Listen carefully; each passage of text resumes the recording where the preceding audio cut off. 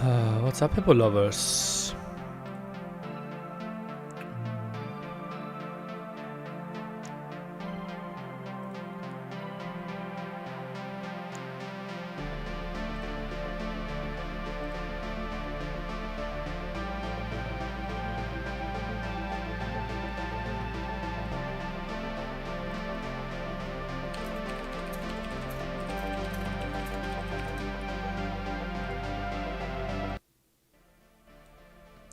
What's up, hippo lovers? We are playing a best of 3 now against El Nero in the Holly Jolly Christmas Cup. After that, in 80 minutes, we will continue with more NAC cars. Let's go. We are picking... Oh, I thought there was a band first. Arena, let's go.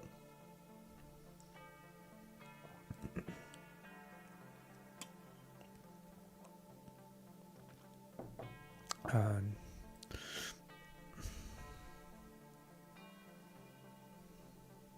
80 minutes more NSC cars picks arena.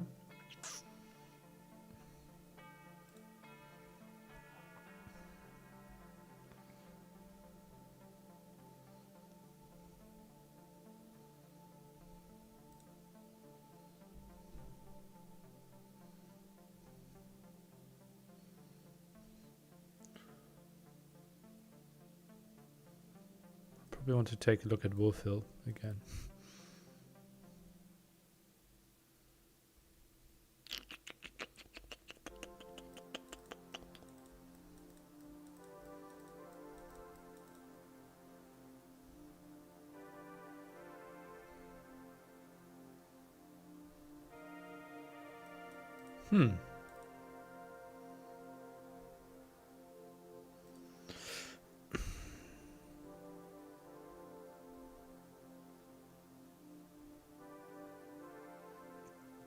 John Monday broke your streak. Feels bad, man. Should have tuned in for a minute.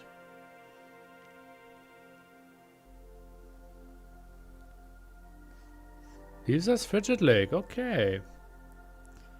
Let me see. Wolfville.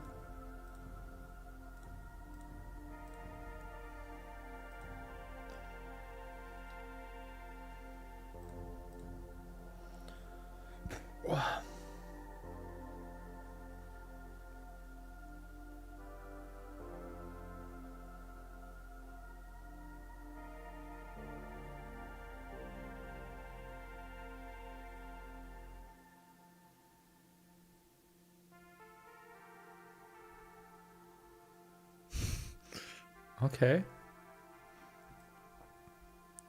So yeah, very open Arabia-like map. You can push for the middle, hillish.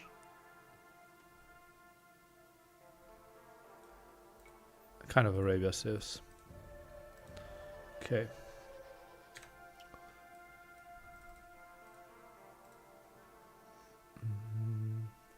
So what do I want first? Something like Burgundians is performing well. Right? I would think so.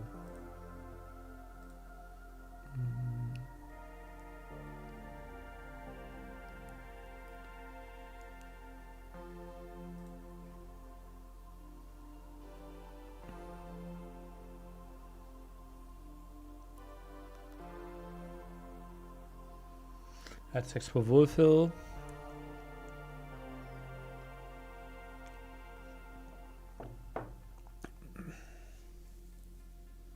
Lithuanians. Oh, we have Frigid Lake, right? Okay, okay, yeah. Well, then let's just play Persians.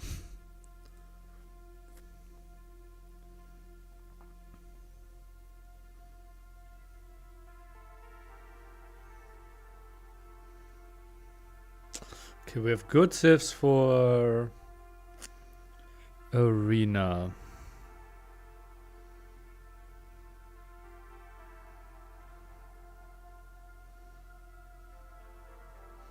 Gunners against commercial would be good. I think I'll snipe Portuguese.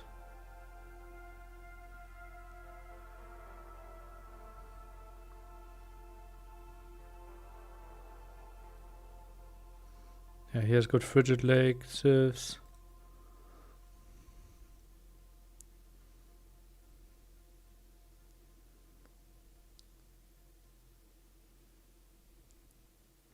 He gets rid of my Persians. That makes a lot of sense, yeah.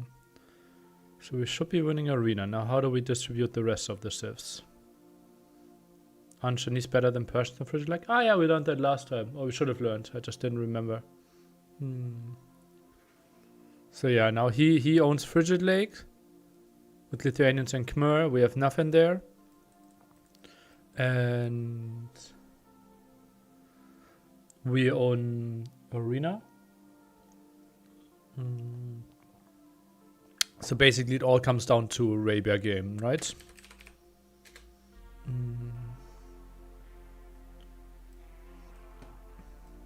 So it is Frigid Lake, Arabia.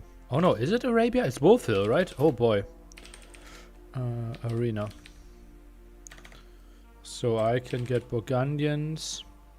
He has maybe Khmer. On Wolfhill, I will have something and he will have Aztecs. On Frigid Lake, I will have something and he will have Khmer. Lithuanians. Yugoslavia.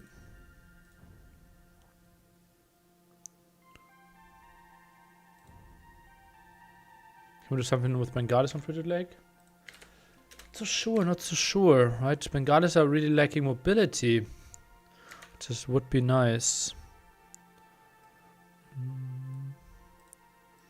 So I'm thinking more about Romans. Could also play Teutons.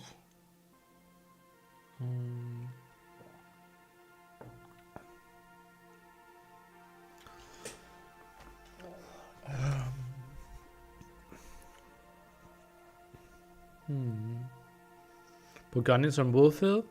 Isn't Burgundians completely dying on Wolfhill? I think Burgundians doesn't get a single relic, right?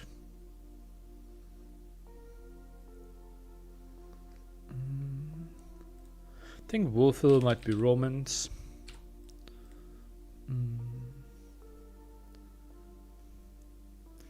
And Frigid Lake. Teutons aren't nice. Thinking about putting Burgundians there. And having Bengalis on Arena.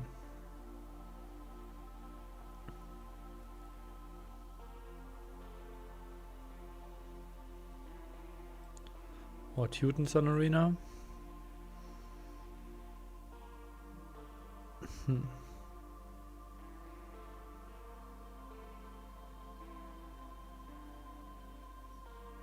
Burgundians makes most sense.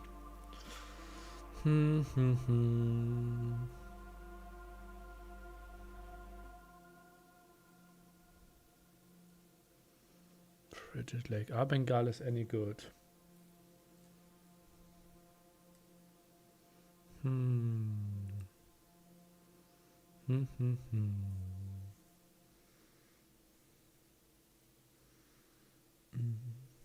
35 stream streak. That's crazy, Lonesome Rider. That's sick.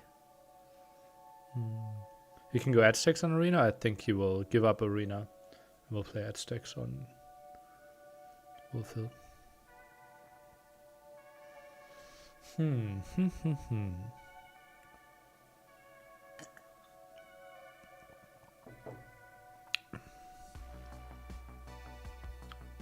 Why not Bengalis versus Lithuanians? Aren't Bengalis losing to Frigid Lake?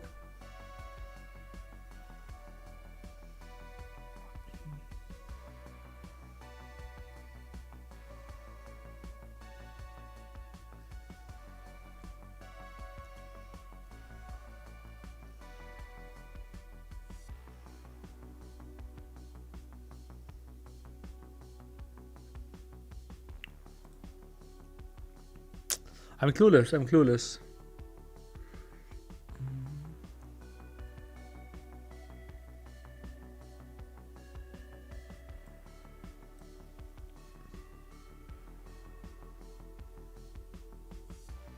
I will just play Teutons here and play Burgundians on Frigid Lake.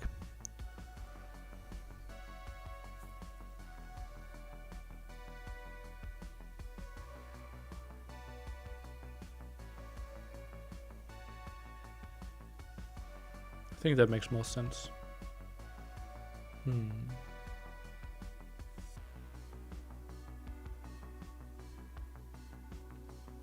think we're in a pickle though.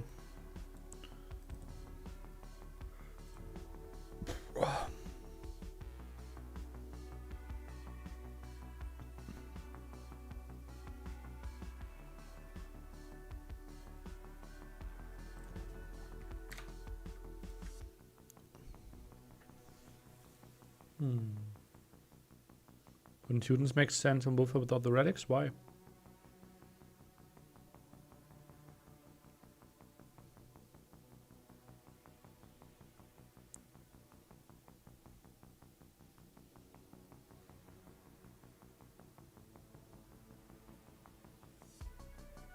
Lithuanians on Arena and Khmer on Frigid Lake? Khmer on Arena and... I think so?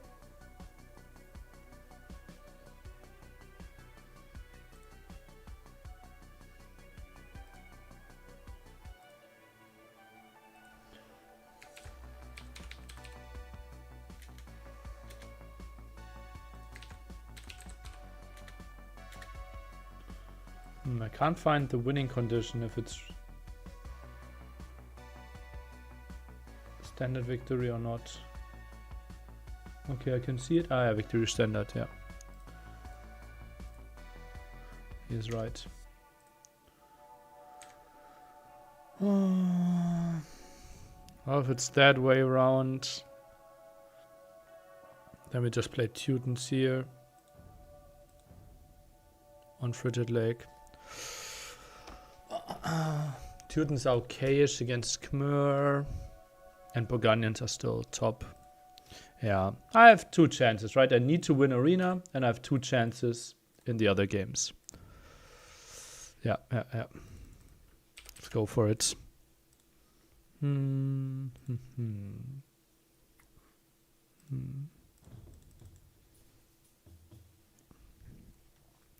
Not happy with my Civ choice or the Civs that I have available.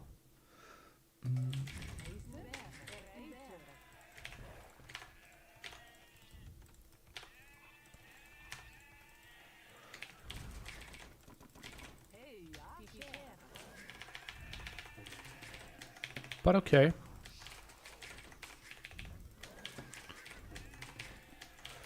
Chat cheating has helped, obviously.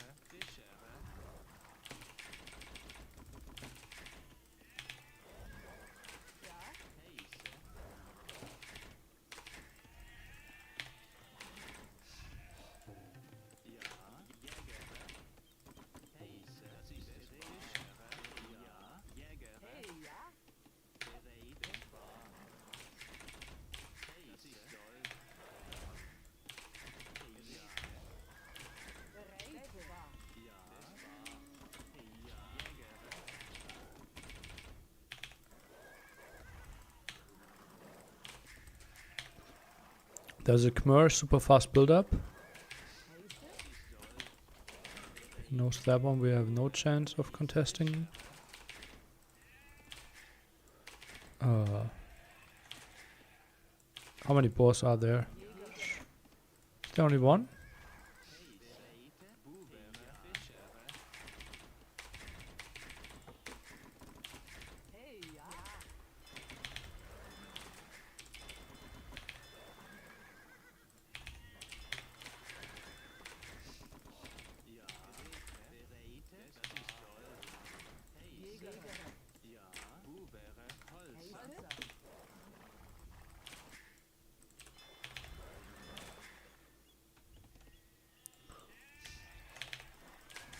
Looks a bit like it.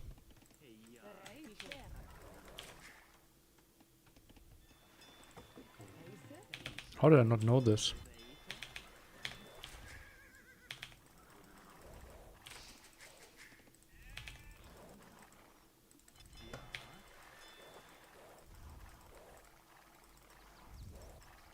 Okay, we have to give that one up.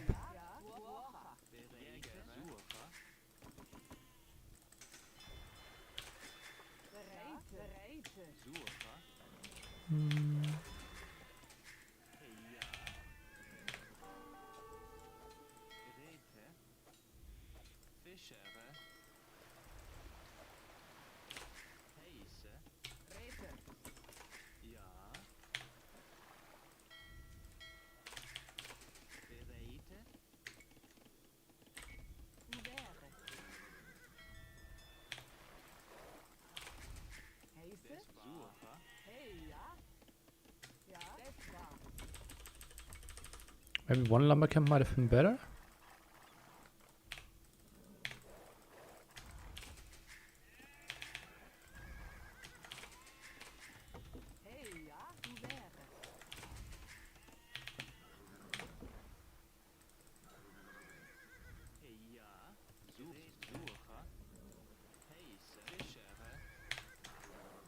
Is he just adding another? Oh boy, he will be up earlier, right?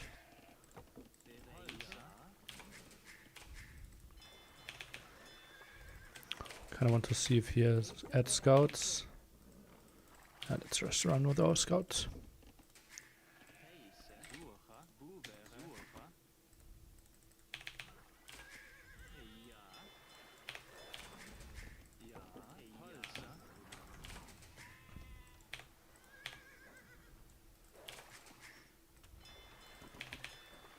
That's late uptime by him.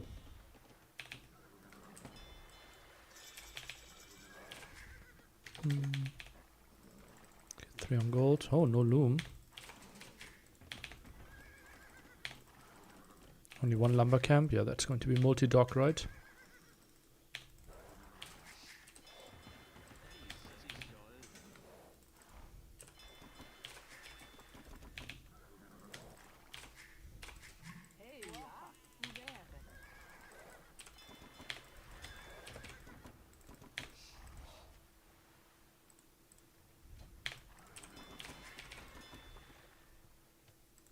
What is that one doing? Maybe sneaky archer range?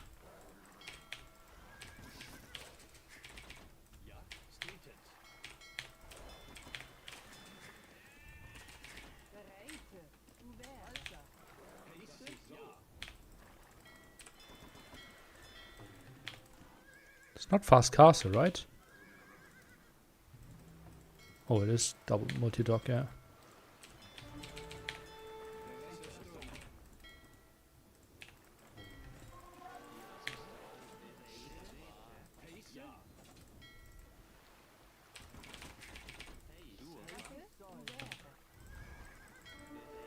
Triple dock, holy shitness.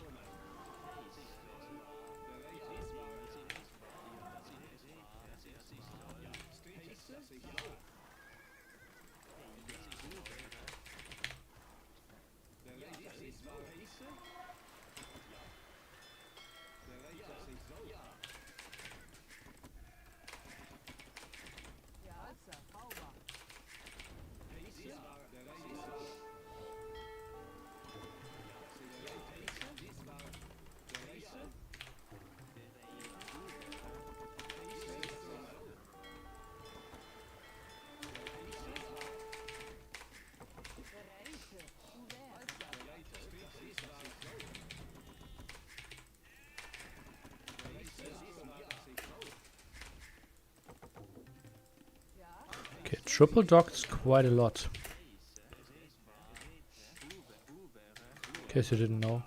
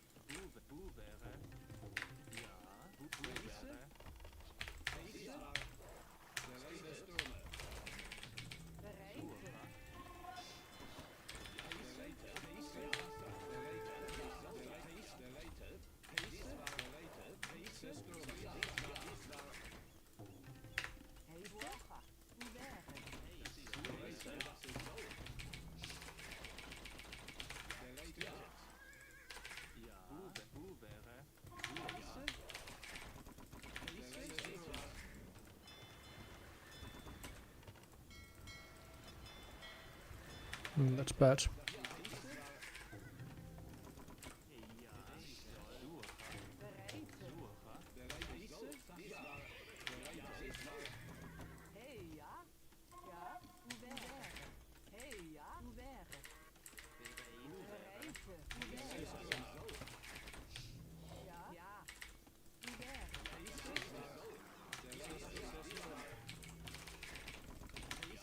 Do I need more archers?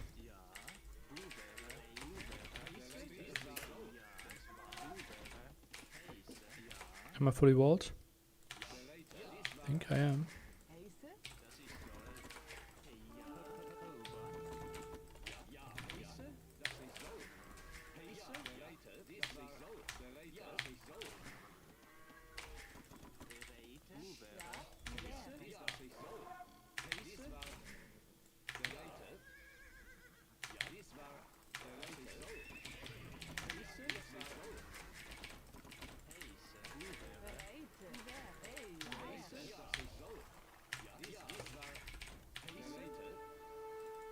What?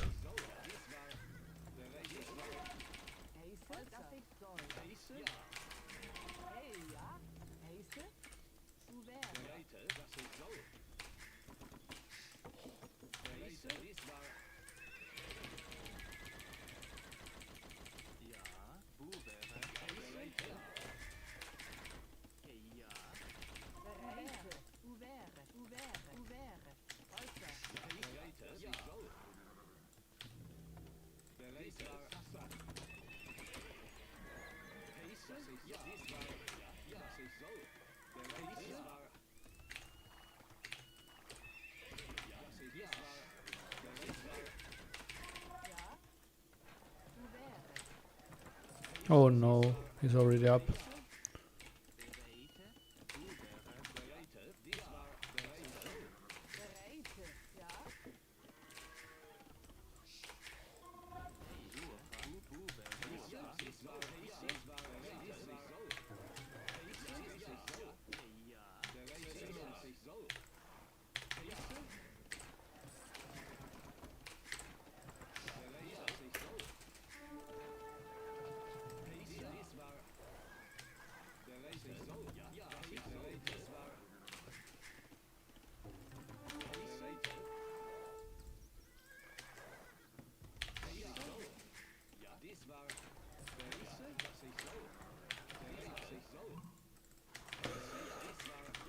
Really bad, really bad. Let's hope he's out of position.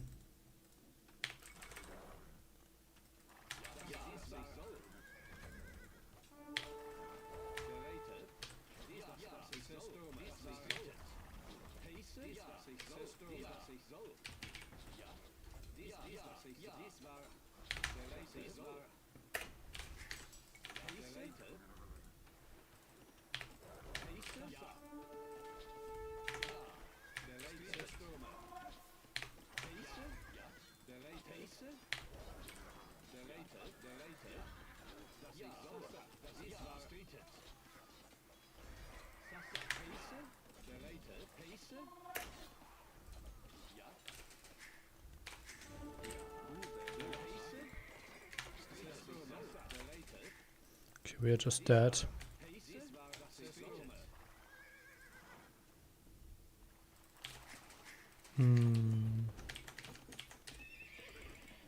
How can I even try to rewall this?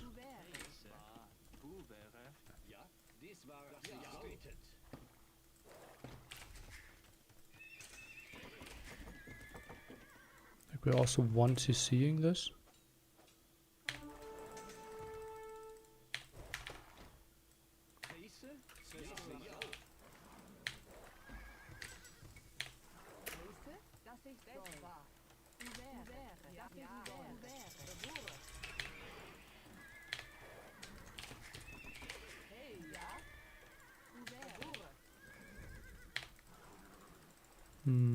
No low HP worlds either.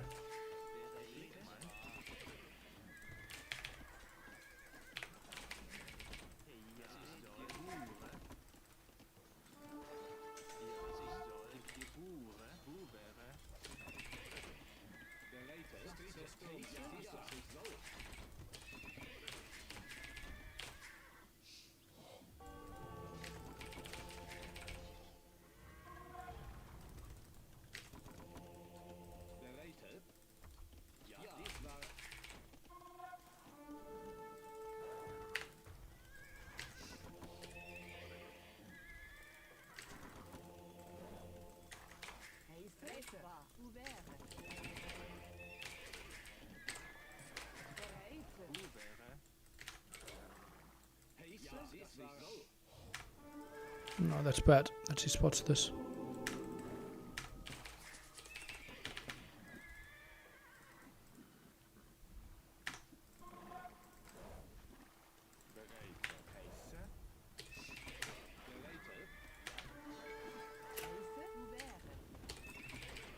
Maybe I should have played 1TC.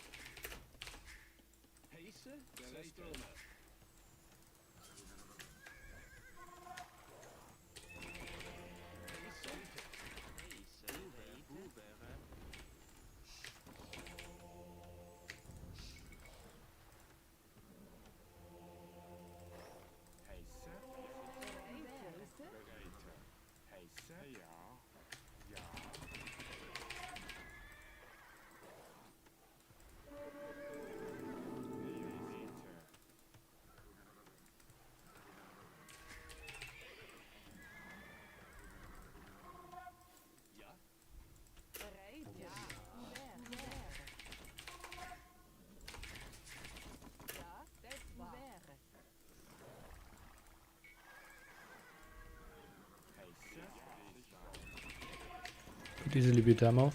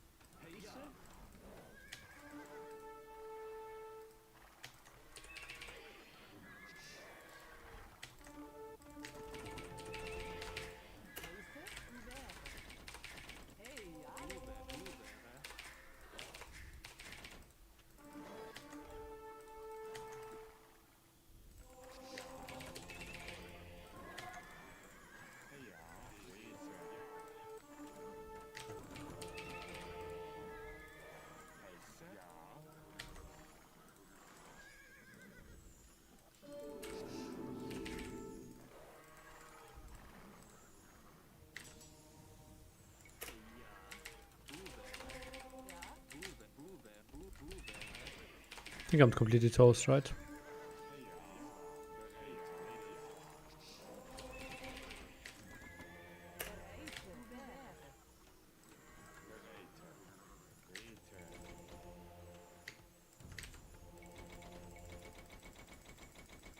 Give me redemption.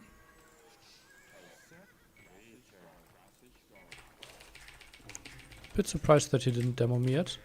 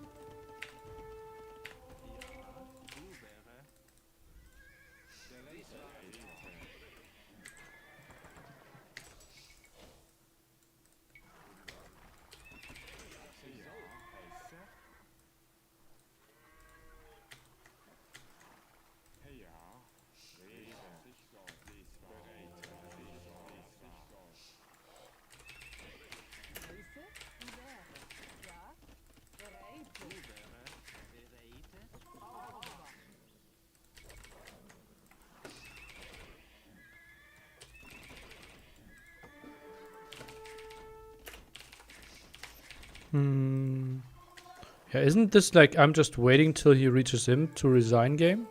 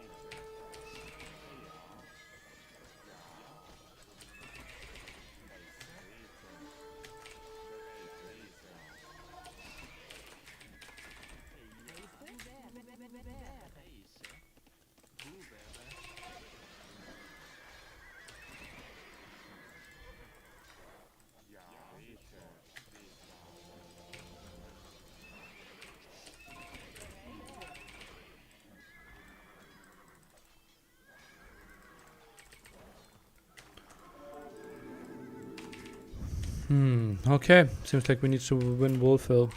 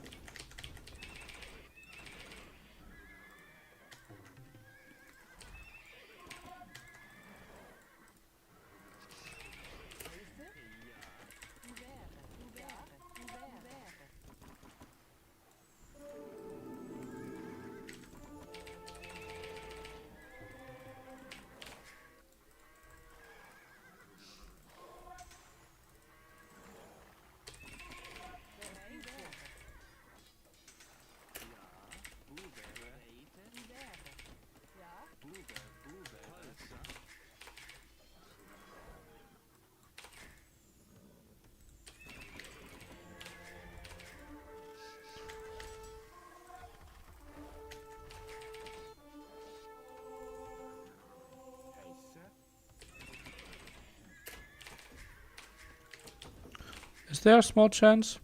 Can we believe? Score is just saying like, Nilly, what are you doing in this game?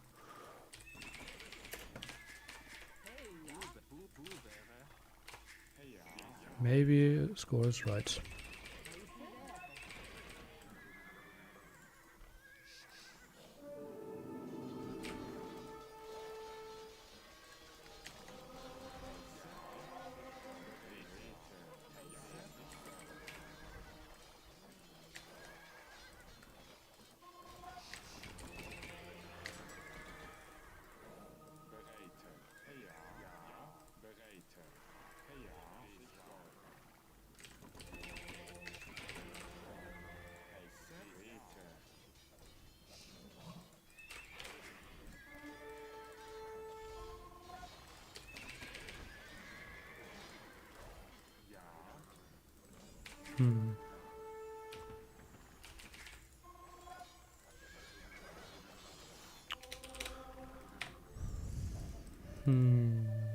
Okay.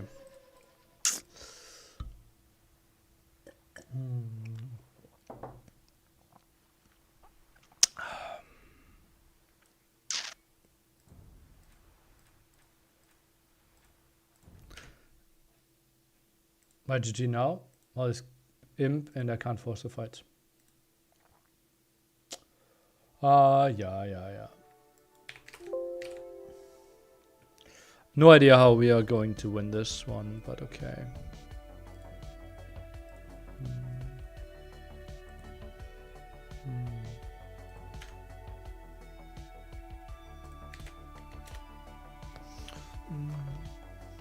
Venture was a waste of gold. Thanks for your feedback.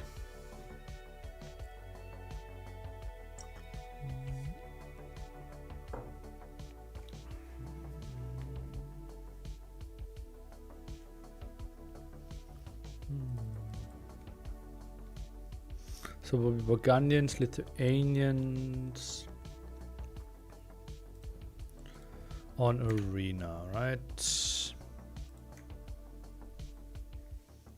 Then both will be the decider, kind of.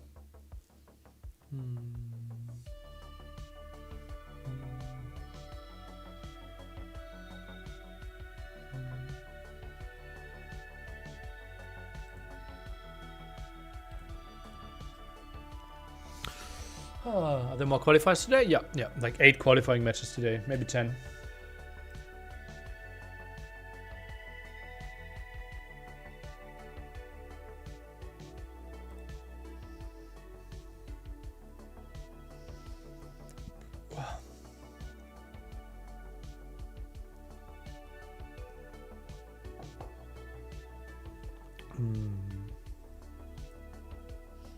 The best for your new plans. Thank you.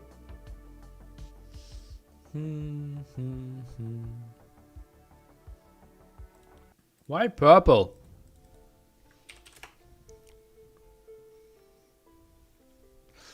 Still no idea how I'm going to win game 3, but let's focus on this game first, obviously.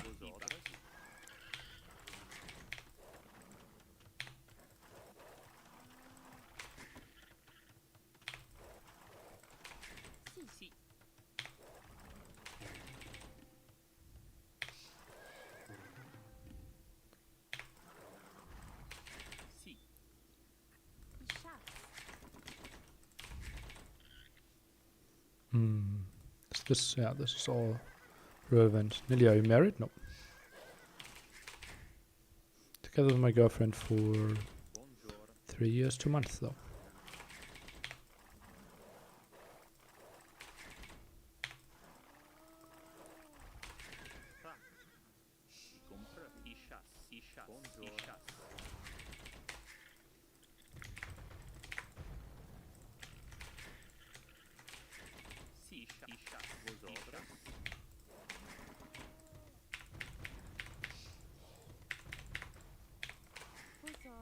So if she's playing her cards right, she might be the lucky one day.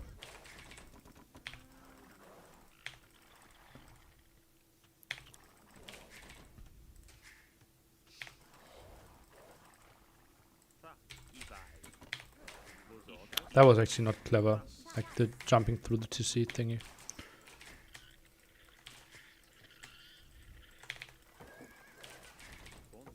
Does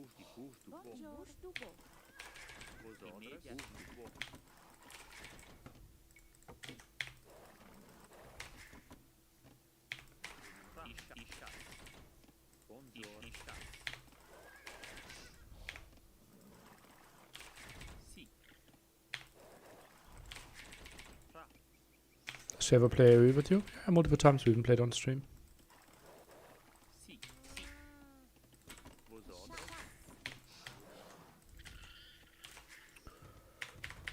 Might do some more YouTube videos later this year.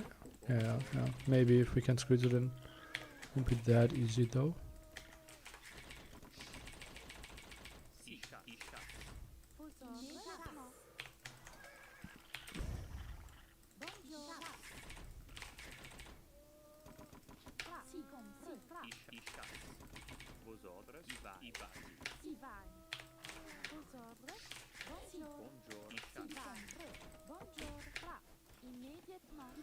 Not a great start.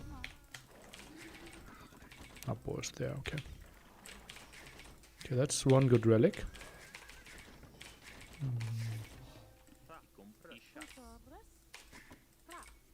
I think this one has more farms around it, right?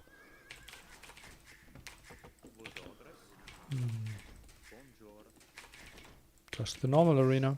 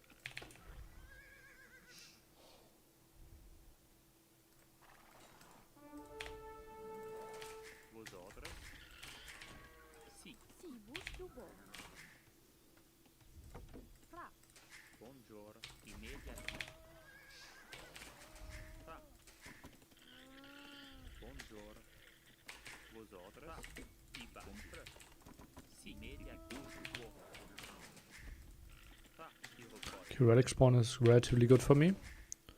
Kind of get 2 for free. We'll take it.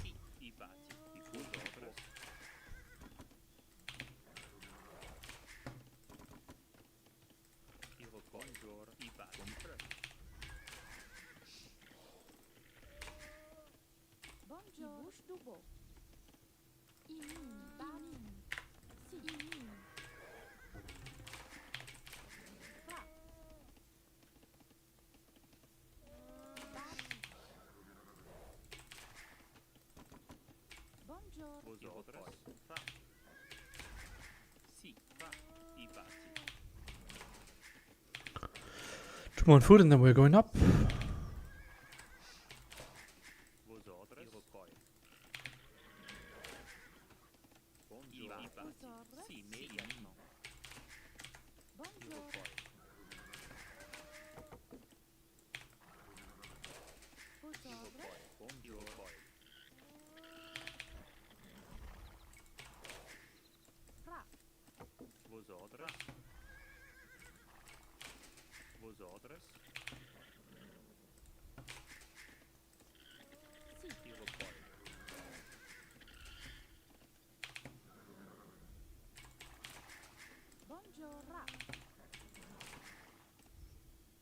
This one will be tough to contest though.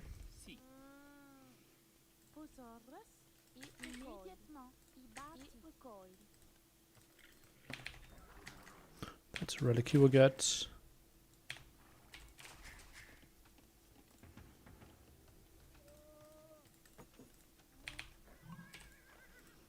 Oh, run.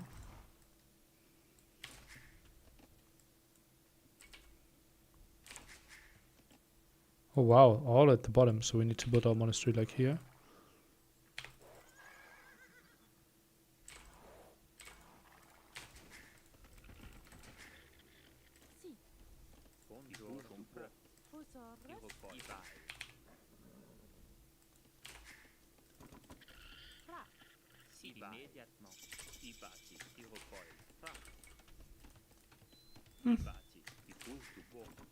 Where's all our food?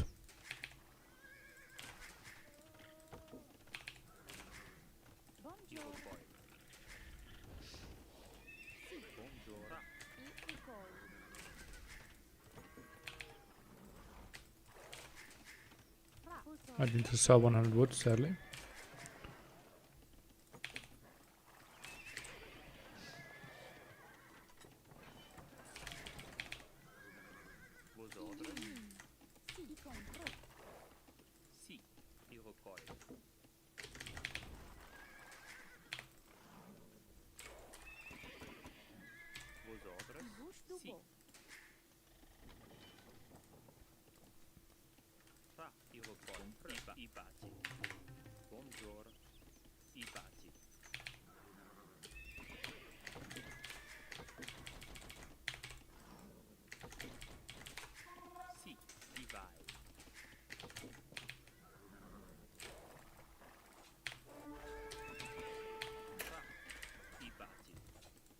That's a winning fight for me.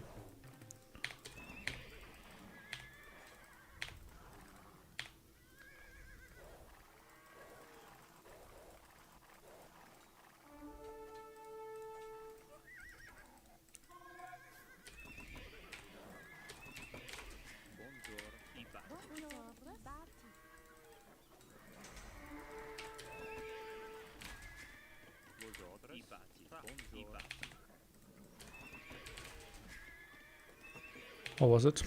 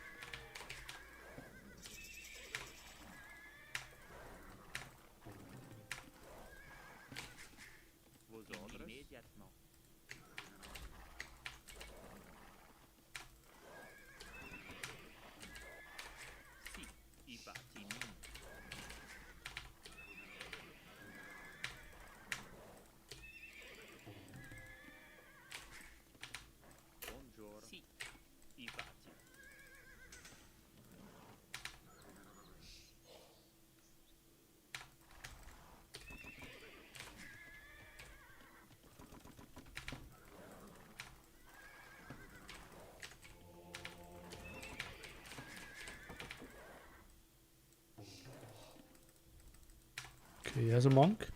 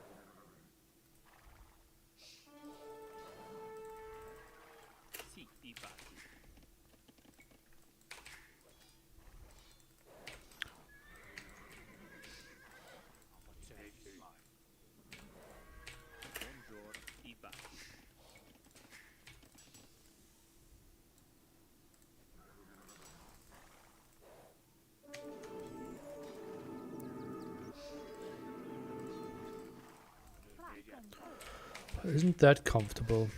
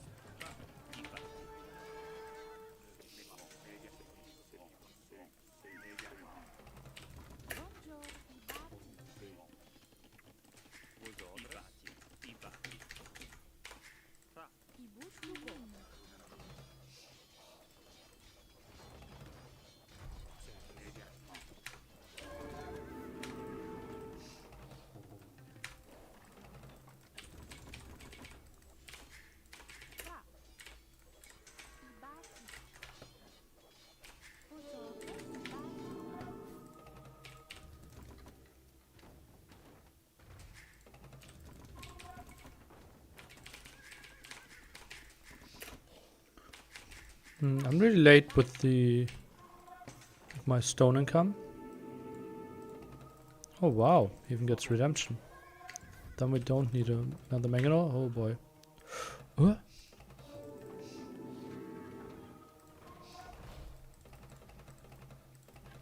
idea why I just deleted that one.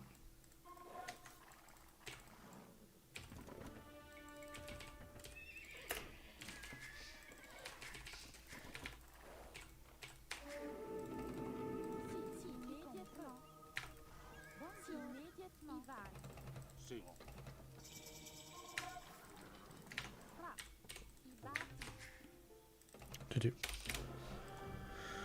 Oh, yeah, Burgundians are crazy on this map.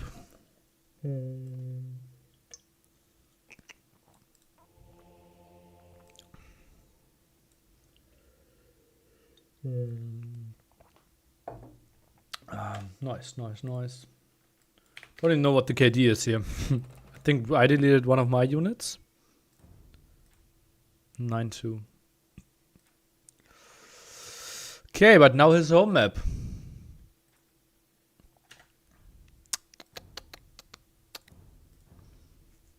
That will be less easy.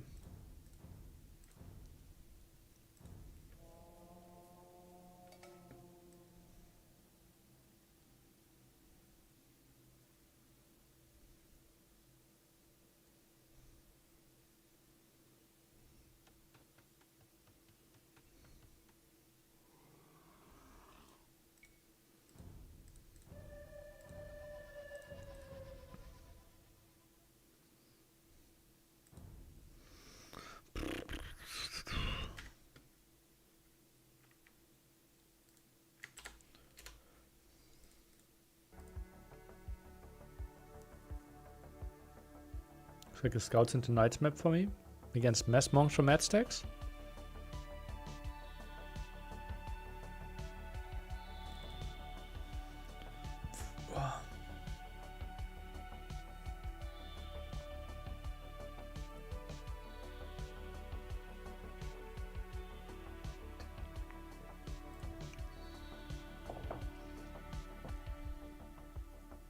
Tutors, baby. Maybe I should have picked Tutors for this map, actually.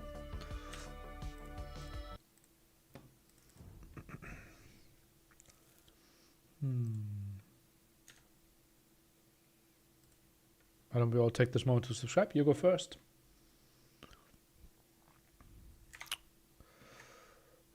The map, oh yep.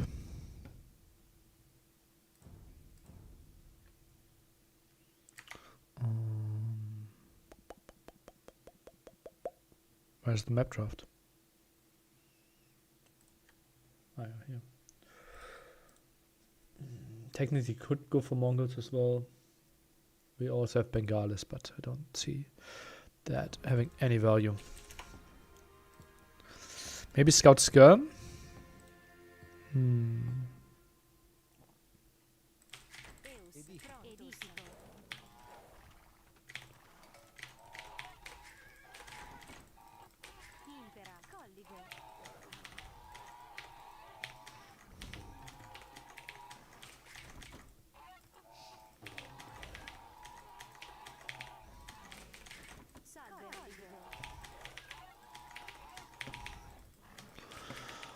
Let's go, best of 3, deciding game.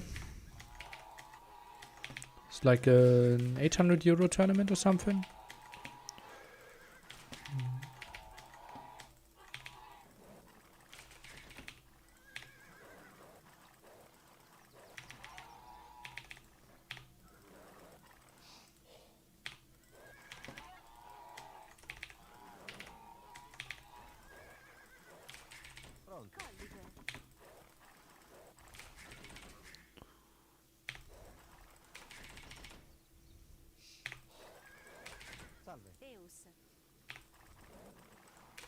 Impera. Eo. Pronto. Impera. Lignor. Salve. Lignor.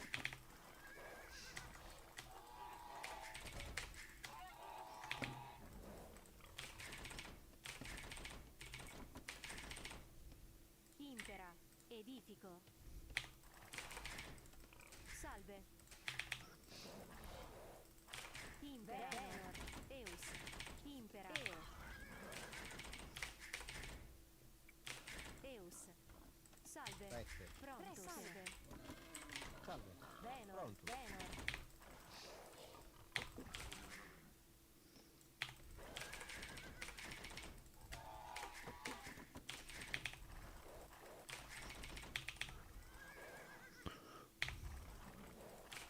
Salve. Venor.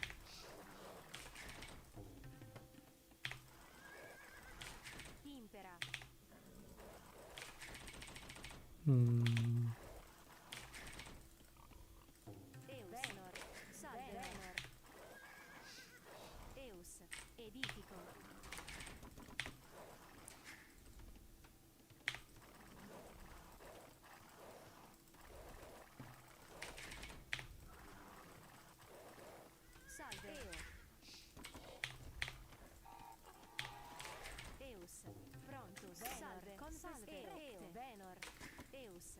Salve.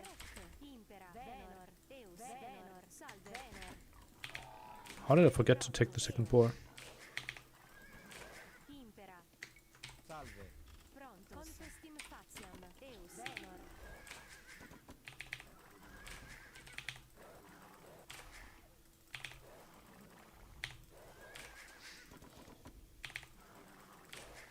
Salve.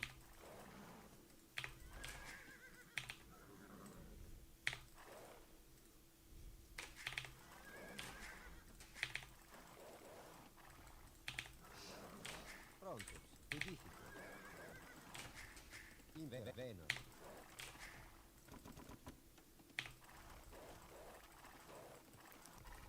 Prontus.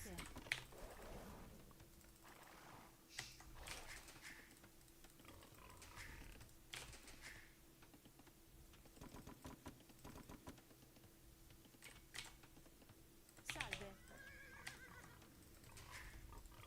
Prontus. Colligo. Pronto. Salve. Colligo. Salve. Impera. Rette.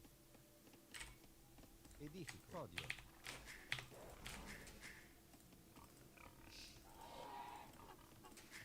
Eus. Impera. Eus. Impera. Confestim faciam. Eus. Edifico. Pronto. Salve. Impera. Colligo. Impera. Eo. Pronto. Colligo. Salve. Ligno.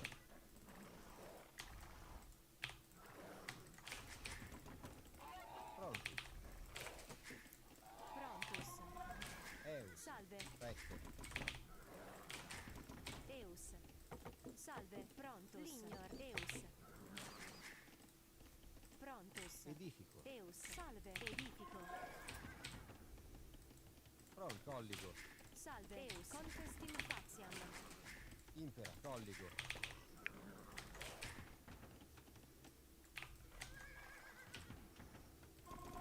Ibi Servio. Ad arma!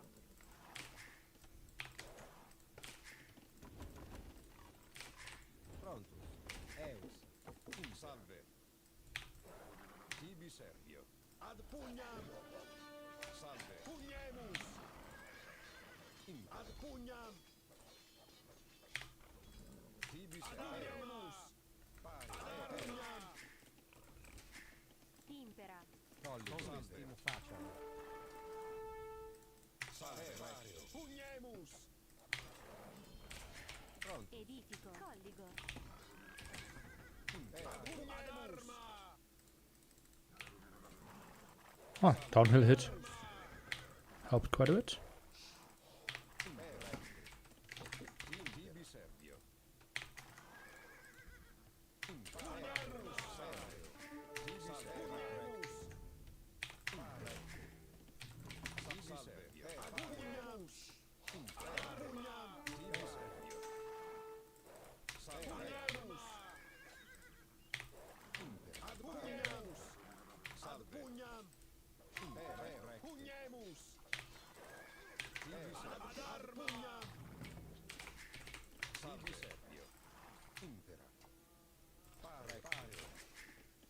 Salve. Edifico. Colligo.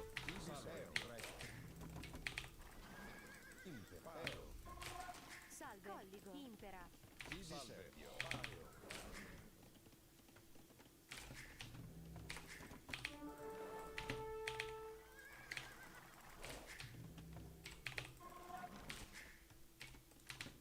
Pronto.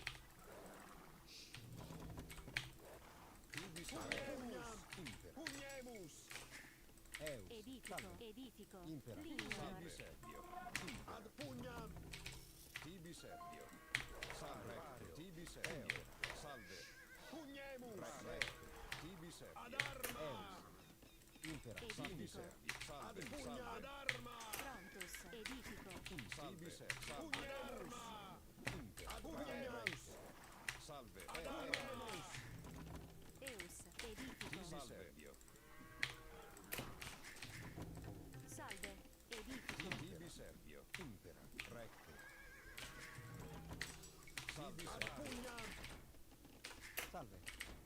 Tibi Servio. Prontus. Lignor. Tibi Servio. Prontus.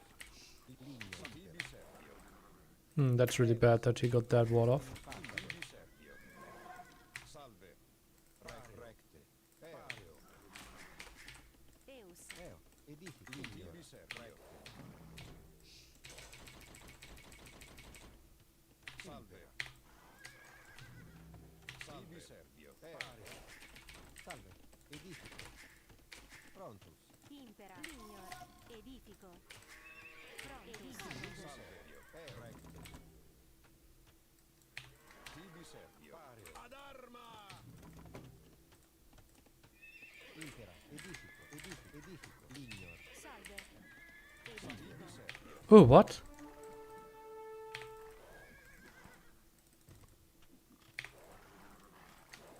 Salve. Pugnemus.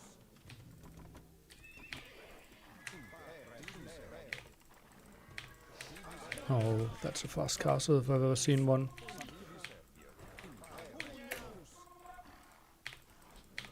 Oh, that's so ugly. Nah, not much I can do. Prontus. Confestim faciam. Salve. Edifico. Impera. Venor. Salve. Prontus. Salve. Hmm. Edifico.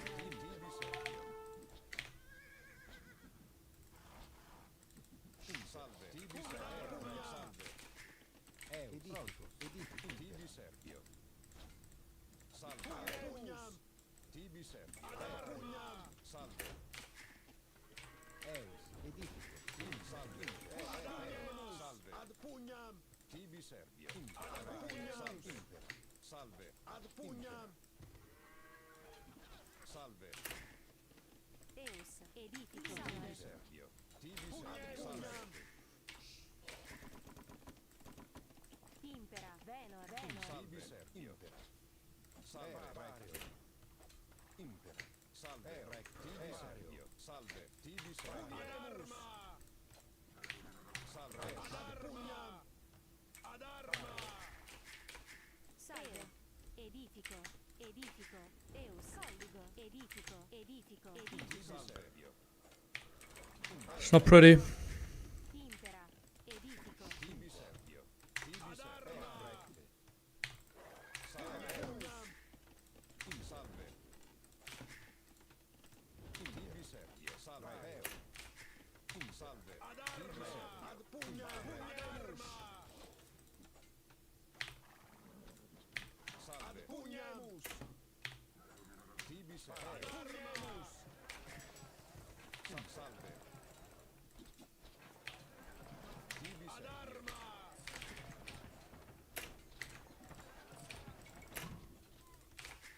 Salve. Confestim faciam. Impera. Edifico. Colligo. Eus. Edifico. Salve. Tibi Servio. Recte. Prontus. Salve. Colligo. Salve. Edifico. Lignor. Tibi Servio. Salve. Ad pugnam. Imper. Venor. Venor. Eus. Tibi Servio. Imperario. Prontus. Edifico. Salve. Eus. Venor. Tibi Servio. Ad pugnam. Salve. Prontus. Edifico. Impera. Salve. Edifico. Tibi Servio. Ad pugnam. Ad arma. Oh no, I lost that one. Edifico. Salve. Eus. Edificiam. Prontus. Salve. Colligo. Lignor. Salve. Pario.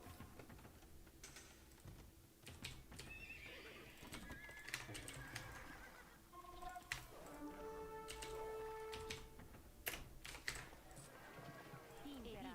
Salve. Edifico.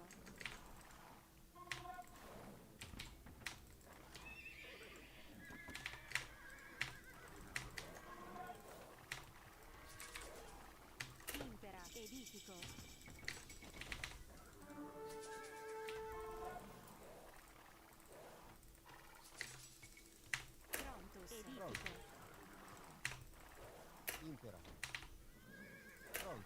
Edifico. Impera. Eo. Salve. Imparo.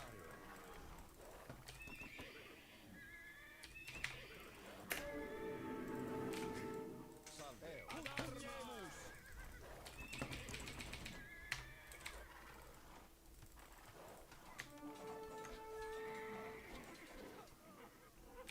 Salve. Conquestim faciam. Tibi se. Salve.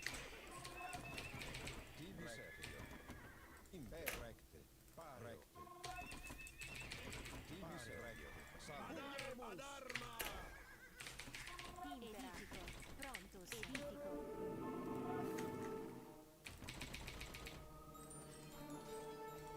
Impera. Salve. Impera. Salve. Ad pugna. Ad arma. Tibi servio. Salve. Ad pugna. Impera. Impera. Edifico. Tibi servio. Ad arma. Salve.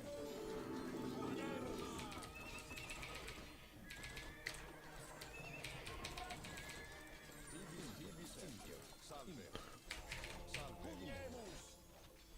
Ad pugna. Ad arma. Tibi servio. Impera. Impera. Salve. Fodio. Salve.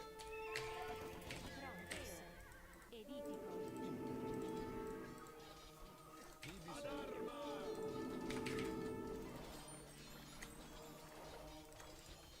Salve. Ad arma.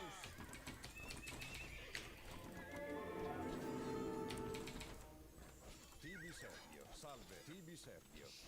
Salve. Eus. Salve. Salve. Tibi servio. Salve. Tibi servio. Impera. Edifico. Tibi servio. Eus. Edifico. Salve. Recte. Tibi servio. Ad Prontus. Conquestim faciam. Oh, that's not enough.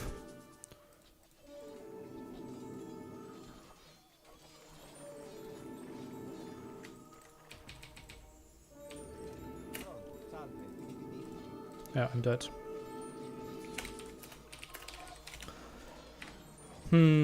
Maybe I need to play full feudal all-in. I think full feudal all-in makes more sense with 2 yeah, with men at arms. Right, the moment he gets one monastery up, I think we can't properly win anymore. Yeah. GG's, GG's. Okie dokie. We have a long day, long schedule ahead of us.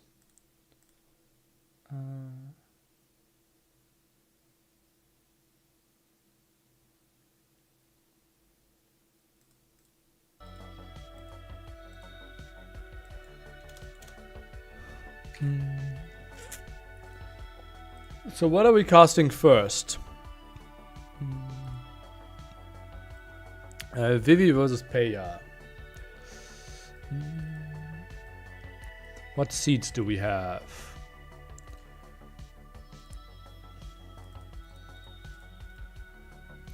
Vivi is seed 11.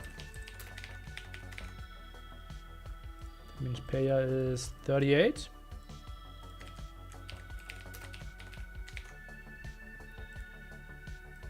That's my understanding of it.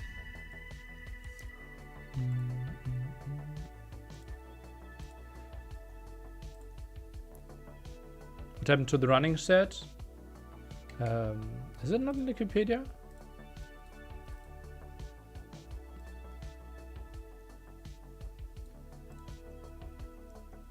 Yeah, it's all the info on Wikipedia, right? Rapid had COVID. Has COVID. Dark Casva could be really good. Yeah. That's a good set. That's a good set.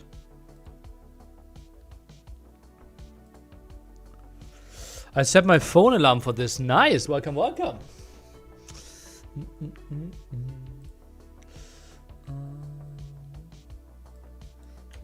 Vivi versus Peya.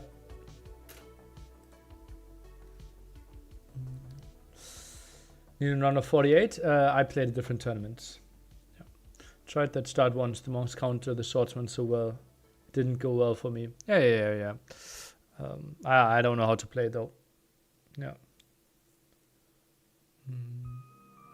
That was the tech guy spitballing ideas. Yeah, that's what he said yesterday. My memory isn't great, but it's not that bad. Good day for result update on the sets. Not that old yet. Yeah, I'm old, but not that old.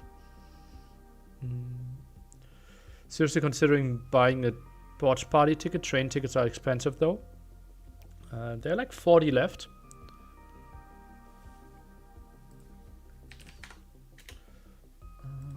Yeah.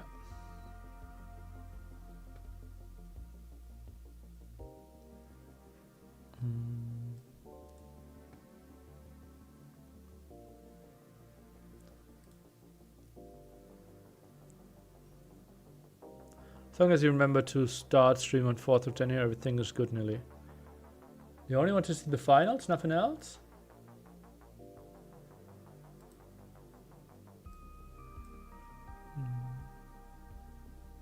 When you're living in northern Bavaria, some people are traveling from Australia, New Zealand, some people from South America, North America. Some people like really making crazy rides. Really happy about that.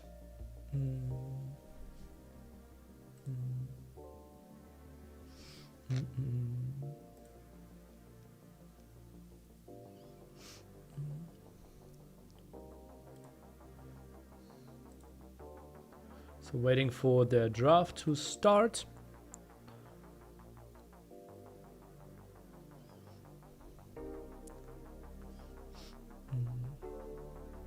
So warm welcome to all those people. Crazy. I know that some people already booked holidays to not miss any games.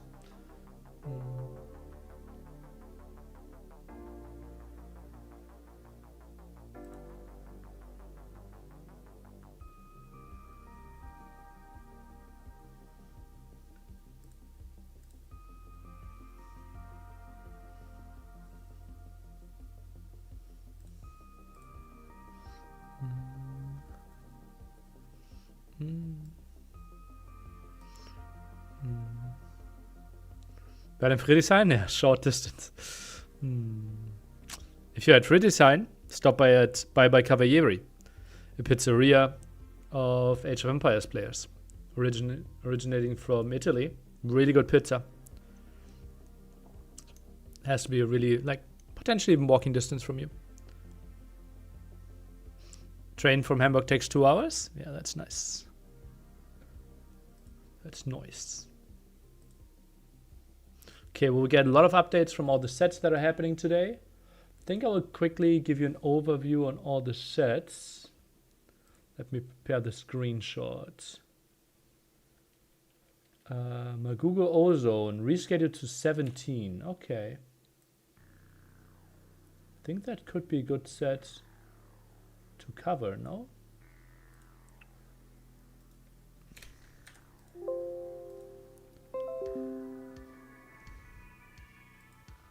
Oh.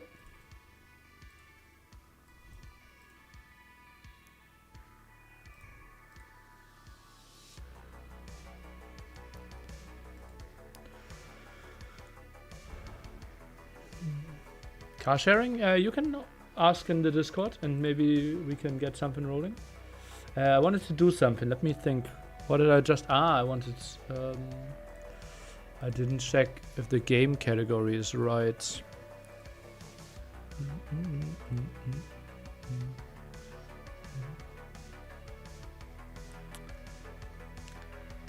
Solid viewer numbers.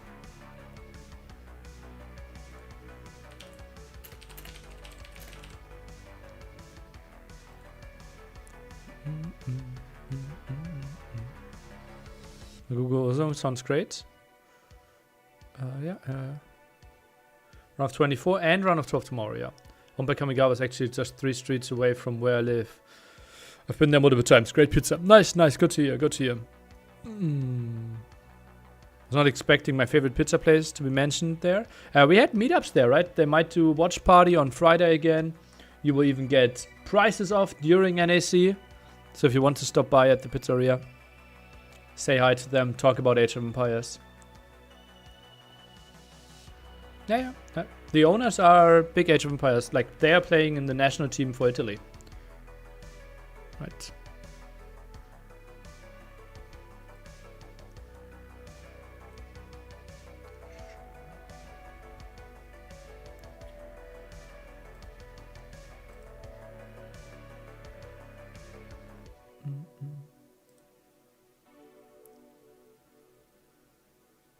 Paper charges crazy amount of fee for donations. Sadly, yes.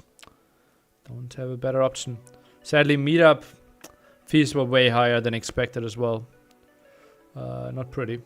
Think we might be burning through like 3,000 euros just in donation, like in fees. Not pretty. Can you enter the pizzeria and just say food, please? They would understand. They would put a smile on their face, yeah. Which fees? PayPal fees and fees from the website. Like the ticketing. Really sucks, but okay.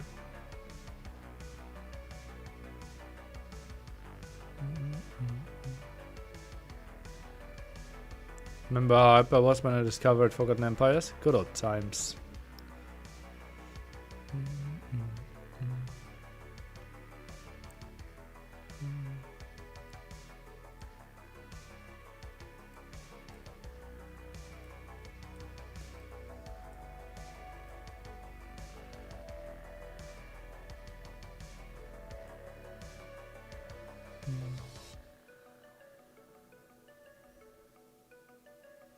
Is there another payment you could use with less fees?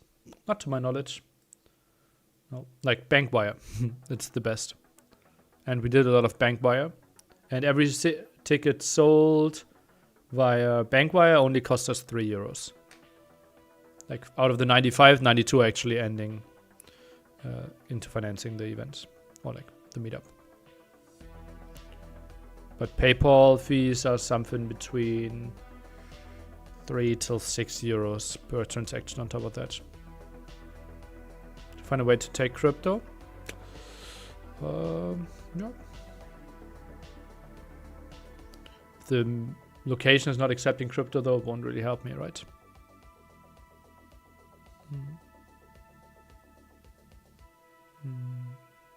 Incense Your Empire's Killer Bee and Barbecue Turkmen will make January 55 to throw back. Killer Bee is in China, Zero Empire is in Canada, Barbecue Turkmen in Australia. And none of them really planned to stop by from what I heard.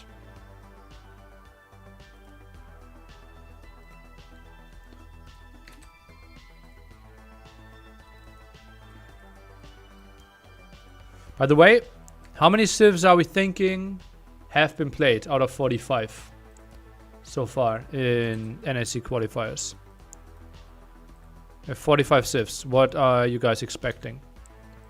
NAC qualifiers. 42, 41, 40, 42, 30, 44, 35, 38.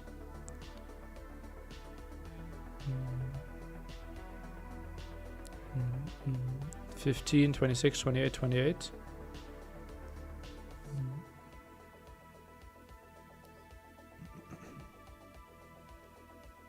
24, 39, 29. 69. That's a lot. 69 out of 45 civs. It's all of them. We had 44 out of 45 in the first qualifier. No, 43 out of 45. We did not have Georgians. They were not allowed. Obviously, that changed quite quickly after they were allowed. And Sicilians were the only civ missing. But now they were played by Mats against Jordan. And therefore, we have all of them. Just quite... That's a testament of the randomly generated bands, right? No.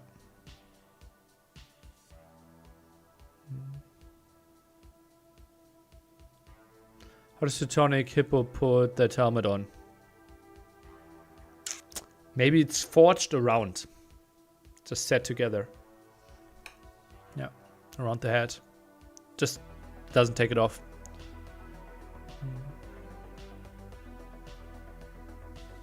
Iron bench plus good balance. Yeah, obviously. Really nice balance right now.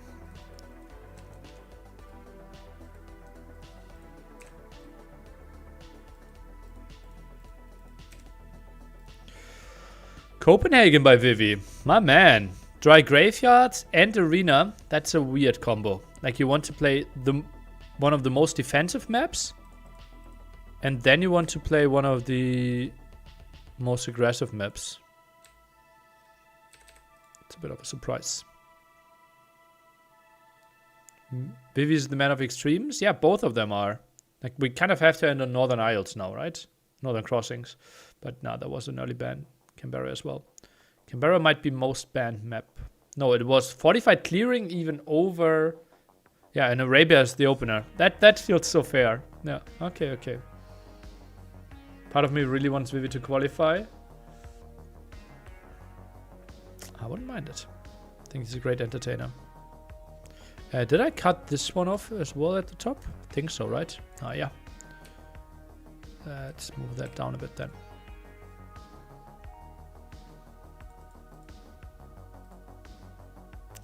Except said unique, which is great to watch. Watching the same matchup gets day 3. Yeah, I think Yanganati is actually one of the most played maps. It feels like to me. I'm a bit surprised by that. Swang still playing? I think so. Yeah.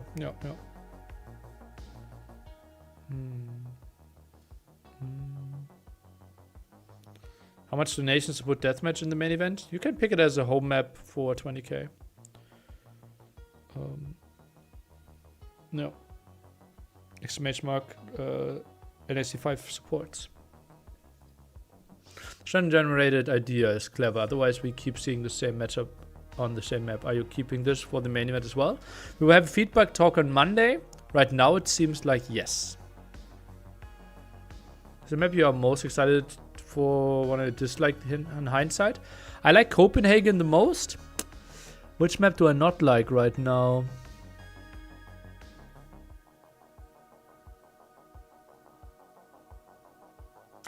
I'm heavily questioning Marsh Madness if it was a better decision than Land Madness.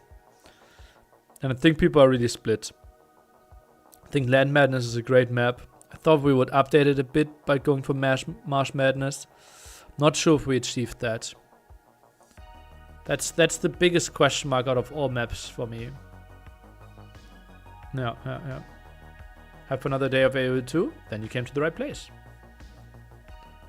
Who will the feedback talk be? Players and admins? Well, basically, after qualification ends, I'm the sole admin.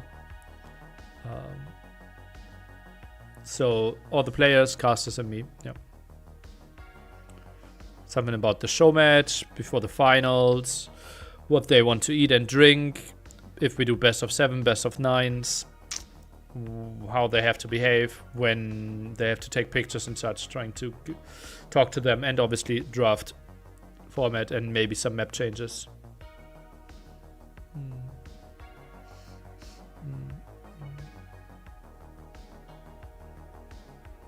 Does avoid disappointing?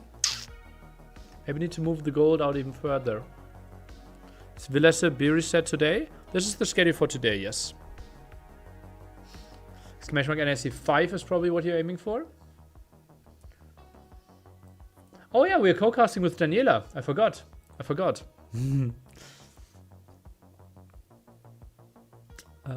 Yeah. What about also having a percentage of banned maps randomly? Maybe too much? I don't...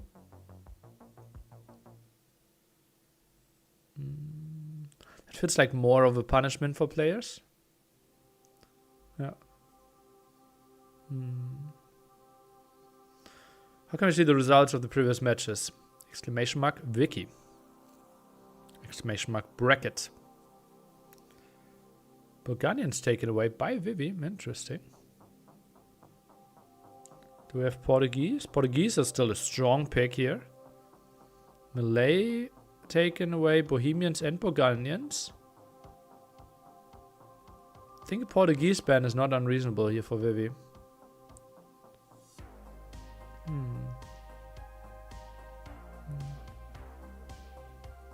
Did he crash?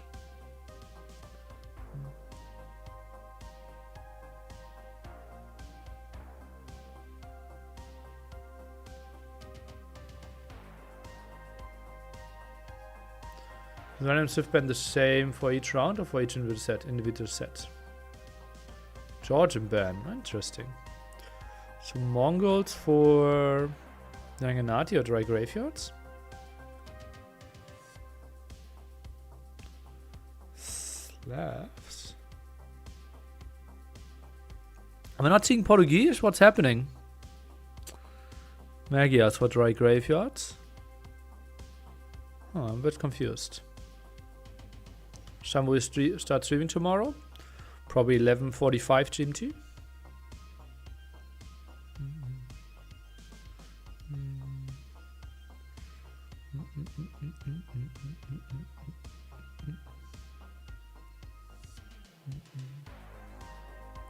So South American players to cheer for today and tomorrow.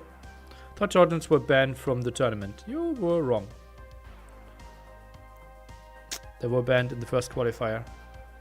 But now with the fix, they're back on the menu. Humans. Okay, could be Copenhagen, could be Arena. Oh no, it has to be Copenhagen, right? Portuguese on Arena.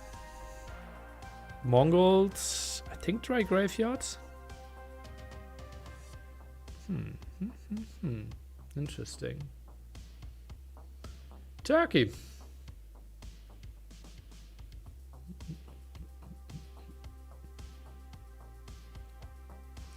Munaspas are back on the menu, indeed. I think we have even had 5 Teuton games played already. But only one single Bulgarian game. Like, Bulgarians are still like, and I don't see them top 10 on a single map. So I don't think we might not see Bulgaria a single time in the main event. I think if anyone plays them, it might be someone like Doubts.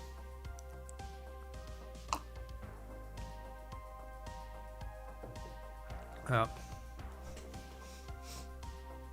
Turks. Arena, probably.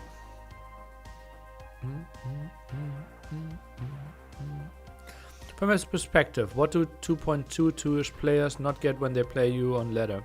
Are there any patterns you can think of? Depends on the 2K2 player, right? 2.1K player. There might be like all the aspects of the game, right? Decision making, micro, macro. There are so many things that could be different. It depends on the player. Yeah.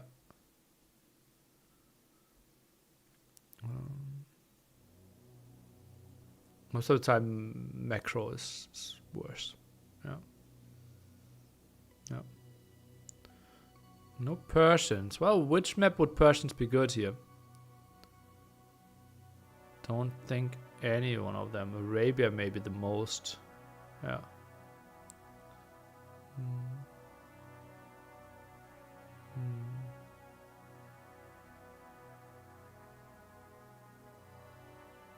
Jordan story? What is the question? Ah, Vivi and his random picks. Obviously, Mr. Yo is doing the picking for him. You want to go for exclamation mark bracket? So this might be a different civ. Let's see.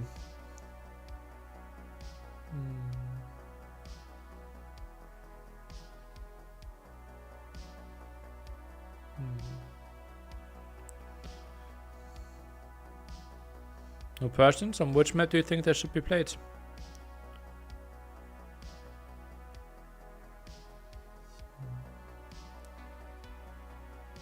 What do you mean Yo's doing the picking for him? Well, Vivi and Yo are on a call, and Vivi tells Mr. Yo which image to click.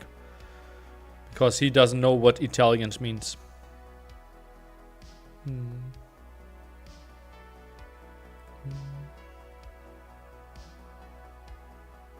think that's the case most of the time, yeah.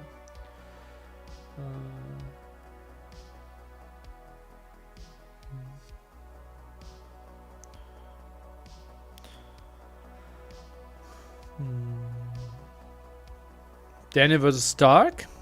Will we cover that? I don't think we will cover that. But that's an interesting clash of styles, yeah. Yeah.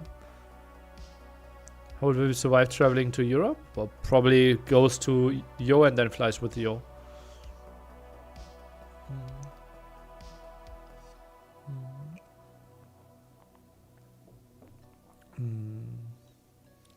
If you can't translate, we have to find him someone. I go to the next. So this is Byzantines.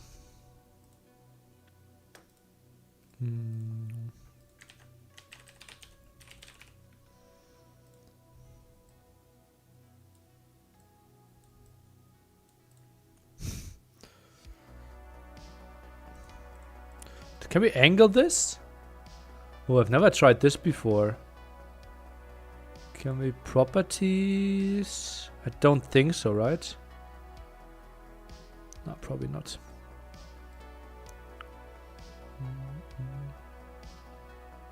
Swift version does not have Chinese version. To my knowledge. Doesn't.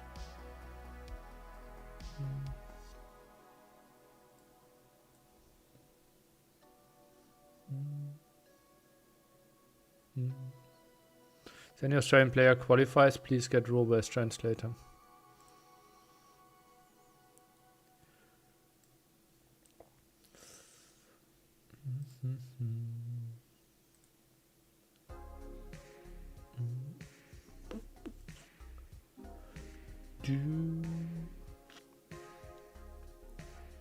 We would do the set together with the Daniela.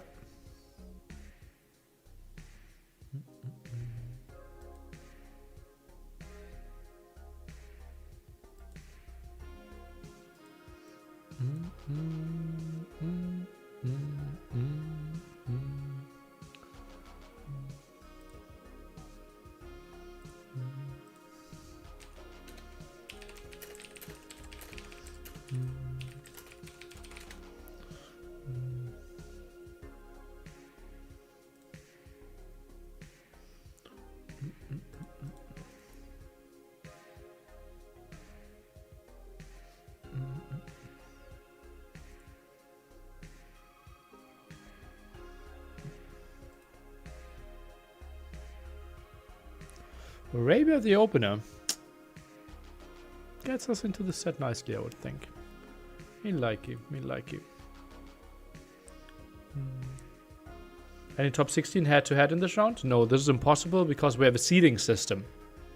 So the top players can't face each other early on.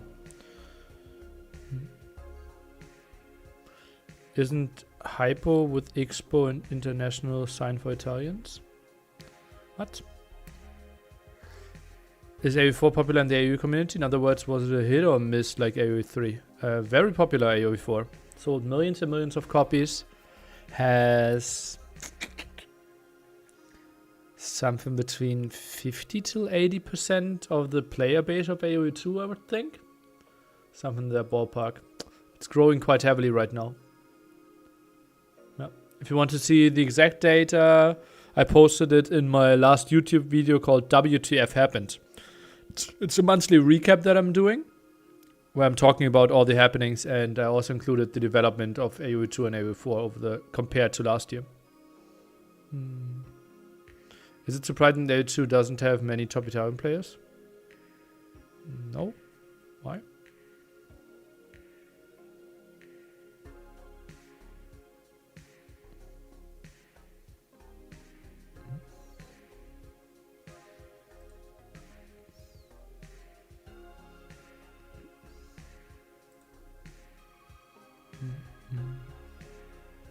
When you try from full-time streaming, will you follow the competitive scene of the franchise?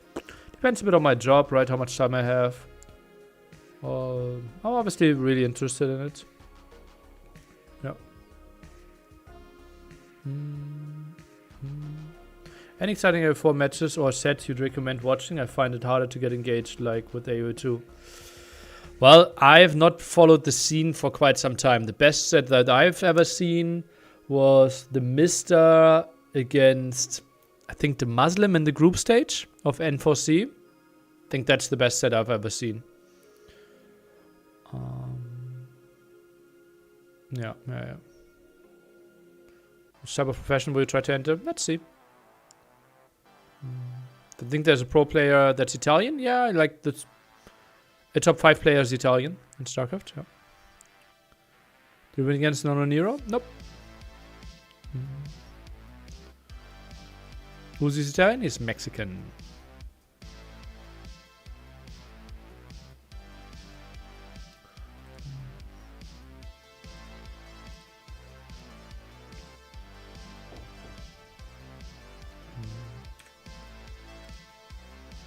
Oh, high spec delay.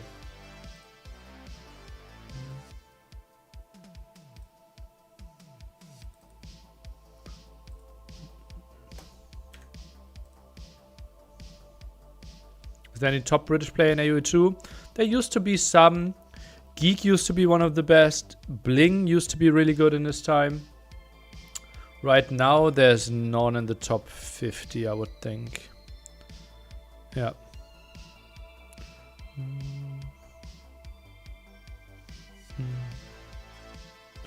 Vodka is Italian. He will be at NAC. He can't be that bad. Yeah.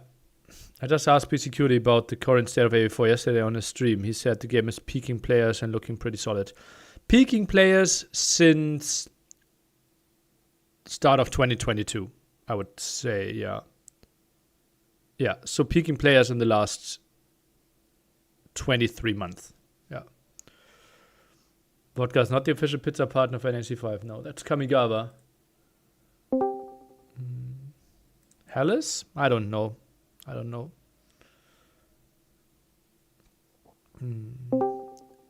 Hey yo. Rage is British, but he is he is a mainly deathmatch player. Hey yo! You're muted. I'm not muted anymore. Okay. I just had a question flying in and I needed to correct someone. So I I prioritized that. I see. You could have been muted. I like hearing those anyway. Okay. How are you doing today? Just lost the tournament, so angry hippo. But really excited for the upcoming sets. We obviously have, what is that, like 4 or 5 hours of lots of important matches right now. Vivi against Peya, seed 11 against seed 38. What do you think we could expect from those two? I think we've got to see some really surprising shenanigans from Pela because he's the underdog, right? So he's gotta do something. Like, I don't think you can go meta against a way higher rated player, I would say, that proved himself to perform very well in the past tournaments. Mm-hmm. And even in the first qualifier, Vivi got to face Tato, and he even took a game from him. So who did? Peya? Peya? No. Vivi took yeah, a game from him. Yeah. That is was quite impressive, right? We felt like okay, the time of Vivi might be kind of gone, but I think he even took number 1 in the ladder, right? Just some days ago. Yeah. I think so, right? Wasn't it like exactly. Vivi won Yo 2? Yeah, exactly. I think he's been climbing like crazy. Yeah. No, Vivi is now number 3. Heart is Heart is climbing the ladder while the rest of Europeans are sleeping, you know. Well, he's farming MBL right now. That obviously helps. I see. But yeah, well, what do you think about the matchup? Mongols, Vietnamese here. I'm relatively shocked to see Mongols. Typically, Arabia is where we draft civilizations the latest for, right? Because most of the balance is designed around Arabia, and therefore you kind of try to pick your good Arena or Copenhagen civilizations. But Mongols was pick number 1, so Peya, I think he really needs to win here. But I don't think like Mongols are a hard counter to Vietnamese in any form. No, but that's why I expect some really, really early aggression here. Because I don't know. Yeah. You definitely don't want to go a late game against Vietnamese, I feel like. Yeah, like mass heavy CA. But what is like if we get to dream army compositions, it feels like Mongols won't mind that too much, right? Technically, you could go with elite step lancers.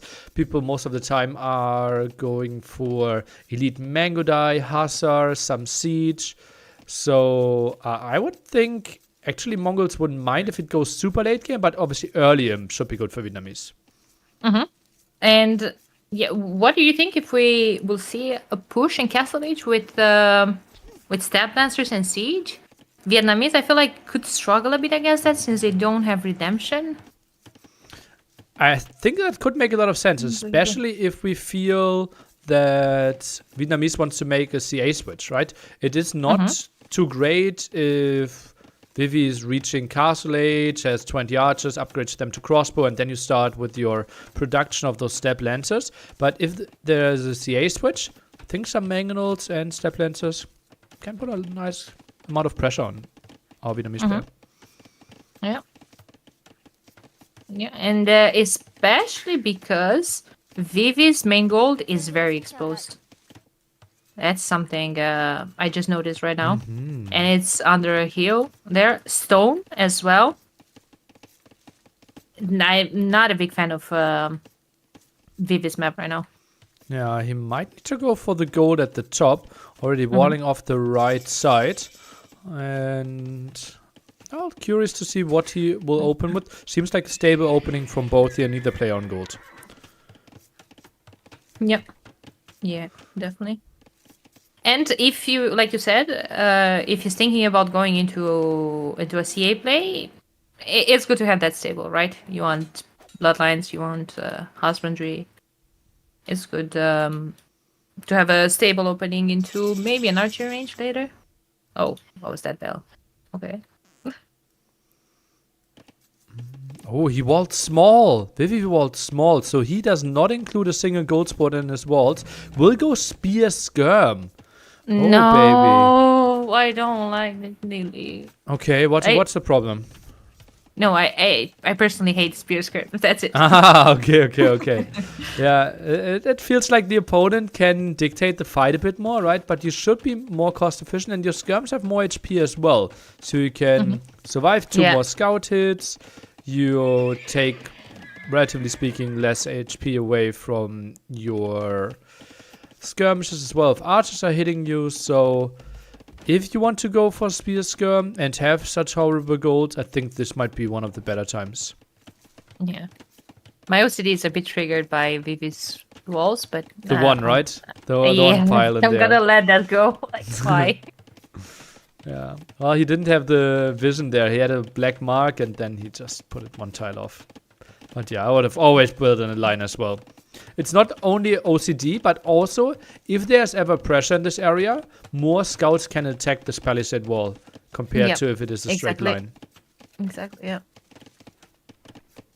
Yeah, that's something that I feel like a lot of people don't think about when they're walling. I feel like even, I don't know, when you have some weird walls, some diagonal walls, like it's so important if you're put in a situation afterwards to, like, I don't know, wall with a market behind or something, and then you can, and then archers might go in. Well, not in this particular matchup, but like just in general. I feel like a lot of people don't put too much thought into walls, maybe. Yeah, I think so as well. I think walls can be optimized quite a bit, especially in the like sub 1500 level. Like people are just randomly walling, trying to feel safe, but not really thinking what the best walls would be. By the way, what are we thinking about the farm amount of Pella here? Because he can't afford an archer range, and that will be quite some pressure. That would be disaster, actually. Oh, saves the veil. Nice. But he's gonna have higher problems at the woodline. Maybe he's gonna put a tower, but I would assume he want that stone to either sell it first of all, or just boom in Castle Age. I don't know. This is gonna be problematic. I assume he just wants to fight this off with villagers, since there's no There's no upgrades yet on. Also no archers, right? So those two spearmen Yeah. are getting microed down, 90 HP on those. And if both spearmen are down, obviously the scouts can get a nice Yeah. kill. And look at that, villager microed away again here in Pella. I think he's defending this one quite easily. I think he can jump Yeah. this army now. Yeah, pretty well defended here. And now he's gonna finish the walls as well. And what is Vivi doing? Not investing too much more. Yeah, this is gonna be cleaned up, kinda. There's a low HP villager there. No, never mind. He's fine. Yeah, well, you have to be really low HP if you feel like 3 scums are threatening you. Although, well, yeah.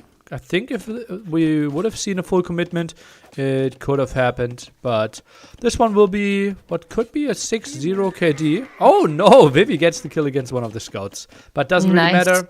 Both players will get to Castle Age. Yeah. Bella's idle TC time is a tiny bit higher, so he is behind one bill, right? But he also he does have wheelbarrow, so there's that three bills, and there's the difference in terms of eco. Okay, we should be Big able to click up pretty soon. I think Vivi's gonna be the first one. What are we Click doing up. now? Market. We have all the resources to click up, right? He's only a bit late on gold. This is a bit of a Yeah. surprise to me. Huh. And look at Vivi. No more production. That screams Cav Archers to me. With this open gold, this would get punished so easily if Pella was to build more army. Yeah. Yeah. Well, I'm guessing he got wheelbarrow since it's it researches faster. I mean, with Vietnamese, so I don't know. I feel like the greed, like you said, it might be punished here. He also needed the second building, right? Played double archer range, Yeah. but you need 2 different buildings. Yeah, exactly. So the blacksmith was needed.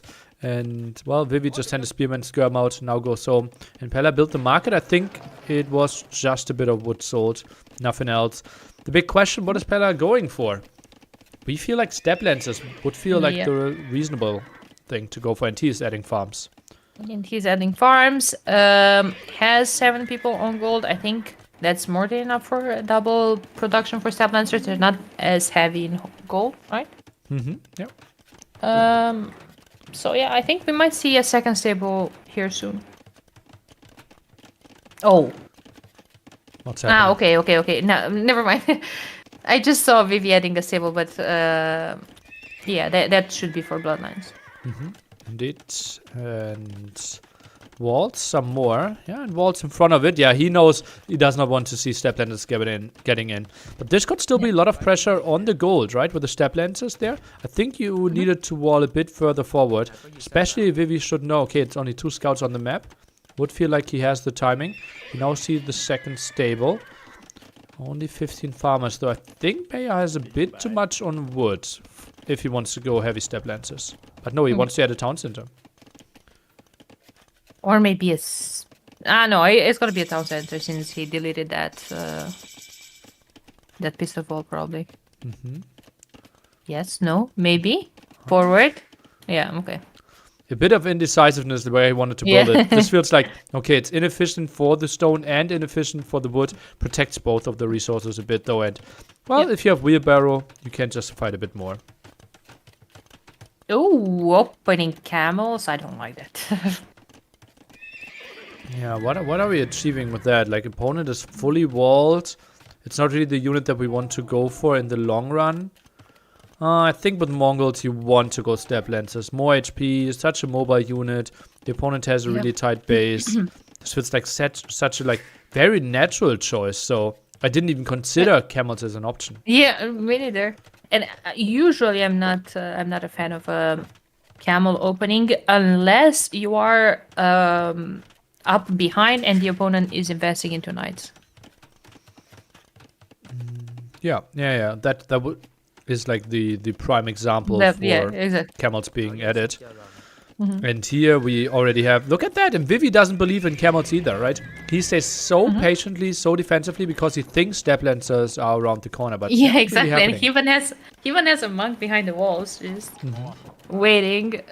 But yeah, I mean, from camels, he can just micro away and get really good hits on them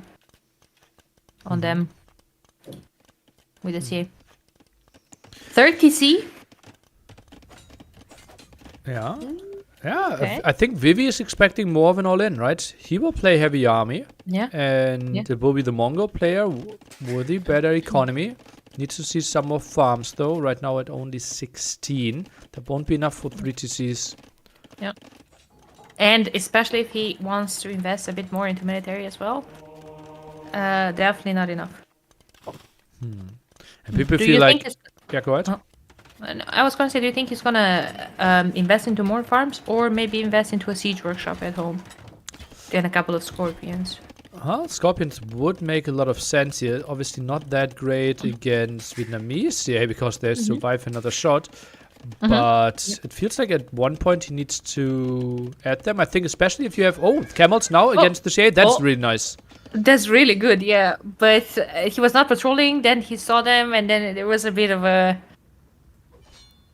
go back and forth there on the units. But they got quite a lot of kills. I mean, camels are not a natural opening against CA, but like if they get to hit them, they still do a lot of damage.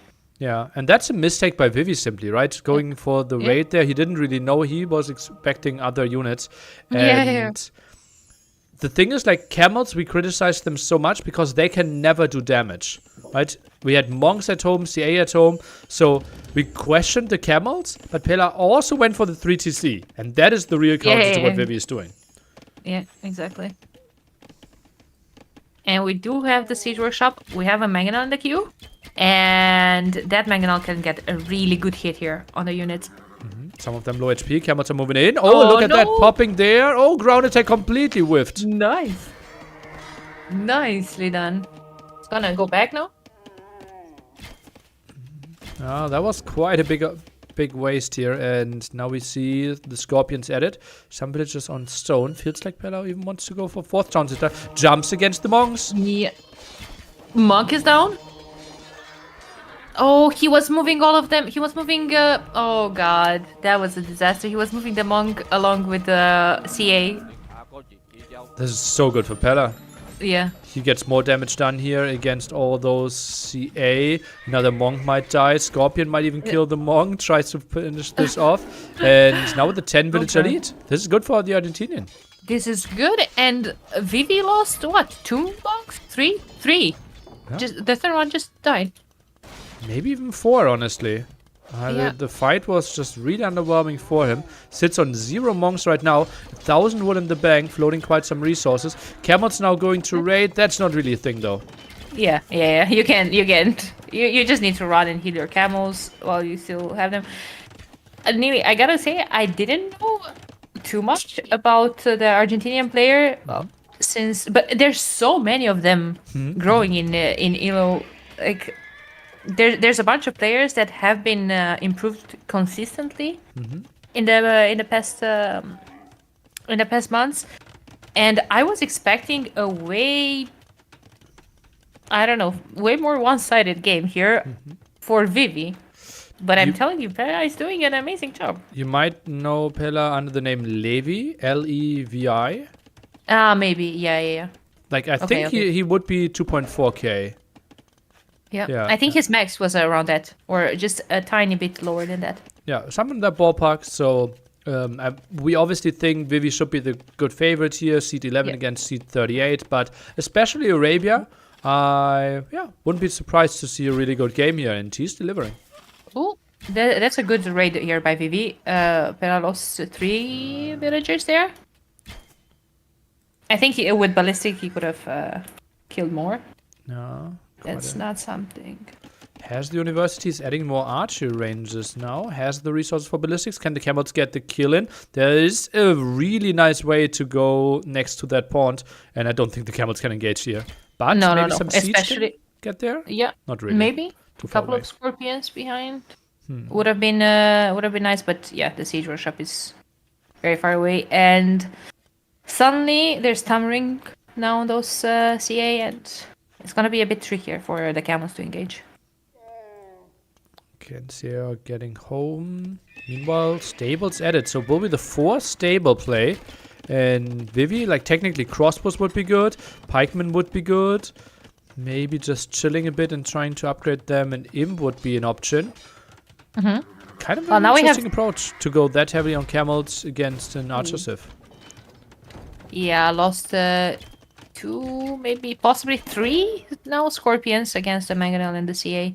That was a bit of a waste. So now we have 3 TCs versus 3 TCs, but Pela's idle TC time is a bit higher, and by a bit I mean quite a lot here. Vivi's catching up in build numbers and in army numbers as well. I'd see quite high for our Mongol player, but this would be a really good engagement here for all the camels if they can close down the distance. Pike count at only 2. Tries to get a better surround with those camels. Can he squeeze through it? Looks really good, and that's some damage. Oh boy. Yeah. He lost a lot of CA there, and he's gonna lose even more. Now it's really tight. And now he's coming forward with it. Oh my god. No! Oh, blocked with the house, though. Blocked with the house. Oh, Vivi, that's so good. That's so good. What a nice move. Gets another house. No, he won't. No, he won't. Yeah, and the knight won't stop that against that many camels. However, no, there's a lot of vills. That castle is going up. How many builds are there? We can see 16 builds building. Yeah, that's really tough to stop then. Yeah. That will be the main gold gone. We know that he has the 2nd gold at the top. 3rd one not really being taken. And Pela, I think he can just play heavy castle age here now. Vivi, 1 stone taken away from him. Where's the other one? Okay, he's heavily on that one on the right hand side. Could build a counter castle himself.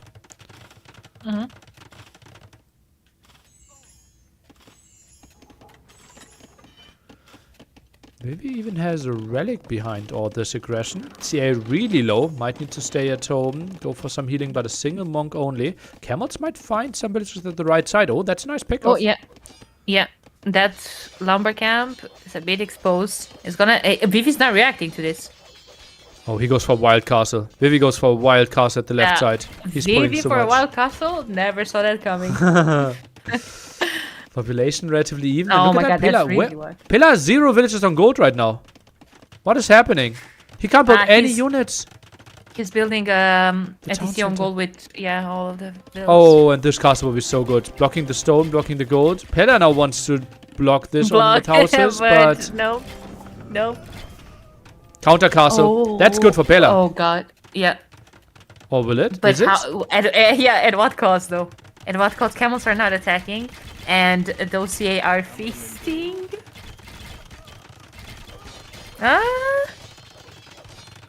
Castle has to be cancelled. Never mind. Nice defense. Oh, what a good game. Yeah.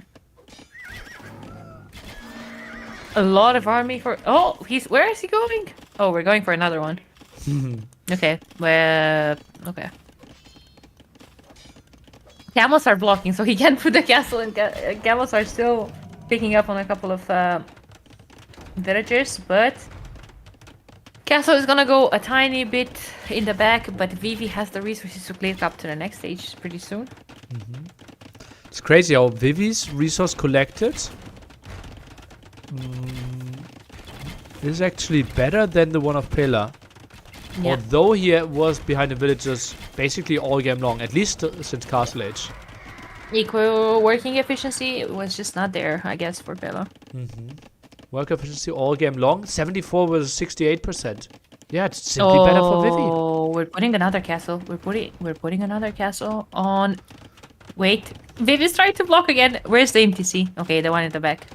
Good. Okay. We have a couple of Manga Dice, but only 2 against all of those CA. That castle is not going up. Yeah. And those villagers are dead. I don't think I like Mangodai right now. Like, Mangodai No. aren't like crazy good against mass CA. And he didn't have any, so like tacking into that one, he needed Botkin first or the armor upgrade, but Vivi had solid numbers. It feels like staying cavalry might have been the choice for units to keep up the aggression. No. Really like Vivi's position right now. More army, less villagers, but he's up to imp, and he has the resources for bracer, for chemistry soon. Couple of traps, and yeah, I mean, obviously Bella wants to, by the look of it, mass Mangadai. Again, 0 on gold. Building that Yeah, castle. It will go up. He will have control over all his gold. But still without ballistics. Only now Botkin finishing. Oh, that's a tough group of CA to kill. Will he go up though? He didn't click. No. Like, I don't think Ah, Pella the castle- will get the castle him. will go Yeah, up. Yeah, the okay. castle went up. Yeah. Pella's super far behind. Will know that you lose the castle at the front and in the back. Will stay in the game because he feels like, okay, Mangodai is a good unit, and I agree with that. But like so much idle time now, and soon he will sit on one single castle, and then you can't really go Mangodai. And to mention that, first of all, he can kill all of this, but then he will lose all his farming eco because those CA are just taking all of his farms as well. Okay, yeah, we have a trap on both of the castles. He's doing, yeah, GG, well played. Okay, number 1 goes to Vivi. Yeah, Pella I had mean- a lot of options. Just a bit too many knights, a bit too many camels there, or too few. It felt like he built them at a time where we felt it wasn't really needed. And then when he could have pushed, he switched into Mangodai. Yeah, I mean, it feels like he was a bit, I don't know, a bit confused, a bit indecisive of what the right approach should have been. But until then, until mid castle, man, he put a good game up there.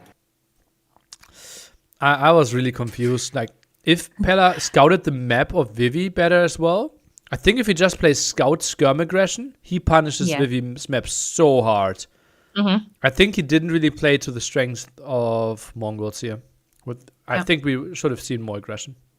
Yep. And look at that. Eco, in the end, way more resources collected for Vivi, even though Pella was ahead in terms of villager number all the time. Yeah, obviously having handcart helped out quite a bit, and his base was so compact, and he kept the villagers running, which is nice. But running is not playing. Oh, baby, you ask about how many running. I jokes did want to tell squeeze you in. that. I did tell you that, and apparently he didn't even need it to play. Okay, I'm okay. I'm done. I'm done. That was the one. For now, For now. I had to. For now. For Arena will be up next. And yeah, I'm really not a big fan of the Mongol first pick to then play it on Arabia. I think that shouldn't really be a thing. Are they that good on Arabia? I think they're not even top 10, honestly.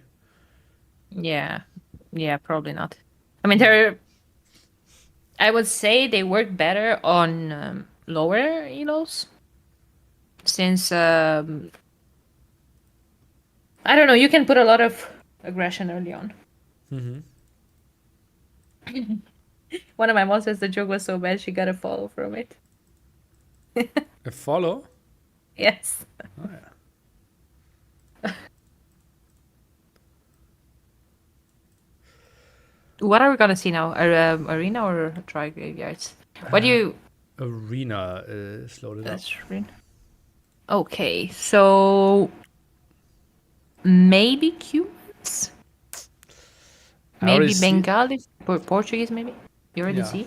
We already see the civs, yeah. And Cumans Oh, has to yes. be for Copenhagen, right? I think Yeah, makes yeah, lots yeah. and lots of sense there, because you can play fast feudal, contest the water, like either the pond or the river at the top, and also build your extra town center. So that feels like a really good choice there. Yeah. Okay, so Portuguese Turks. Ooh, battle of the gunpowder unit. Both gunpowder units were dominating 2022 and got changed. Right, Turks now less range, Portuguese less damage, but the splash damage is a bit better. Mhm. I'm curious to see how they will approach this. I think this could be a really low economy game and people are trying to rush to imp. Yep. Either that, or this could turn into a really long game. Who wants to play the long game though? I don't I think would assume- Turks would like that against Portuguese, right? I mean, if Turks can get to their dream comp with CA and Hussar, I feel like that's still pretty strong. And Bombard Cannon, yeah. But then aren't we countering that with Organ Gun Halberdier?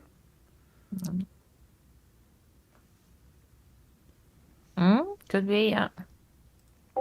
Level Serrano, thank It's you for really, $151, tricky by the way. to deal with elite organ guns. Thank you so much. Well, I mean, bomber cannons should do the trick behind the CA, right?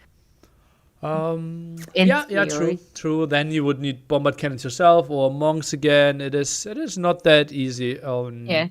But I still believe that unique units could be something we should be seeing here. Yeah. So, really short distance between the two of them. Like, this is a walking distance of like 20 seconds between the two bases. Also, Vivi has a gate in that direction. So, it feels very natural to go for a castle here, I believe, if he scouts this one early enough. Especially with his tone so forward, right? You want to be the one putting aggression, not being attacked there, or especially losing control of that area. That would be quite tragic. We see Pella with the Portuguese build order, mill before the lumber camp, and a lot of people on berries, like that.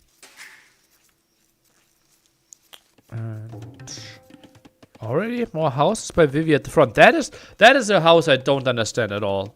Like, why are we building a house there? He might even get house. Oh, no. He's gonna get it up before her, but Is he trying to create the wall already? That would feel so weird. yep, he is. But I mean, did he miss those two sheep, by the way? Oh, he will no, find sees them. them. Yeah. That's on Arena. I don't think we will too often see people missing their sheep there. Blaming. Yeah. Well, I've had teammates dying to drush on Arena, so it's fine. What's the story behind that? I mean, he was tower rush with many times behind that. Okay. And he opened the gate by mistake, and then the militias went in, and the guy didn't even had to upgrade to many times. He already did plenty of damage with the militias. We had a practice team game 4v4 with on Arena for Nations Cup with Germany, and Running said, "Wow, I'm against the tower rushing Civ. I'm going drush and deny him." And he built 3-4 militia, I believe, and then realizes, "Wow, I'm not against the tower rushing Civ.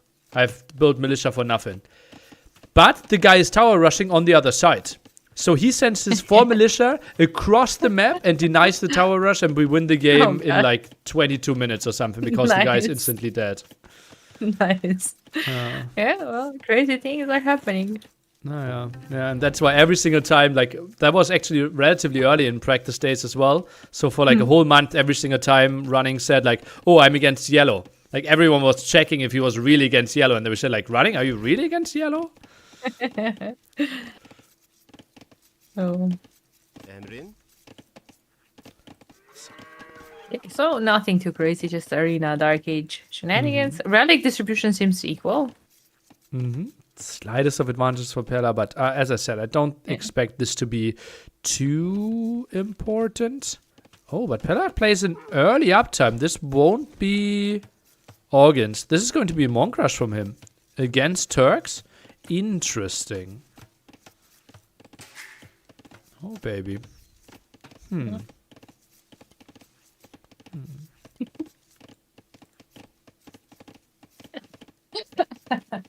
I just read your chat. Oh god. No, I need to. No.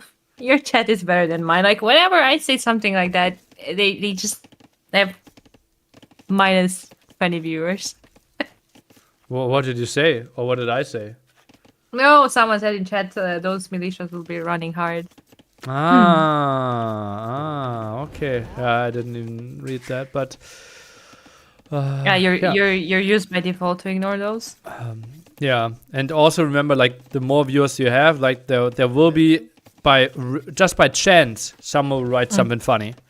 It's like more people writing uncreative stuff, but they're from time to time. That's the, like, give a million monkeys a typewriter, right? And someone will write a proper book. Yeah. That's same on Twitch chat. But you need more than a million to have a proper comment. We're not funny, we are just many. Yeah, that's what I'm saying. True. Yeah, and I have a lot of funny people along those 6 viewers. You're calling us monkeys? No, I'm calling you typewriters. Ape together strong.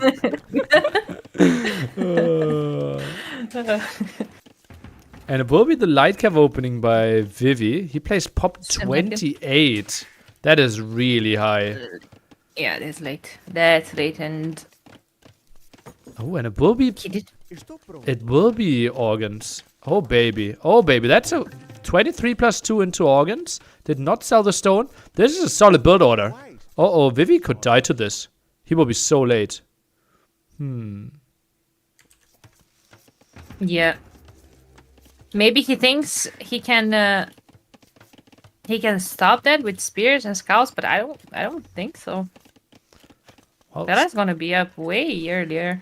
yeah, the thing is, like, you typically think, yeah, I'm going scouts, right? And there will be light calves, so I will kill all those villagers. But, like, they only upgrade once you're castle age. And he still is a lot of time away from that. Oh, yeah. Yeah. I think there has to be a forward castle. Why not?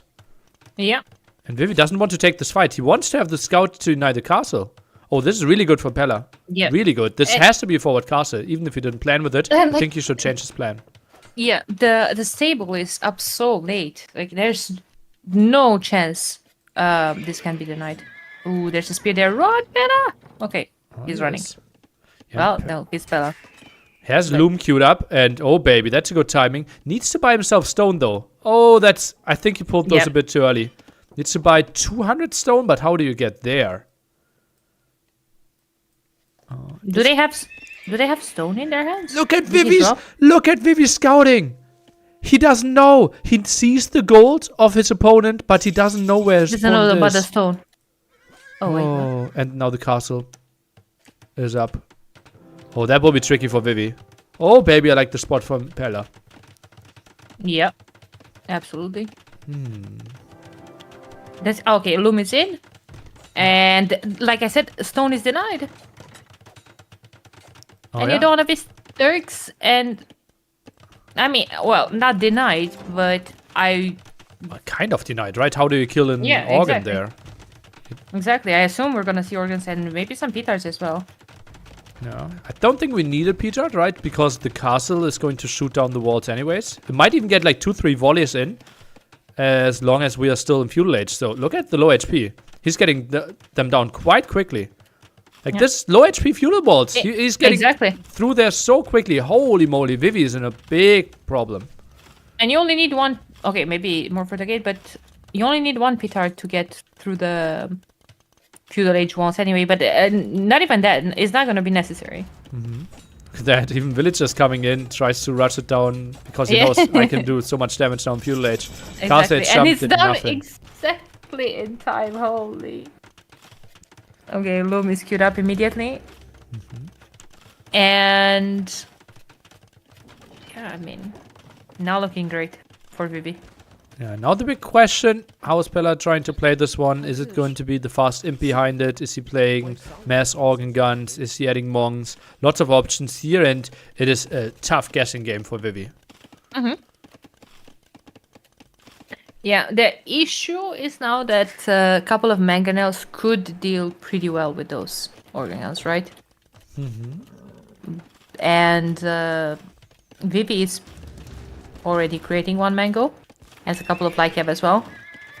But I mean, maybe we can go for redemption monks behind us if we're committing to Castle Age. Well, he will have 10 villagers on gold. Make it 11 villagers on gold. So monks feel very likely right now, yeah. Can threaten the mangonel a bit. Good first shot. Has to go for some Yep. repairs. Second monastery. What is that He's elite got- at the left? Oh, he wants to harass the gold. Interesting. Yeah, I like that. But I mean, he can just pull those villagers and... Wise, I suppose that's all these. Yeah, but Oh, still. monastery is denied as well. Huh. See, Oh! Big Oh, clumper. that was a good hit. More villager damage. Almost lost. Yeah, almost lost one. I honestly think it doesn't make sense to just pull 2 villagers to attack the mangonel. Probably, yeah. Might be better than trying to fight with the organs. I would also like him to repair the organs. Might be doing that right now. Also, you always want to move with the spread formation. Goes for sanctity. For any monks, really. Only one. And he should really not be letting Vivi get away with relics. Yeah, Wait. that's shocking. But how can you deny it, right? You don't really have Yeah. the mobility. So No, I think you will have yeah. to accept that Vivi you should get like 2-3 relics here quite easily. Simply light cap on the map. Efendim. That's a sneaky relic though for Vivi. That's probably one that he should not have gotten. It's weird to me that Pella has the monk around for this whole time and not picking up any relics. I'll see the sport. Oof, loses an organ gun there. Another pretty good shot, and we have redemption in queue. One on food. Oh, holy moly, he has 15 villagers on gold. Well, I think that's how you should play it if you want to play Castle Age all in. Well, the base is wide open. I don't mind it, right? Pella, like, Yeah. he might build an army that is unstoppable for Vivi. I think he should continue killing the stable, because those are the units, the light cav, that will deal with the monks later on. Yeah, exactly. Gets the mangonel. Gets Nice the pick. mangonel. And now he could even save it. He saves it. Nice. What a Chad. That would be nice for quite some pressure. Lovely outpost, by the way. Seeing everything there. Imp from Vivi. How did he afford that? What? Market gaming. That is impressive. Boss bites 200 food. And yeah, those organs simply didn't get enough pressure done all this time. Yeah. Oh, this is really nice. And one single bombard cannon will be enough to hold this, no? Yeah, to deal with everything. Oh, except redemption monks. Well, but redemption monks have But 9 but- range, yeah, right? exactly, You need exactly, block they printing. don't- Yeah. Yeah. And Vivi goes for archer ranges. This is actually for hand cannoneers, not for CA, I would believe.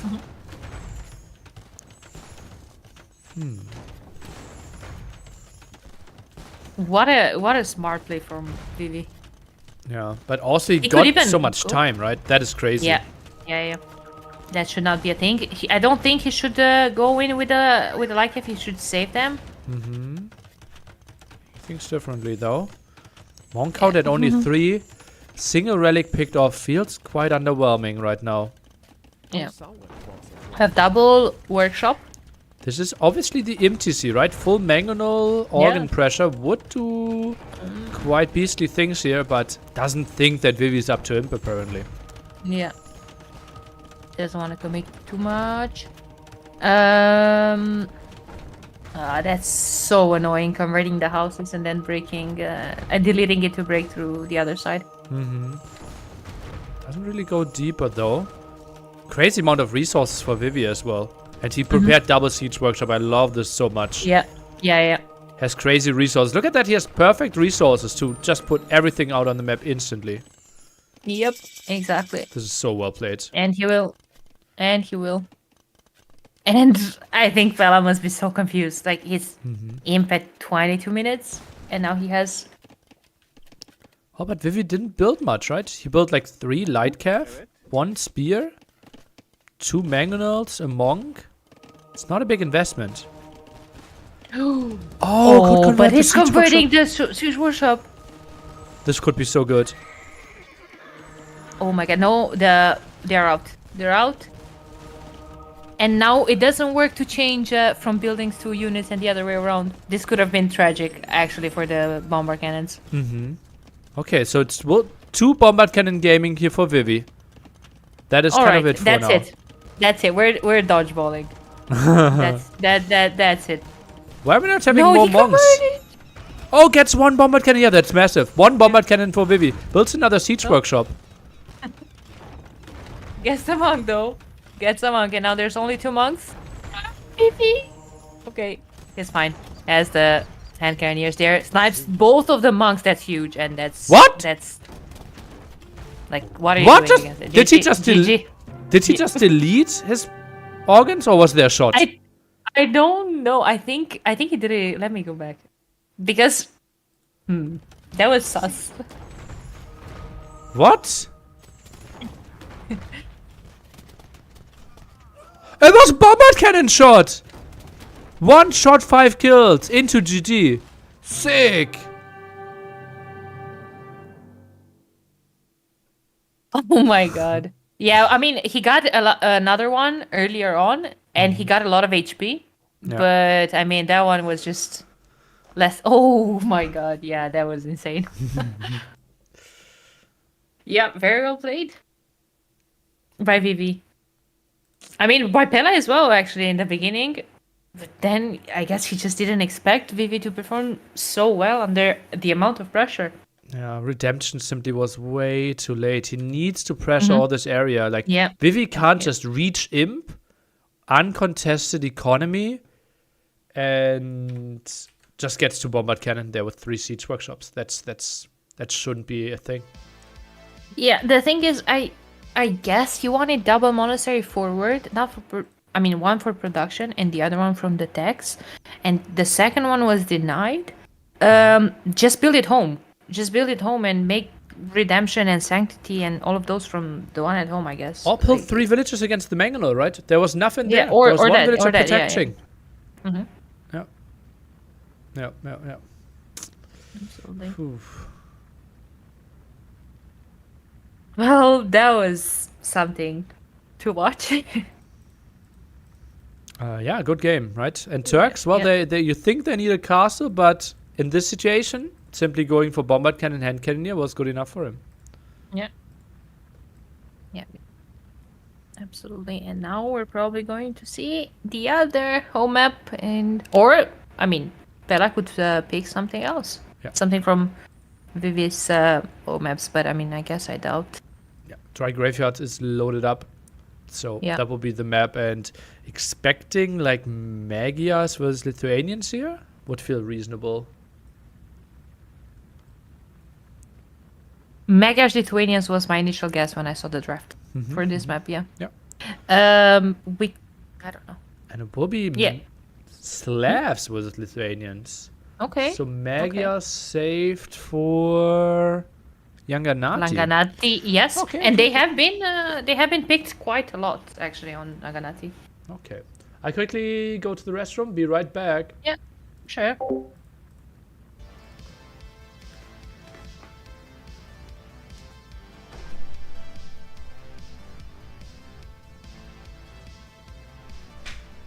Now do a sellout. Wait, I don't think I'm. Oh, I'm still there. Okay. Hi, guys. Oh, God. Say something dumb to Nidhi's chat. No, I'm not going to do that. Minus 7k. Okay, I'm gonna open Nidhi's chat. Hi, guys. Yeah. Yeah. Hey, Patata. Hi. Did he forget to pick? Let me see if they started the game yet. Yeah, it's gonna be Lithuanian Slavs. I'm gonna load up the game. See something smart in this chat. They won't understand. Don't worry. I don't know anything smart. I don't have anything smart to say. On a roast. Let's go. I didn't move on, Axel. I'm still here. I'm watching you guys. Hey, Akib. What are you doing there, traitor? Go back to my chat. I'm trying to take a look at both of the chats.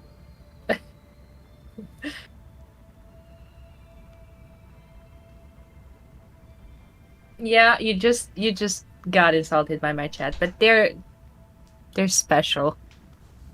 You're not less important, Salad. Come on. What did I just join? Okay, welcome back, Nudie. I've been having fun here. Okay. It's more important that the streamer has fun than that the chat is actually enjoying the stream. Exactly. My rule of thumb. That's my take as well.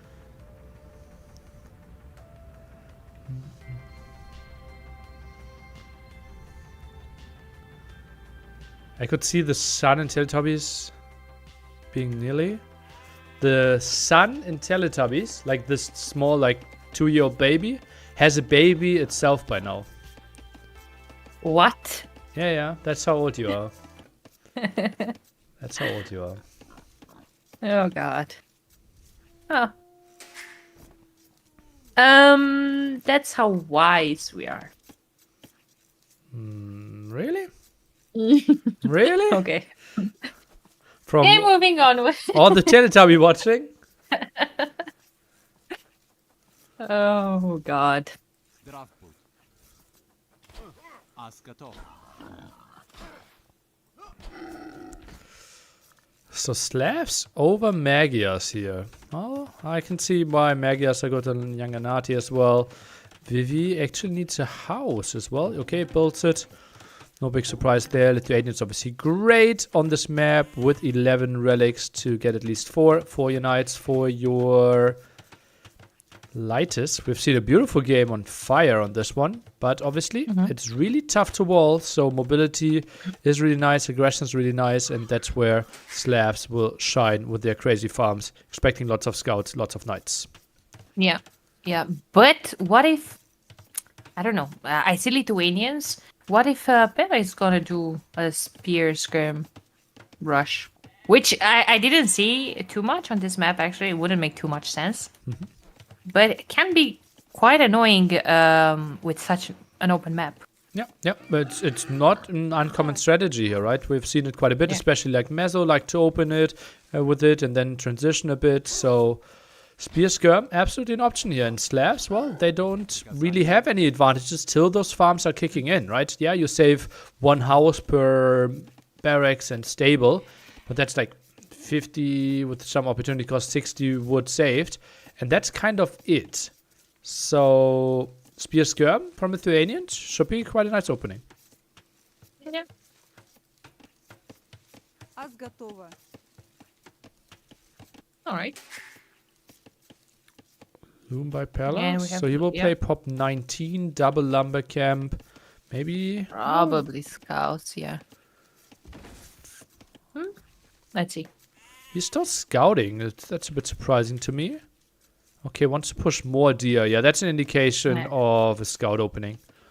When they're Yeah. pushing deer that late, because the scouts that you will add will obviously add some scouting to you, but if you play Spear Skirm, you really want to know where you want to attack early on. Yeah, exactly. Otherwise, you lose the advantage, and that's it. And Vivi going 21, Bob? What is this, 2020? It's weird, right? But it feels like we have seen But I this like- more and more. Like that people went away from this crazy pop 18. Well, there's obviously still the Citos that still play it. But, well, we've seen pop 20, even pop 21 multiple times. I'm a bit surprised as well that we see this trend. But people simply feel like they're not having enough resources when reaching feudal age. Yeah, Wait, exactly. Other That's- sets running that's at the thing. same time. Daniel Stark just started.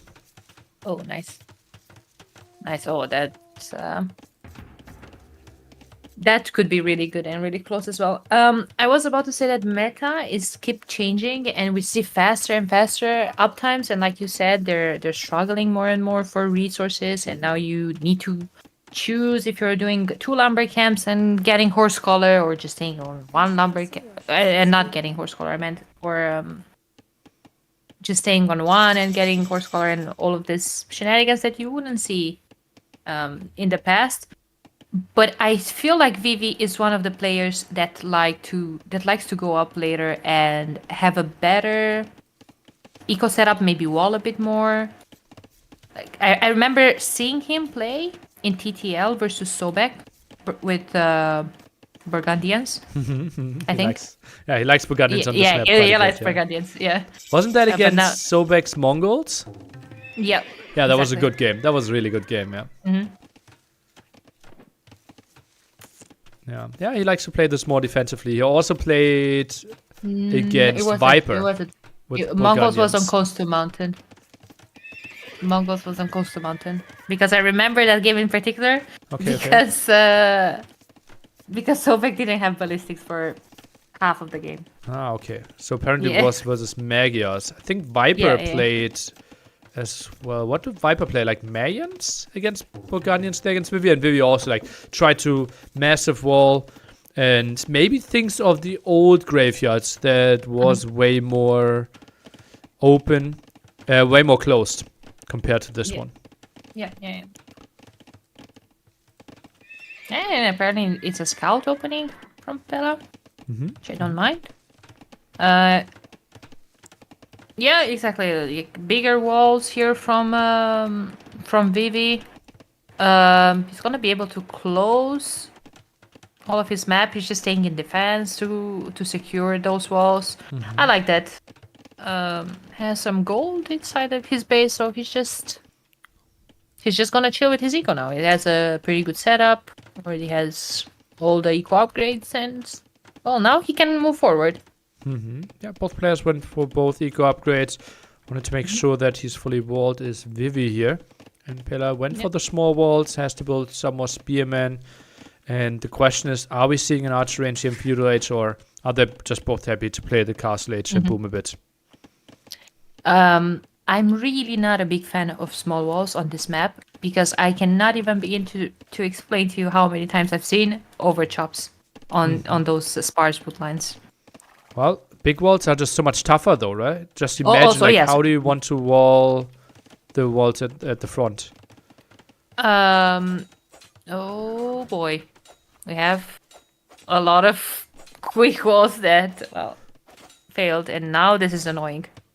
This is annoying because you invested so much time into walling, you invested so many rests, and now you're still forced to do small walls, and you have scouts running in your eco, and you Yeah. might lose a field there. No, And lost a scout at the front at the same time, so really good opening for Yeah. Pella here. And has a good idea about that gold timing now, but Spearman is getting a hit in. yeah, Not the end of the world.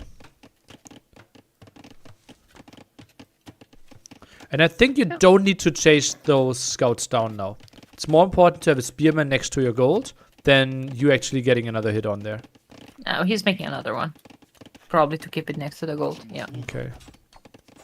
That's really good though now. I think the scout can just go out. I don't think they will find any more damage. And getting Yep. them to Castle Age and deny some relics maybe, killing some monks, might be way more value than even getting a single villager now. yeah, of course. Of course, Pella with 45 seconds of idle TC time though. Quite a bit. Might have been housed as well. Typically, you shouldn't have resource problem with Lithuanians this early on in the game. 2-0 KD. What is he trying to find Yeah. here? Vivi really active with the scout.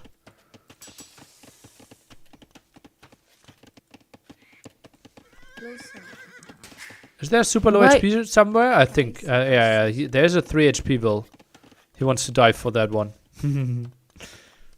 Nah, with I think he will get it. Hera snipe? No, No, not yet. not yet. Just put the But- villager in there and heal it up to 6 HP or 5 Yeah, HP. exactly. And then you survive a hit. But you see, it's super nice how Pella loses a scout. It was worth it, right? How much idle time he forced there? Yeah. Vivi's resources are so far ahead now. But Pella is up to castle age first. Used the market a bit. But he still. I mean, I'm happy that he didn't sell his stone. Yeah. Especially with Lithuanians, you want those extra town centers, right? Exactly. 100 extra food per town center that you are adding.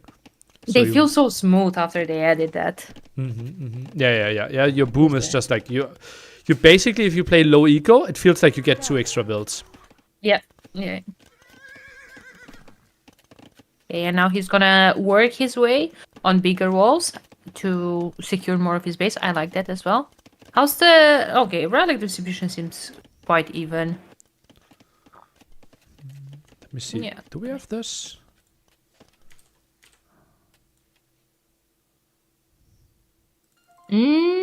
Maybe in favor of Bella and his Lithuanians as well.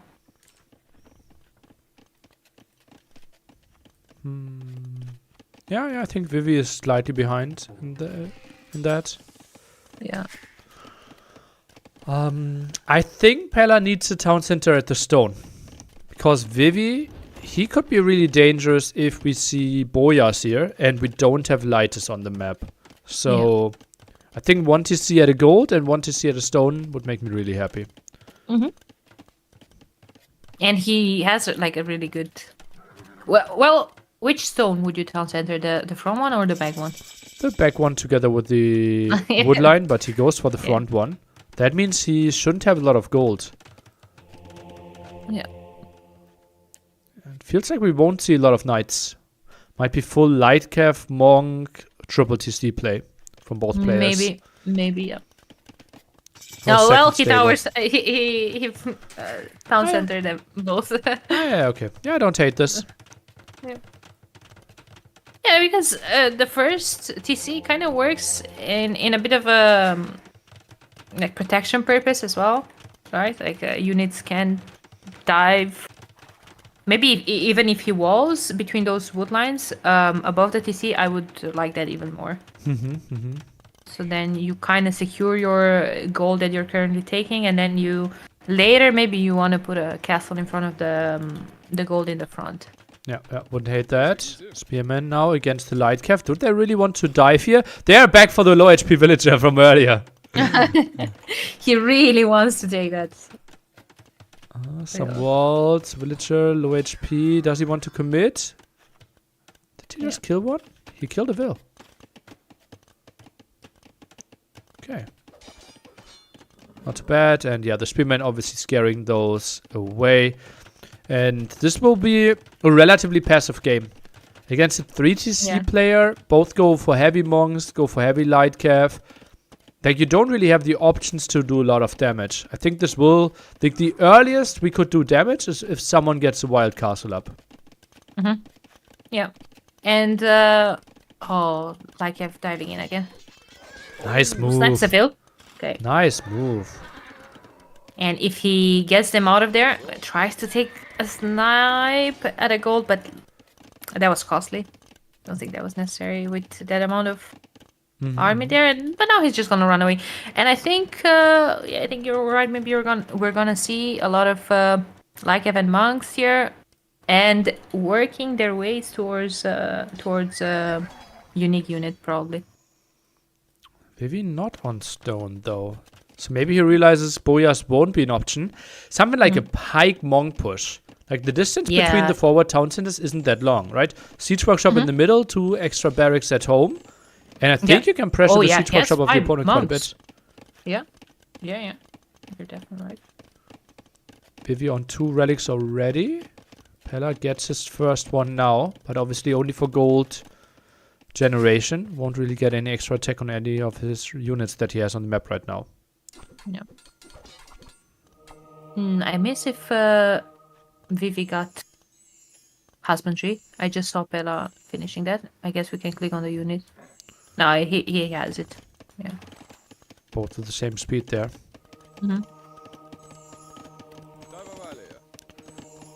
Conversions threatened, but Spearman getting out of range. Pretty even game, Pella, with a slight advantage when it comes to villager amount. But look at that, Vivi again. 5 eco upgrades against only 2. He will collect so many more resources again. This is crazy. Yeah, already 1k rest collected. And this is the moment where those slab farms are starting to show, right? Like. And it's 2 monks dead, and Vivi is not losing a real unit here. Okay, but now one of his monks is under real danger. Lightcav are diving. Oh boy, this is a bigger fight than I would have expected to happen in this game.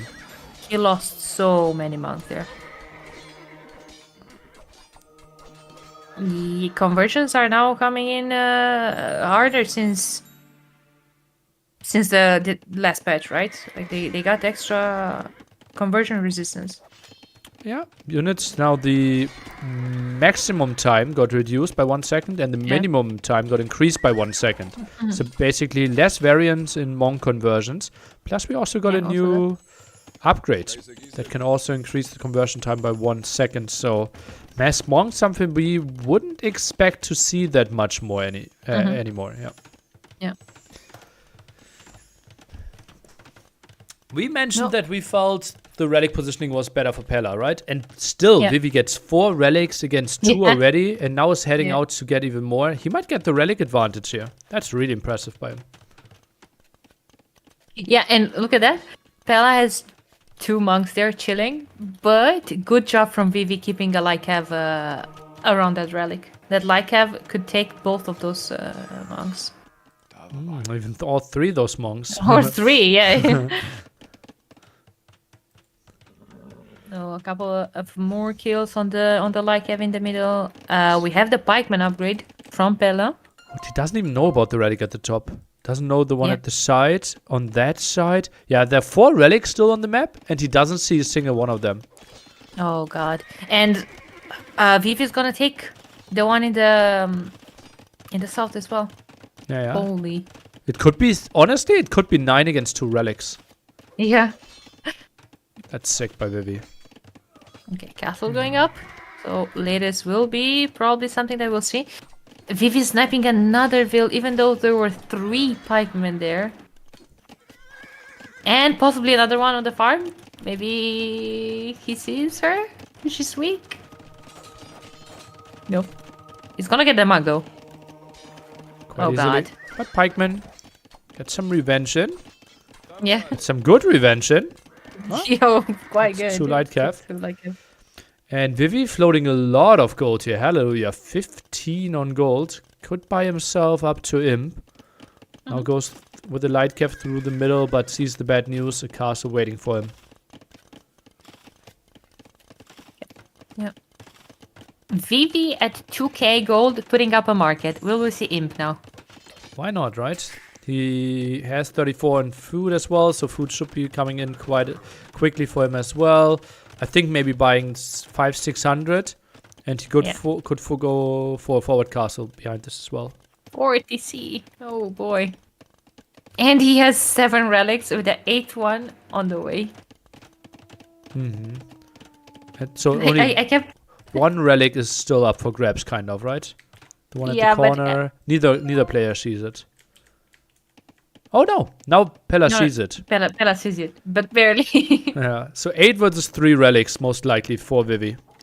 Never mind. I see a Lightcav going towards that monk. Oh boy! Oh, that's so brutal. Oh, Vivi didn't have the up buildings. He's forcing down a university with 6 villagers. Oh yeah. Only at the monastery, no siege workshop, although the distance was so short. Where are we seeing the castle? Probably in range of the castle of Pella, right? To just force the trap war. Holy Lightcav raid. Getting 4 more eco kills. That's really impressive. Like, it's full pike monk defense with mass town centers, and he still gets 11 villager kills in this game. That is really, really impressive by Vivi. But Pella is up to Imp as well. Though I still prefer Vivi's position. He's ahead in villagers, ahead in resources collected by 6k. That's sick, right? Yeah. Oh, and now raid on the gold. It just feels like Vivi is so much better in those spots. Like it just feels like he has so much more APM to do stuff, to be active, and Pella is more like the reacting guy that is playing a solid game of Age of Empires, but never really gets the initiative. Yeah. Absolutely.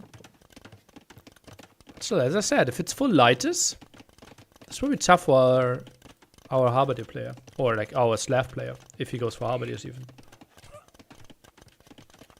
Well,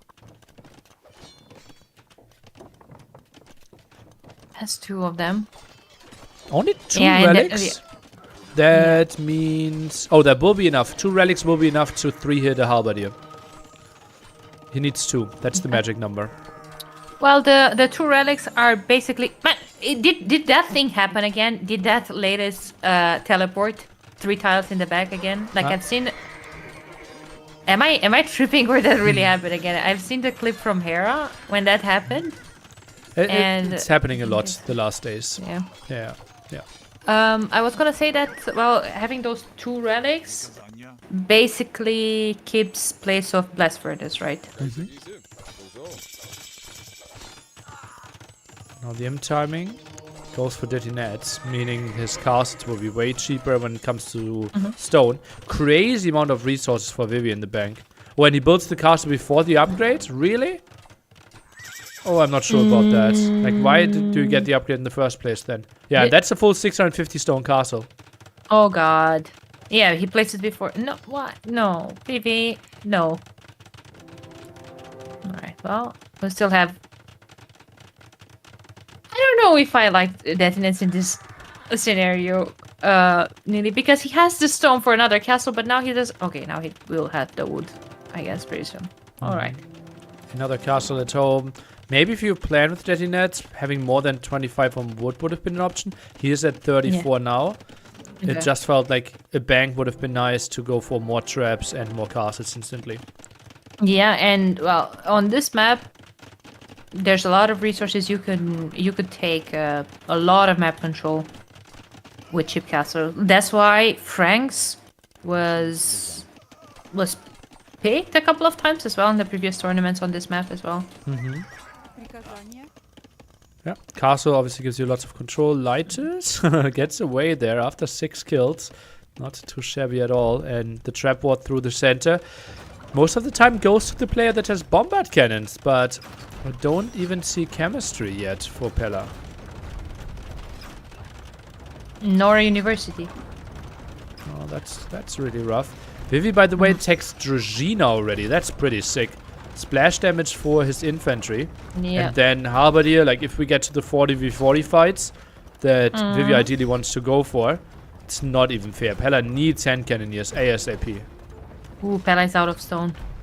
And that... Oh, GG, well played. Game paused. Good luck next. Okay. Yeah. Well, he didn't have stone to repair the castle anymore. He didn't have wood to build a university and to research chemistry, and then to make archery ranges and then have hand cannoneers would have taken forever. And Vivi would not offer him that time. Yeah, really impressive play. Vivi, so active with this light cav. Absolutely loved that. Crazy economy. And Pella, the arena game still hurts me, right? I think Arabia, Dry Graveyard, we see that Vivi should be winning there. But Pella put up a nice show. Thanks for playing, and excited to see Vivi maybe getting another deep run in this. Yeah, absolutely. I'm excited for Vivi, and really impatient to see his run in this qualifier. I think he has a solid chance. Competitive bracket though, Jordan and NBL in the same one. It's gonna be tough. It will be Jordan first, right, in the round of 12. Is that the thing? Or is he If he passes Capoch first of all. Ah yeah. So Vivi, Capoch, then Jordan, then NBL. Ooh, that sounds rough. Yeah, definitely.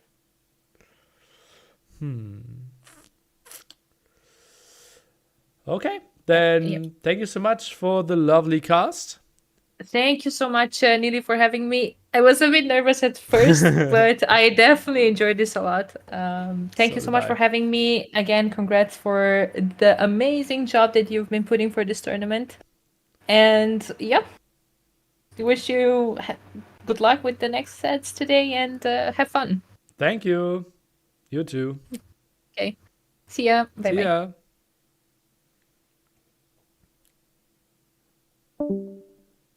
So that was enjoyable and refreshing. GG's to Daniela. You will see the link in the chat. I can copy it for you as well.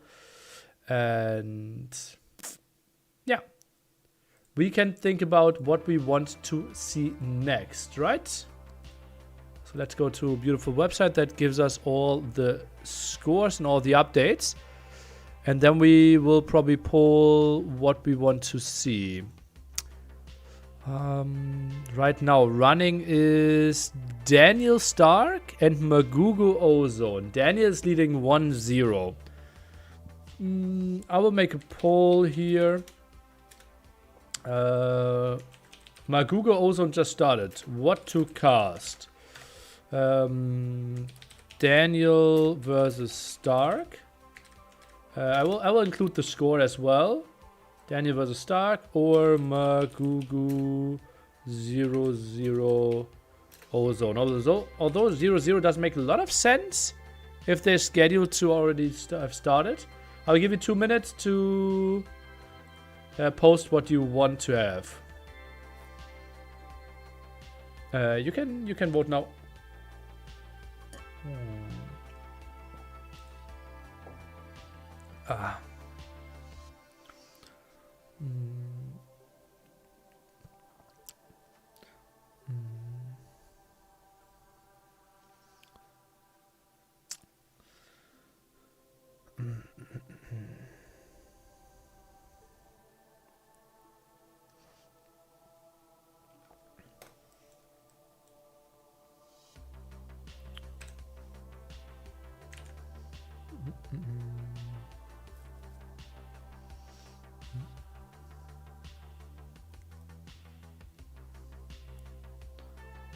It seems like Daniel versus Stark is the way where we are heading. Magugu Ozone. Feels like someone should tell me the score. Quite a bit. So Daniel Stark, we will get... Oh, we don't have the drafts on Wikipedia. Feels Nillyman.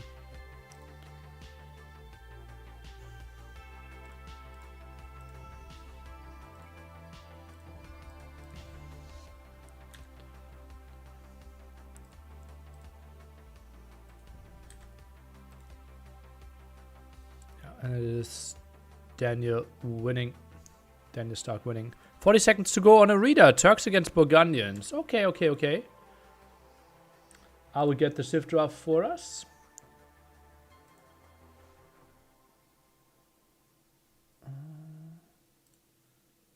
Or will I? Probably not. Let me see if I can get them via... Magugu, Daniel Stark. Those are the Civs.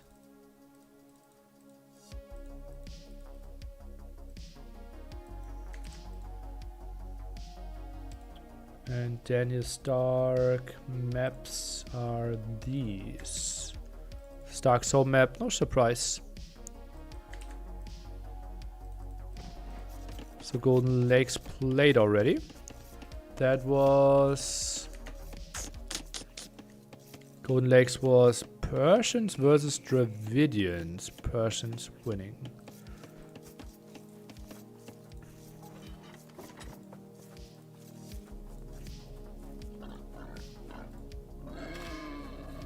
Okay. And we can quickly take a look at the seedings here. It will be Daniel having the better seed with 17.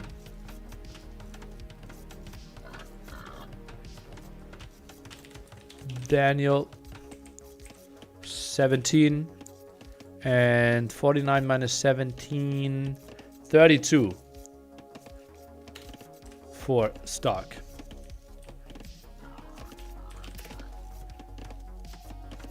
Right.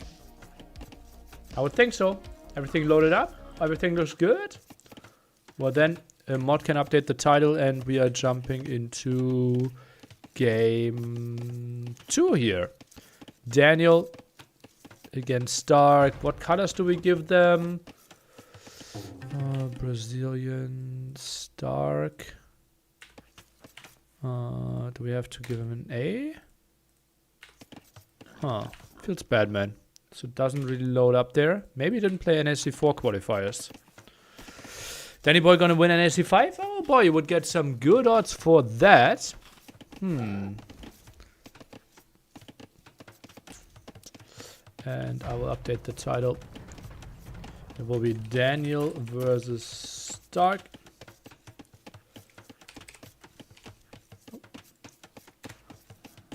Stark had a 3 there instead of a 4. Okay. So Turks against Burgundians. How are we going to see this one play out? I'm curious. Burgundians, obviously a civilization that is crazy, crazy strong. Turks considered to be one of the best as well, with all their Janissary aggression there potentially. Any round of 24 matches today? All start tomorrow. All 24 matches, all round of 12 matches tomorrow. And, well, this is Dark Age. This is solo cast, so you can ask some more questions. I can give you some more answers. I can interact a bit more with chat. It's pretty clear who will NAC5. It's pretty clear who will NAC5. Okay.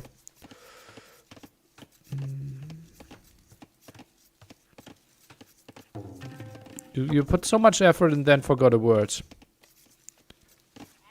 Feels bad, man. ... Farm upgrade for Stark. He obviously is one of the most passive players we have in Age of Empires. Likes to wall, likes to play more towards him, likes to play like 8-9 TCs. We have seen it from him. Henry, how many tickets are left? In the NAC5 Discord, I'm always trying to update if you want to know the numbers. I think we have like 40 tickets left. Something like that. I think we sold like 385. And today we recalled them if we actually could fit enough chairs in there. It will be really, really tight, people. So it will be cuddly. The room is not that high. It is a bad shape. It won't be the greatest viewing experience of all time, but it will be intense, and you will see the games, and we will try to give you the best experience we possibly can. Where Durant? Yeah, we should maybe make an entrance check, like if people showered within 3 days before. And a light amount of cologne and perfume. NC5, let's go. Let's go. 10 game streak. Taking a bath from the sweat dripping from the ceiling like in Berghain. Not that's the goal, right? Nearly knows how to promote. Well, our people already are lured in, right?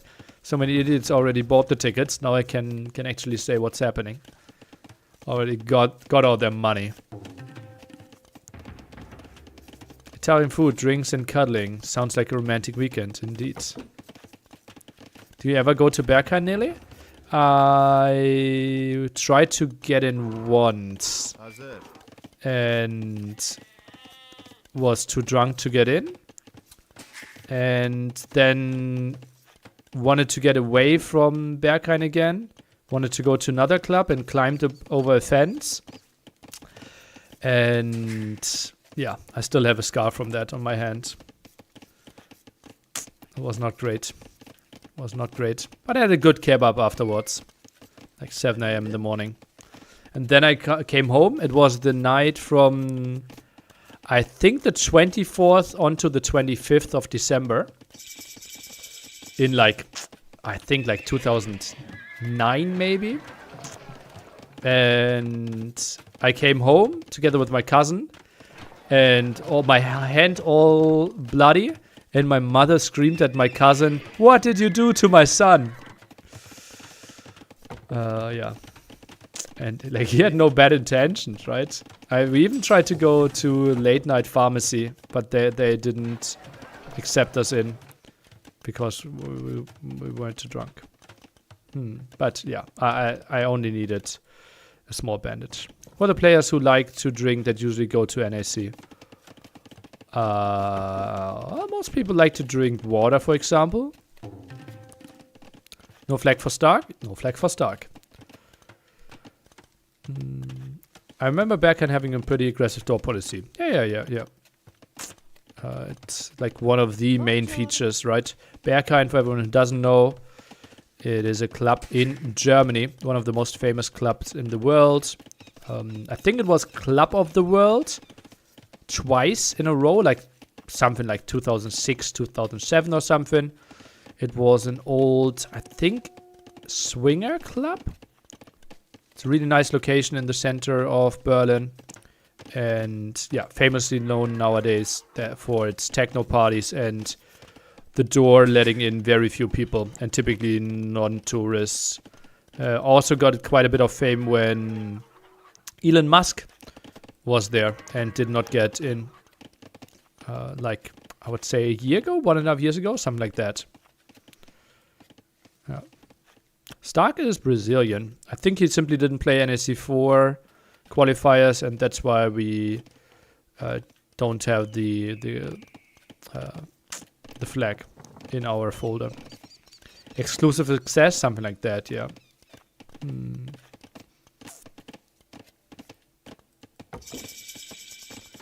So, light cav opening here, no surprise, from the Turk player. We also have light cav opening from Stark. And now we see all the light cavs swarming out here. So in NAC4, you were quite heavily involved in lots of tasks. And will you be telling that it was also exhausting? If I remember right. Do you think this time will be a little more chilled for you? Oh, no, not at all.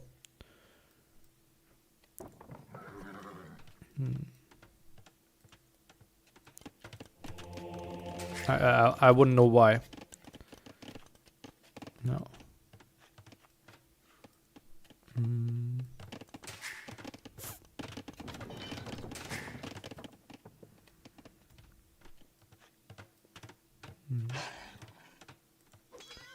Okay, that's only 4 light cav against soon 7 light cav. Both adding 1 town center. Nice spot. Lots of farming, still wood and gold. I like it, I like it. You probably want to give it your all for the last one. Indeed, I want to. Had a good production meeting yesterday. Seems like everything that I want to have when it comes to updates and upgrades will be included in NAC5. So I think we have like 4 major upgrades from NAC4 to NAC5. So pretty happy about that right now. And that is not including the unique tags. Why is there no more clowning on Arena? Too risky? Well, because of balance changes, right? First of all, like clowning is not the best strategy in most cases. And people that are very much the all-in 1v1 players typically can't or aren't as great on other maps, right? So they can't make it deep in those mixed game tournaments and therefore not really playing this, right? We see those Monk all-ins 1TC plays mainly in arena tournaments or in very early rounds where we have the top players mixed in with those very specialized players.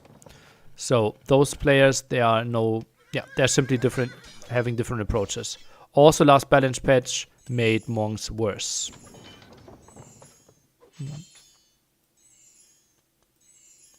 Yeah.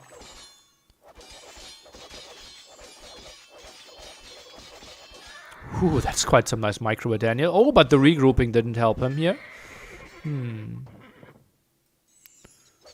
Summer damage doesn't really help out too much. 3-1 KD for Stark.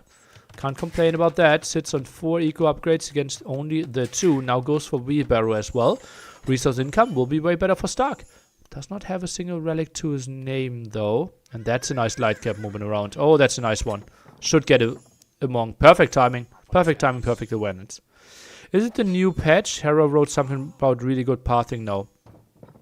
This is the new patch, as you might have a small indication on the stream. And yeah, pathing improved, certainly. There is a problem with teleportation right now in regrouping. But unit behaviors, if we exclude teleporting, is way better than before, yeah. Emrin? And gets away with the light cav. Both players doing a really good job with the snipes. So much information on the screen. Yeah, maybe that's on me. Let's maybe just keep it more simple, right? That's actually like you can enjoy a game from this quite a bit as well, right? And then you know, wow, is this scoreboard live right now? So much better, yeah. I actually did a cast like this once. You can go to my YouTube. It's called Minimap Cast, where I was only seeing the minimap together with T90, and we were only seeing the minimap, nothing else.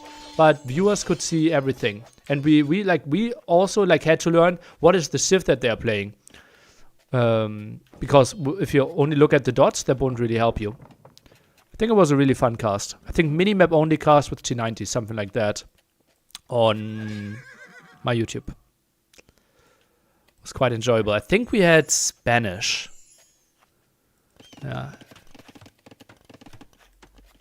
Yeah. Could you cast just using the minimap? I think this is too important for me. Yeah. Hidden map cup? Now we saw the map. Hidden screen cup would be that maybe. Yeah. Light cav added by Daniel. Wow. Not sure if that's really what he needs. By the way, Stark will go up quite quickly. Crazy economy advantage by him already. 2 relics. This one is the only one that we can still contest here. Oh, that's a lot of losses. Yeah, and Daniel will have full map control. So Stark's faster aim won't really benefit him too much. Have you ever met Stark in person? I don't think so. Or have I? No, I don't think so. Yeah. Yeah, I think he might be one of like the highest ranked players that I've never met. Like, that's probably not right? I've probably met 10 people that are better that I've never met. But he's also around for like 15 years, right? That's the special thing. Yeah. Yeah. Does Stark have you on his baseball bat? Yeah, on both of them. Yeah. Well, which is a bit of an honor.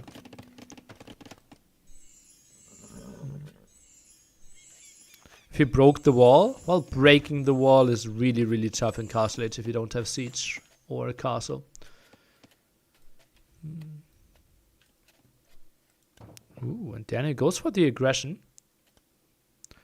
We'll have the chemistry advantage, and that's an aggressive castle. Hallelujah. Oh, baby. Typically, you want to have it at least 1 tile away.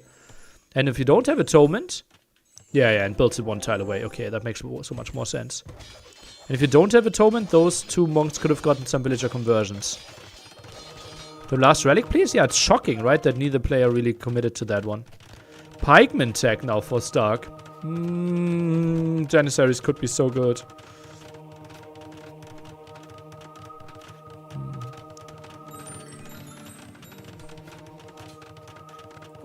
Converts those back. Nah, deletes one. Okay. What is the play here for Stark? I actually believe that Mass Halberdiers is not that great against the forward castle, right? Because if we have like 5 Janissaries on the map, how many Halberdiers do you need to go for? Maybe Stark needs to play Cavalier here.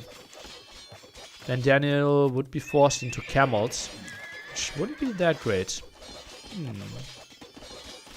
When is Valas versus Andy? Tomorrow. The schedule will be known in like 4 or 5 hours. Round of 24 and round of 12 will be tomorrow. It depends a bit on who advances today. Oh, double blacksmith now. I like it. To know the schedule. Because games have to start at the same time. Stout playing tomorrow? Well, it's Stout in the round of 24.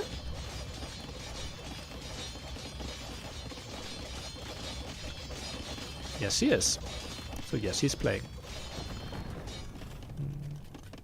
enough time for trap advantage in him. Well, the thing is, we also have bombard cannons instantly, right? So Stark won't kill this castle.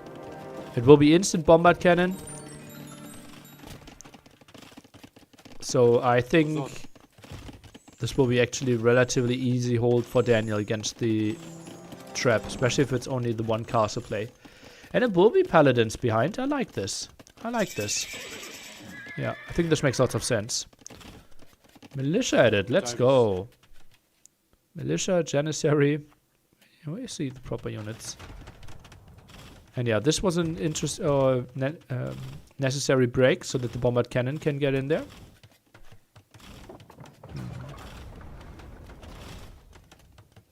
Stark needed the castle further forward. Yeah. That's only true because we know that his imp timing was faster, right? If they had the same imp timing, it's just such a waste because the opponent can build traps and bombard cannons and then you lose your castles earlier. I really enjoy your attitude to call people out in a very friendly but sarcastic manner. Who write bullshit here, like me a moment ago, new patch. Okay. I'm sometimes really proud of how creative I am with my responses.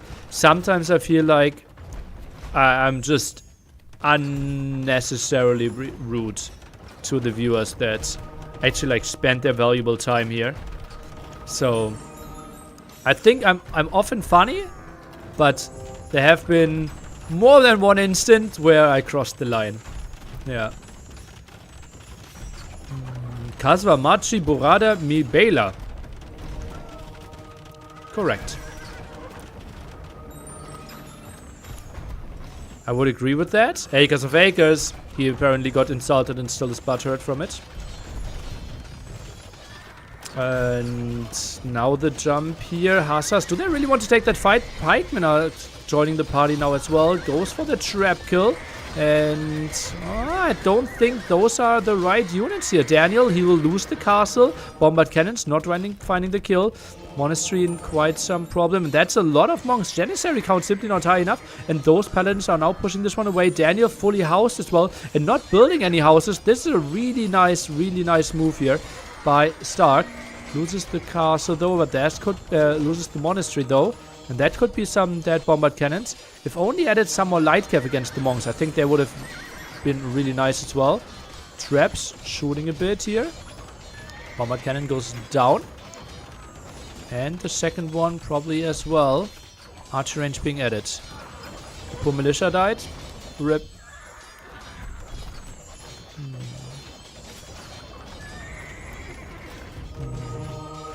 My wife insults me more than you ever could? How? With her face? That, for example, was too far. Just wanted to give you people an example.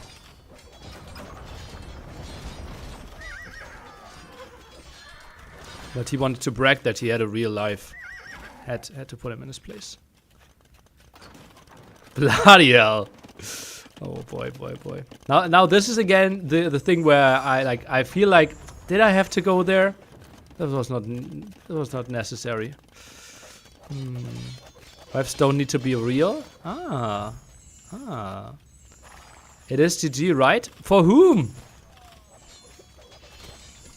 I don't even know who has the advantage. Stark is ahead, right? But Daniel has more map control, better position. Daniel seems dead. Does he though? Isn't he the one pushing right now? Ooh, someone wants to lead some walls. Castle goes up here potentially. Make sure that the shot didn't hit the castle. Nice move. Oh, trap kill. And yeah, that's a mistake there. The paladin's in. Monk's getting way too many conversions. And yeah, he can't really clear the monks. Sends all those paladins in, but doesn't get the clear up. That really hurts. Needed to wait for the 5 extra paladins. I think they could have done a lot.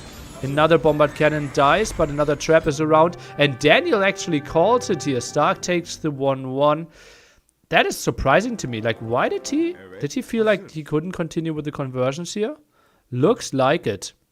And Stark with the 40 population lead. And that's the power of Burgundians, right? You can afford Paladins. By the way, now we see Devotion. The new upgrade. +1 extra second for this one. He was dead. This time I was right. The first time. Not the first time. And GG. Well played to Stark. It just feels like Burgundians are so incredibly good here. Mass monks were added and didn't really get to the camel mass, right? Just so many hussars, and then this one horrible fight, and Daniel was on the back foot. Maybe score scared him, and rightfully so. Right? Look at the resource collected. Wowsies. Daniel always runs so quickly. It's a tendency of his, yeah. Wouldn't say always, but we have seen him play a lot of very short sets and a lot of early resigns in the past. I agree. Score is 1-1. Stark has to be happy with how this game went. Where's Stark's flag? In Brazil.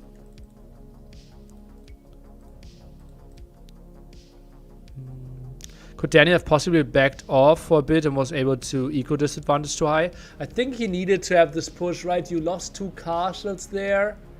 Like, what is your army composition behind it? You can't really take into heavy camels and heavy CA. And if you only go for one of the units, Paladin or Halberdier are going to kill you. How long until Daniel isn't the #1 rated USA player? Well, who would step up is the big question. That's the bigger question.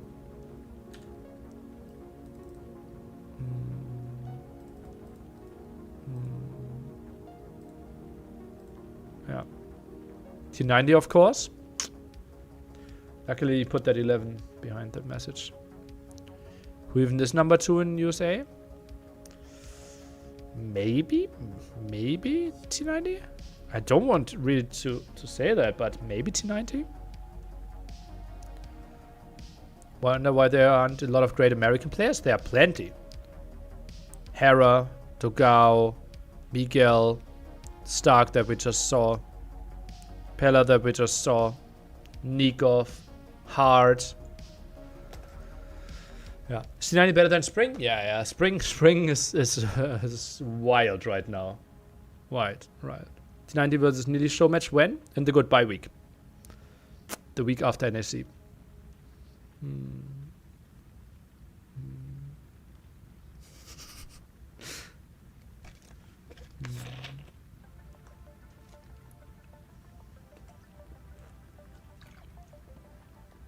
Slam, Vizapi, so many good ones.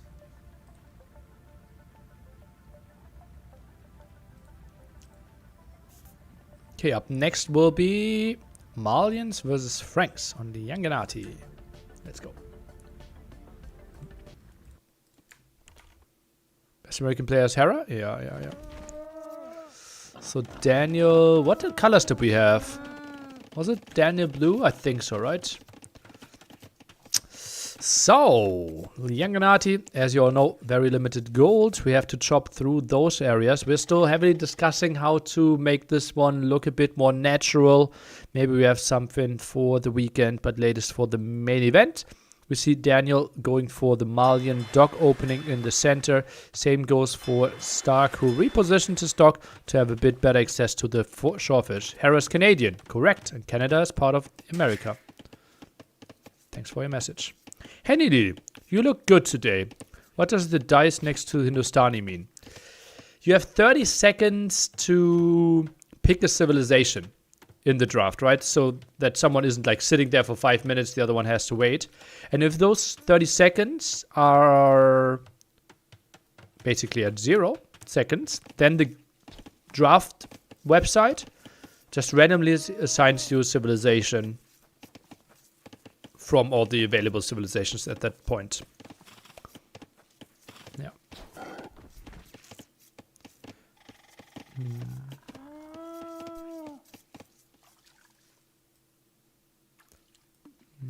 Would Celts be good on this map? I think we have seen them once, right? The thing is, Celts don't naturally transition too well in Castle Age. Right? Yeah, you can chop through a tiny bit faster, but that is not the most important thing. Like, what are you building in Castle Age? Like, Mangonel, Pike Pressure, kind of the only thing you can really go for. Your knights don't have bloodlines. Your crossbows won't have bracer. You won't have arbalest. So lots of problems with Celts at some stages in the game where they really, really struggle. So Celts, probably one of the best maps for them. But right now they're not in a good place. And I don't think we will see them a lot. No.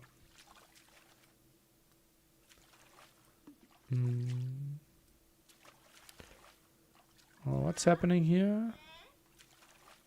So it's nearly Americas anywhere from Argentina to Maine to the Yukon or Alaska. And even further. Come on, hearing, say criticism about America a couple days in a row now. Would you like to hear your actual opinion on why there's a relatively small amount of top USA pros? I don't have a good answer to that one. There was a phase where USA was quite present, but then obviously Age of Empires died quite a bit. And it just feels like a lot of USA players don't really know that Age of Empires exists right now. I think there might have been more marketing in the US when it came to StarCraft. And so most people that are interested in RTS, let's have a heavy connection to Blizzard, right? And therefore, you either play StarCraft 1, 2, and right now, not really too much Age of Empires. I think that's my theory. I don't have a good answer, though. Yeah. I could ask. Maybe Microsoft has a better idea on why the number is so low in the US. Yeah. Wouldn't Krepos be good on this map, especially on those gold spots? Yeah. One Krepos is really nice. You still need to chop an area, though, right? Krepos is a 3x3 building. And this is only 2 tiles 2 area. Don't USA players make up a very large amount of the player base? I'm not sure of a very large amount of player base, but I think they surely have to be in the top 10, yeah. Well, we could look at numbers. At one point I knew a website. I don't think that one is active anymore, though. So, yeah. Like, I know that USA actually has I think my second biggest viewer base is from the US of A. So there are people there that know about Age of Empires. And also, even if there are a lot of players, there's always variance, right? How is Norway with their very small player base having... Like, they had 2 top 5 players at one point, right? That's ridiculous for how few players are playing in Norway. No.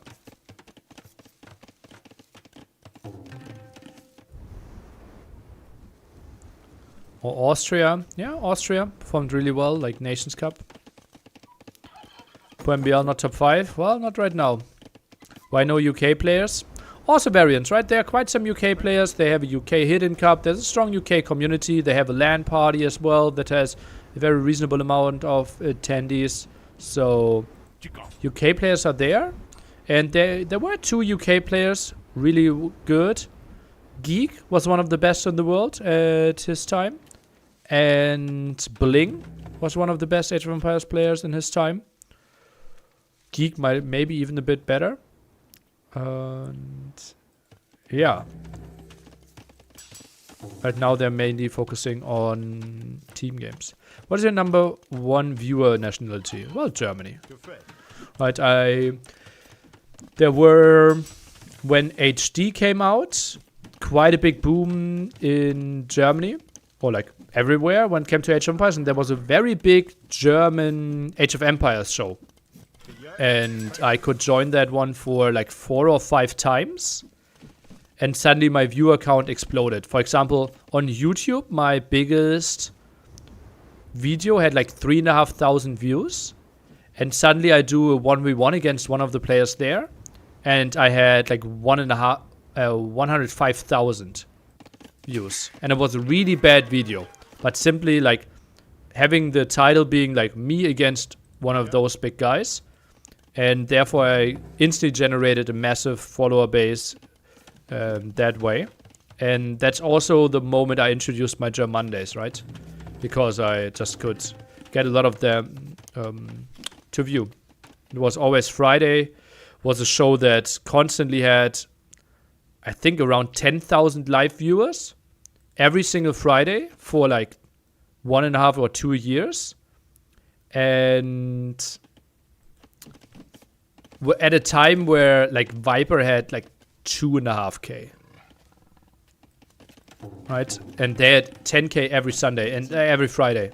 And the YouTube video had 110 to 150K views every single like Friday evening. It was completely ridiculous. So consistent, great content. And yeah. But then they lost a bit of interest and stopped at a great time when the format was still very beloved. We were there at NAC 1 and at NAC 2 at the studio, and one of the most viewed episodes there as well. Really good viewer numbers, was a great time, and had a lot of fun with the groups. Yeah, and that's why I think my German audience is still really massive from those times.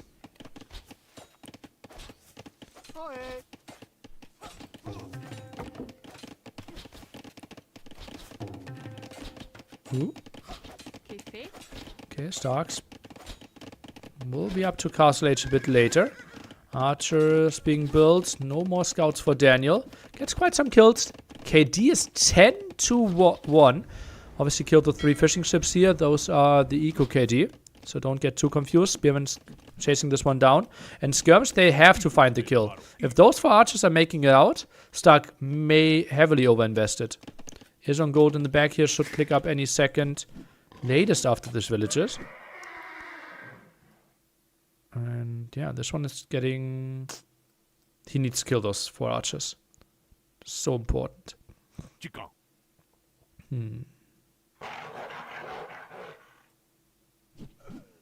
Okay, gets 1.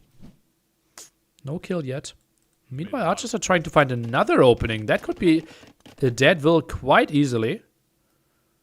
Huh.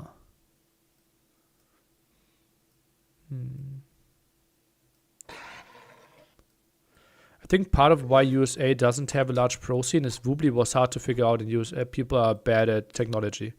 Do you think the average Age of Empires potentially Age of Empires playing person is so bad at tech that they couldn't figure out Woobly, but the average German or average Argentinian potential Age of Empires player was so good at tech that they could figure it out? Sounds like quite a assumption. Oh, fletching was missing. Okay. Okay, crossbows left, crossbows over here. That's quite some harassment. Obviously, the more open the map, the worse it is for Stark. As I said earlier, like he ideally liked to play this game with like 6 layers of fortified walls around his base. And now he will push the right side and those crossbows will come in. And those, I think they might end the game even. Stark, is he getting overwhelmed? Oh, has a skirmisher around, pulls the villages. Okay, at least he sees it in time. But that should be 1-2 dead wills. Does get 1, not a second one though. Skirm getting pushed away. And yeah, KD is just brutal. Like, Daniel, a master of open maps. And Stark, a master of strategy and fortified walls. So, yeah, we will expect Daniel to dominate his home maps. I'm really excited for game 4 then. Whatever Stark has cooking for us. This one, it just feels like Daniel is a level above.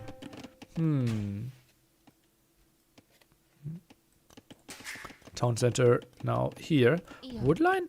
Like he built lumber camp at the edge. That's a bit of a surprise to me.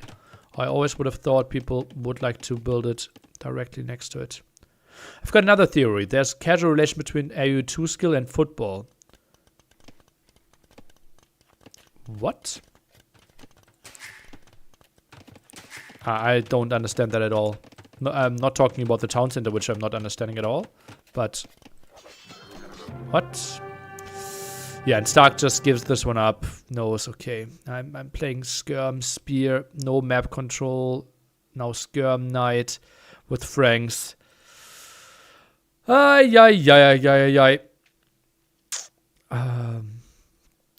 Just Daniel on another level on those maps. But we have seen Stark win his home map, so I'm excited for Stark's second home map and see how people will approach this. And yeah, Shorefish. He built the town center next to the Shorefish, but it's only 400 food, right? And you're investing so many resources. So I'm a bit on the surprise side there. But happens.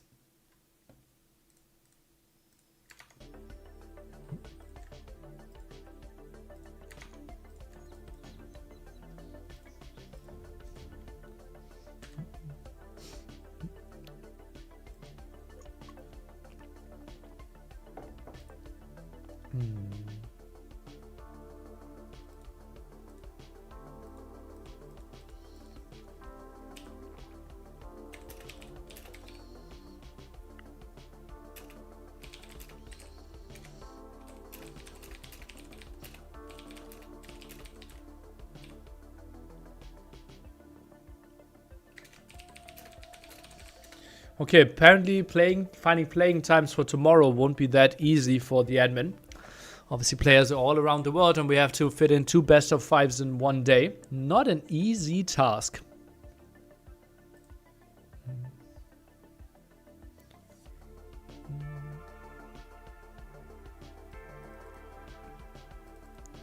Oh, Copenhagen. I would like to see some Copenhagen.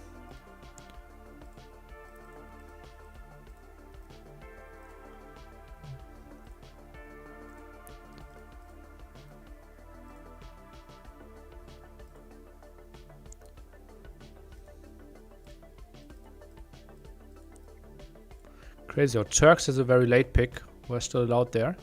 Byzantines, by the way, we can remove that, right? What is the warning text? Ah, warning text is the one at the top. Game 1 text. This text we want to remove. Yep. Nearly. Will there be a random Swift bench at the main event? Very likely. Right now, people are liking it. We will have a talk Monday evening with all the players and casters, and we'll talk it through. Yeah. For the admins for NAC 5, Siesta. For the online part, I will take the offline part. No US Civ, no interest? Well, why aren't they playing AoE 3 massively then? And why are they playing StarCraft when there's no US Civ there? Have you ever visited Copenhagen? Yes. Been there. Liked it.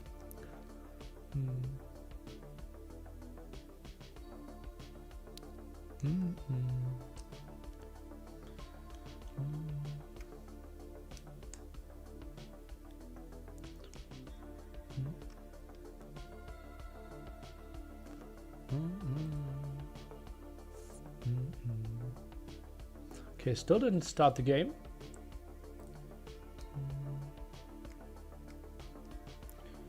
Just got a donation for a hoodie, apparently. Okay. Flying in. Now we can also add $150 to the donation bar. Got a $150 donation earlier. So let's go.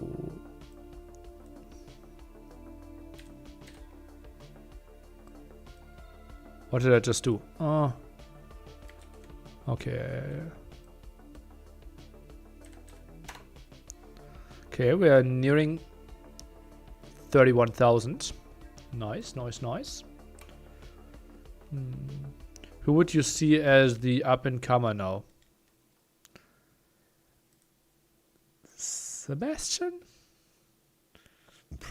Maybe Andy? Maybe Magugu?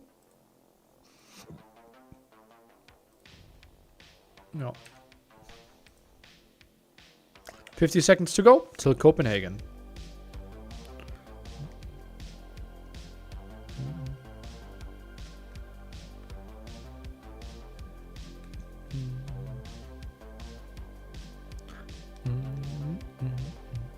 What shifts are we expecting? If you could choose anyone from outside the AOE gaming community to cast a set with at NAC 5, who would you be picking? Oh. Outside AOE, but in gaming, it's easily Grubby. Outside AOE and outside of gaming. Oh, how is he called?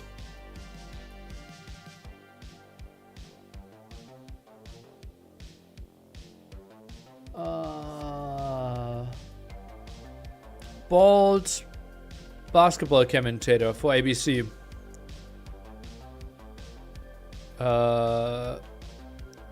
He's the color guy.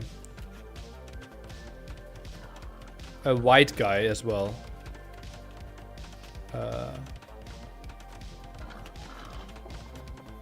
Jeff Van Gundy. Yeah. Jeff Van Gundy, I like. Yeah. Bald Sharkley. Why not? Why not? Okay. Copenhagen. Who win NSC 5? Hera. And why is it MBL? Maybe Hera just changing his name. Yeah, Jeff Van Gundy, I think, would really enjoy this. Yeah. Jeff Van Gundy got booted from ABC? No! Good that I didn't renew my NBA League Pass. I didn't know. In before nearly pulled the Game Awards and has a lot of dissented celebs in the broadcast. Yeah, not going to happen. So, Daniel sending one of the villagers at the bottom. And Stark. What is he trying to fight off here? That feels really off. Oh, that's so bad. Needs to quick wall this. Oh, this is so ugly for Stark. Absolute disaster for him here. Oh, baby. And yeah, there's always one wolf here. He just didn't dodge it probably.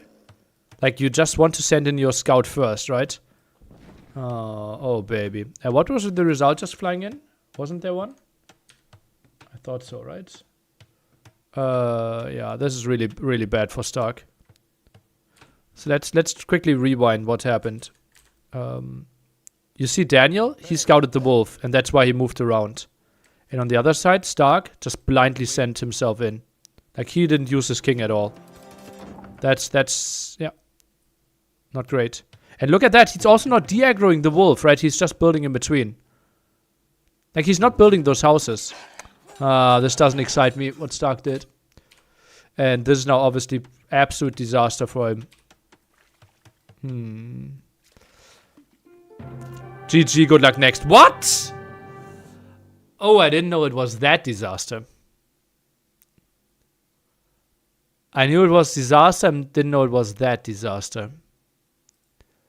And Daniel takes it 3-1.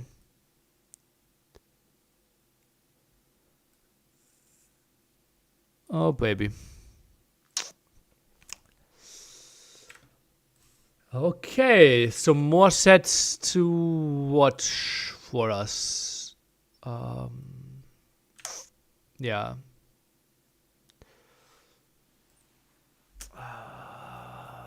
The game is looking really bad for him, right? He will always lose the pawn at the bottom.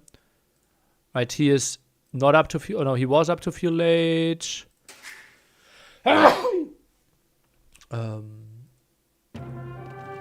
But he was not getting that dock up too quickly. Would have a fishing ship deficit. Might, yeah, that's just, it's not looking pretty, but I don't, yeah, it's just a mistake. Him not knowing the map properly and not using the king to scout.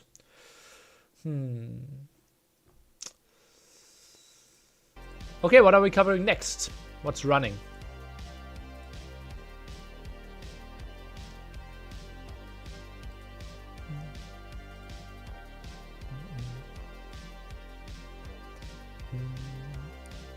The less Beery is running. We can obviously... Where's the image? There it is.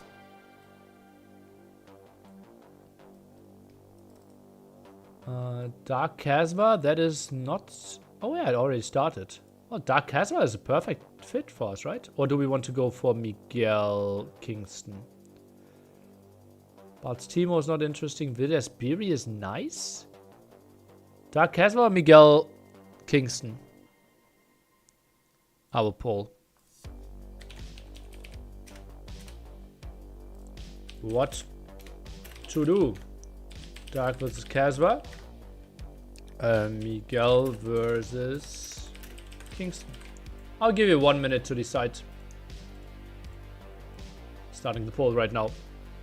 Balz is not interesting. Balz versus Timo. It's seed 3 against seed 46.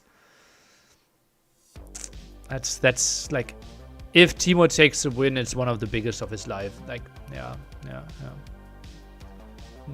I'd love to see a game cast in NAC 5 for Honor and me.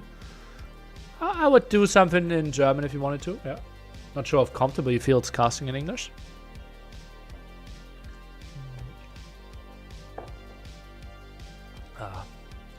Let's try something crazy here if you were stuck. To somehow take the last chance? No. Oh, this is really close. Really close. 10 seconds left. You have to vote. 50-50 right now. Oh, baby. Oh, baby.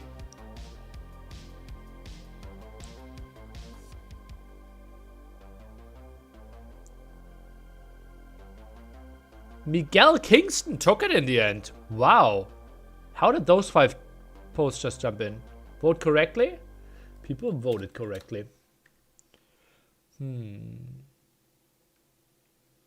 Okay. Rigged? I was surprised as well, right? How did that one just quickly jump?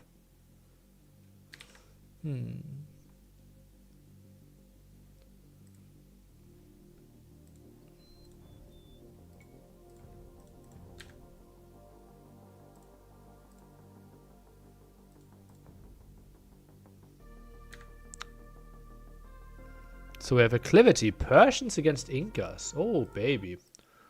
There might be a score already. I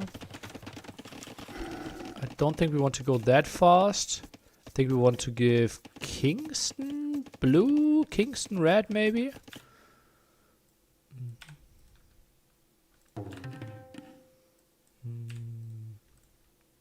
Yeah. Any upsets so far in round 1? Say my name beating... Who was he up against? I think that was the biggest upset, right? So Miguel... Where is he? 0-0. Acclivities game 1. Okay, that's perfect. We're 30 minutes in. Say my name beating Classic Pro was probably the biggest upset. Okay. So this is game 1. I think we will 4x a bit till the action starts, and then we'll 2x a bit. Yeah. Say my name did not play the first qualifier as well, right? So that is actually quite surprising. Kingston quite some walls now. What is the opening for Miguel going to be? Seems like militia for now.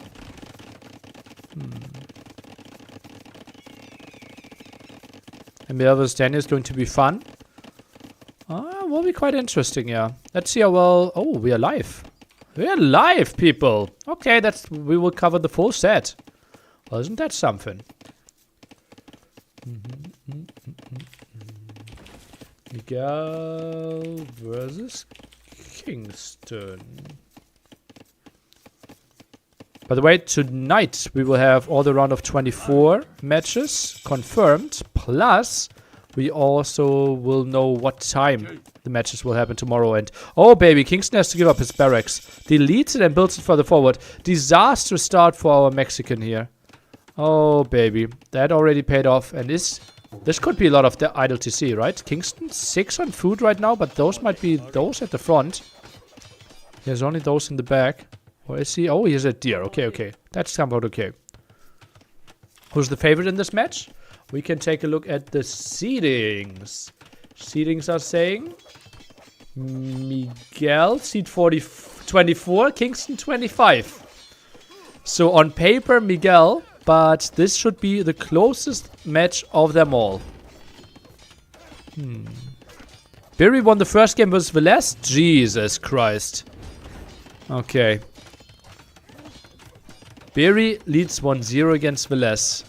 That is a sicko. Oh boy. Berry, the oldest player in the tournament. Velez, someone who was considered to be top 10.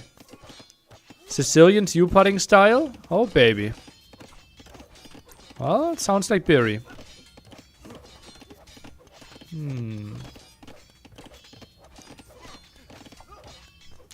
What is the Burgundians' weakness? It feels like they would be awesome on... Ugh! What's happened here? They are awesome on any landman. Not sure why they aren't seen as OP. They are considered to be very strong on maps where you can get all your eco upgrades. You don't have any advantages though in the early game. Right? So, for example, here... What advantage would they have by now? Not a single one. Persians, faster TC, faster... Oh, did she lose that? No. Okay, cancelled again. And builds it further back, right? It just... They need time to get to their strong economy. So, like, they're weak the first, like, 12 minutes of the game. Maybe 14 minutes of the game. Oh, Spearman not really going for the block against the Skirm. Okay, now they are. Nice move. Nice move. Lots of aggression by Miguel. Gets only the first kill now, though. But yeah, Burgundians certainly considered to be very strong. I think we will see them a lot on Arena. Fortified, clearing. Maybe graveyards? Maybe graveyards. I don't think so. And also we might see them on Copenhagen quite a bit. Right, the Hammerfaust that we just had in chat here played them quite successfully in the qualification, for example. Won a game against Sebastian on it.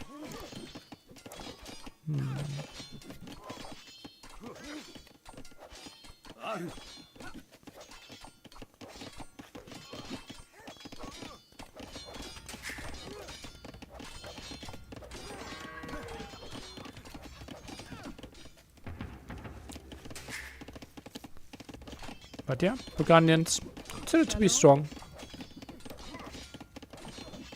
I think Outcrop they could be played as well. Yeah.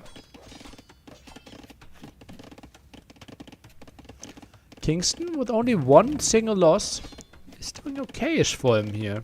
But Miguel obviously forced a lot of reaction from his opponent. Kept his villagers working and quite some advantage. Now moves around, gets some more deer. Could get this as well. He's getting intercepted by that scout quite nicely though. Gets the first kill for him in this game. Don't remind me of that set. Played so washed up. Well, taking game of Sebastian. Can't be too bad. Berry is 5 days older than Doubt. Correct. And that scout again getting some damage in. This is sloppy by Miguel. Really sloppy. And Kingston is actively microing this. Nice. Gets away. Yeah, Miguel's cast age timing will be so much better. Kingston now uses the market into what?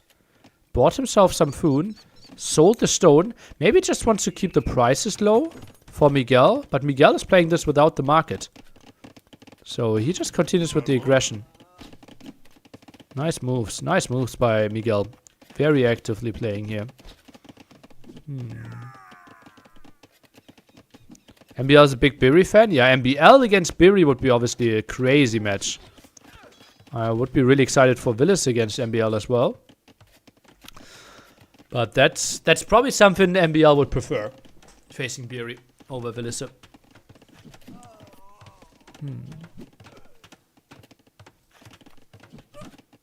Okay, Kingston finding some kills. Can't be too unhappy with this. But cast edge timing won't be competitive. Oh boy, oh boy, oh boy. This is really nice for Miguel. Archers could maybe now deal with the scouts. Skirms are diving a bit deeper. Eagle count really low. Now adds 2 more. And probably adding barracks at home. Indeed, that's what's happening. Eagle gets around. But not really jumping there. I think could have gotten in 2-3 hits if he wanted to. And now just the regrouping. And Kingston, he needs to get onto his knights ASAP. Skirm production has to stop right now. But his economy just doesn't look like properly set up for it. Salam. Just way too few villagers on gold. And those were there idle for quite some time, or did they just finish the deer? Hurry. Work efficiency really bad. Oh, look at that. They were idle for a very long time there. Just too much micro at the front. And yeah. Now we can see this increasing a bit, but it wasn't pretty. And those men-at-arms still alive. That's impressive as well.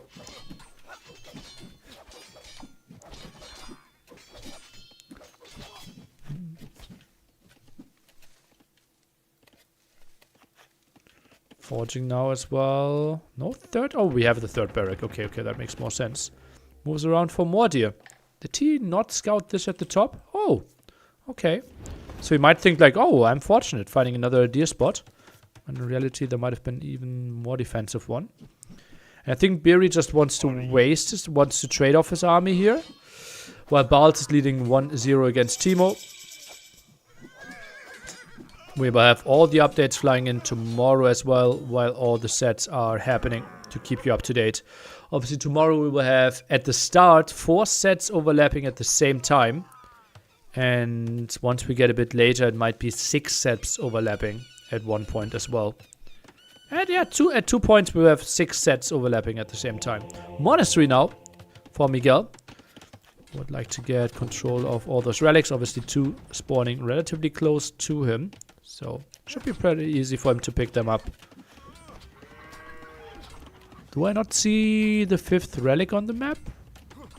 We have one here, one in the middle. Ah, here, it is included in the wall. It felt like it has to be here, but I didn't see it on the minimap. As long as we watched out. Well, what happens if Doubt is happening, but at the same time, Jordan is having his game against...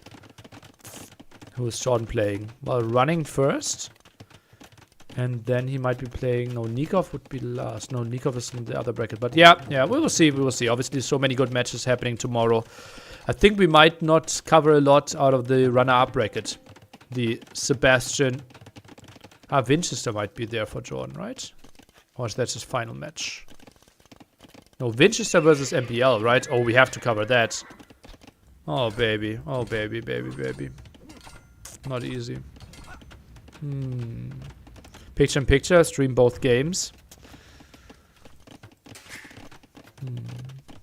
Infantry upgrade for Kingston. Not happening, no. Goes for crossbow.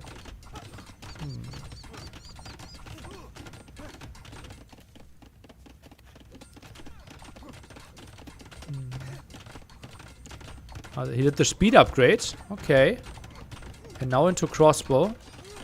Okay, that is truly weird. Maybe misclick issue.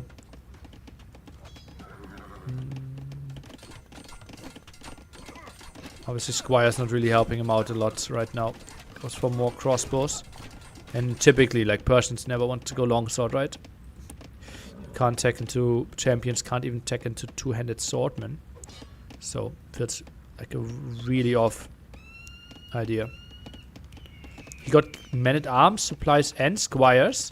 Well, then he should not build a single more knight. What are their seeds? Seed 24 for Miguel, seed 25 for Kingston. Third town center for Miguel. Really nice spot next to the wood, next to the gold. Can have some protection around his farms. Has to be happy with that TC spot. Persians are the worst militia civ. Potentially, right? I wouldn't know of anything that is worse, so... Yeah. I would think so. Every other civ at least has 200 swordmen. So yeah, the worst one going into thinking about the champion line.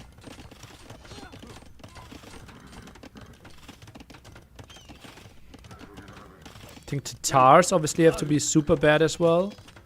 Persians, you get at least 3 armor upgrades. Tatars, you only have 1 armor upgrade. Not sure, do Tatars have champion or do they get like 200 swordmen? I wouldn't even know. You never ever go for them anyways. Crossbow's pushing this away for now.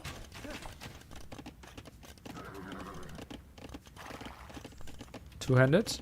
Okay. Well, then you maybe can do the test. Two-handed swordsman of Citars. Long swords for Persians. You at least get all the other upgrades.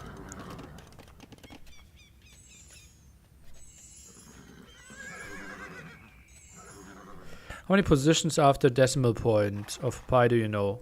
3? Thought it was 1 for 1, no? 1 for 1, 159? Okay.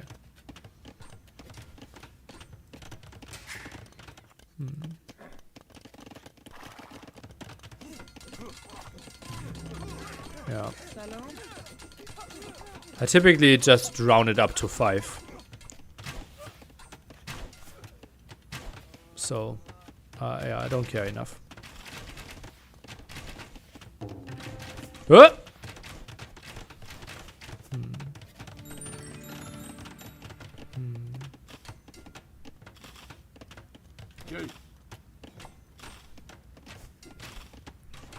Okay, those eagles are really swarming. That's a lot of idle TC time here, work efficiency going down. But for Miguel as well, eagles are trying to chase this, got the conversion. And look at that. Undead Phil, yeah, I see what you did there. Eagle, not around to do anything. Monk wants to get some conversions. Obviously, there are never relics on the high ground.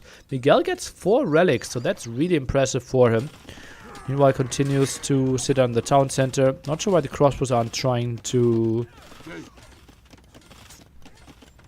make anything happen.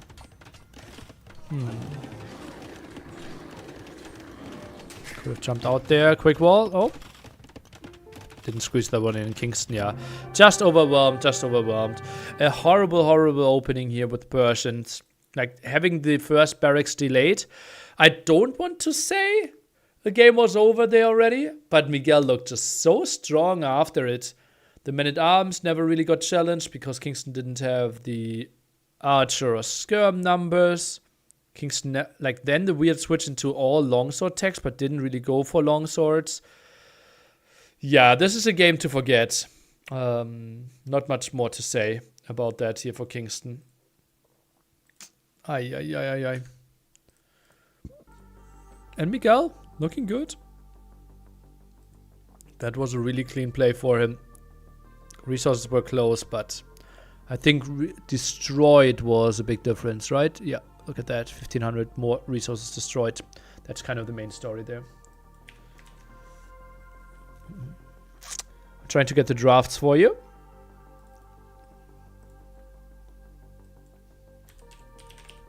And we have an update. Kasva leading, Dark leading 1-0 against Kasva.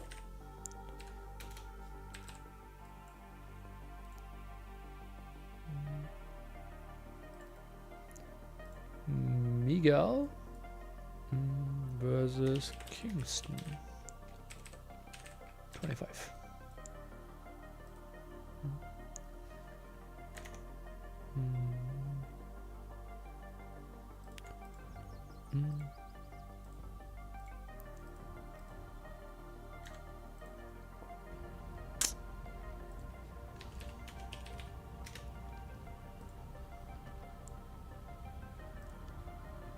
Okay, civilizations for the set are these.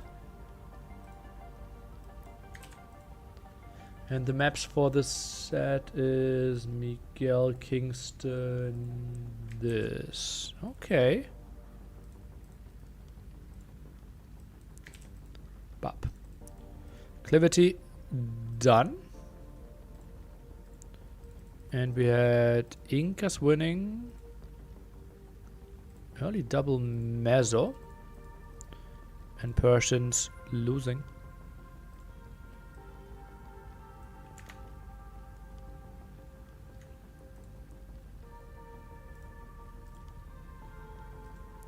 And up next is, drumroll, Arena. Oh baby, getting some waltz today.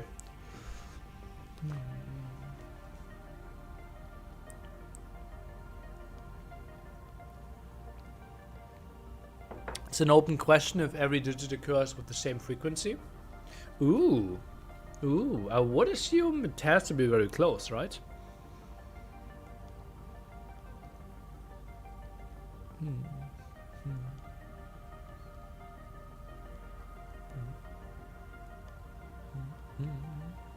ba, ba, ba, ba. Ba, ba, ba, ba, ba.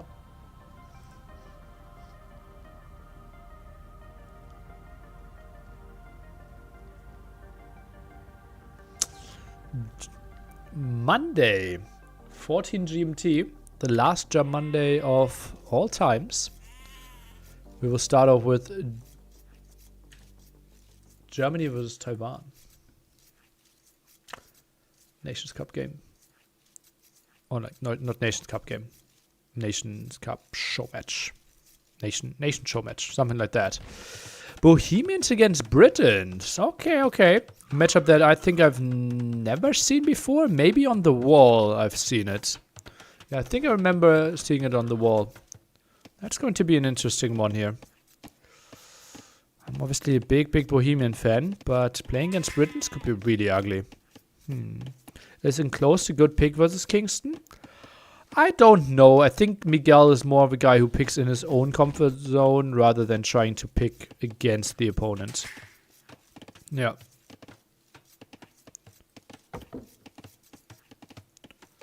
Yeah, I think so. Yeah, so Monday, Germany against Taiwan. Then Nelios Viper against Viewers in German. And then we will have the history of Age of Empires 2 esports. Podcast that I recorded like some months ago.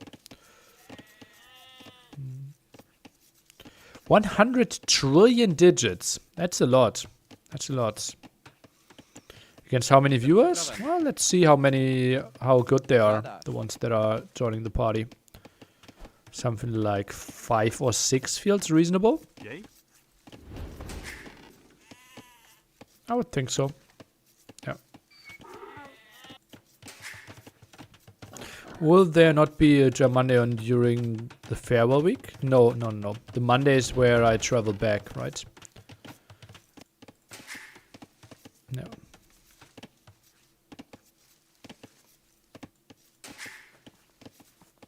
Should get back in shape. Huh? Or not in good shape.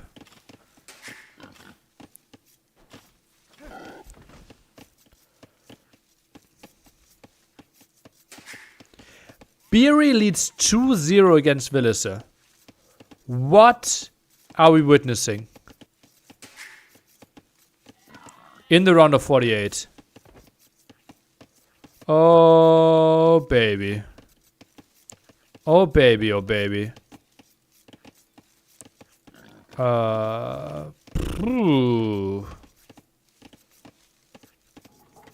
is up with Villiser? Yeah, I don't know what's up. That's really shocking. He obviously lost 3-0 to Dark as well. In the last qualifier. That is a big surprise. Like Dark was already a big surprise. Berry has the absorb power of Huang Lix and Rubenstar combined. Maybe. What is Berry's seeding? Well, it should be number 5, number 44 or something. Villiser is seed 5. So it should be seed 44. Yeah, I think so. Yeah, that is pretty crazy.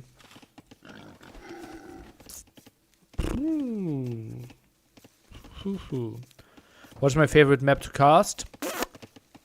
I don't know. I don't really know right now. Yeah.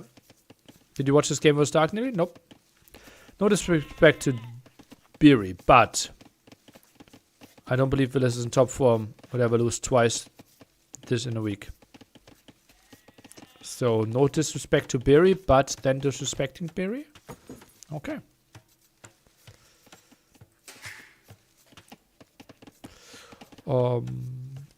Yeah. Let's agree that we would have seen Villiser having a very strong chance to qualify if he was having the same performance that he had in NSC4 qualification, right? So it all comes to a shock to us. But still, a best of 5 is not a best of 3. And he can go and win some games in a row if he wants to. Are there certain types of maps you enjoy casting more, like water, closed, wild maps, standard maps, etc.? I like on casual days, I think I like something like arena, right? Because of chat interaction, something is happening in the background and we can go chatty. In tournaments, like on Saturday, Sunday, I'm not a big fan of arena because there's nothing happening the first 11 minutes, right? And there's very little happening of value in the first 22 minutes. So I dislike that a bit. Obviously, best maps to cast are kind of something like Land Madness. Simply because of all the aggression. What is Civ is the most interesting mirror match? I don't know. It's a good question that we have asked ourselves before. We could name some that are absolutely horrible. I don't know which one would be the most interesting. Yeah. Just say Willis is probably off his best and Barry is still playing great. Why always this? I don't want to say X but X. What is your key? What is your favorite starting animal at the TC? Sheep, pig, turkey. I don't know. Probably pig. But no strong feeling. It's no strong feeling. Yeah.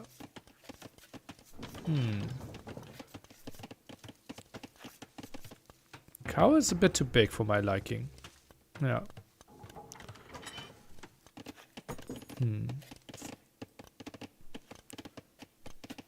Why no hippo mod? I don't think there is one.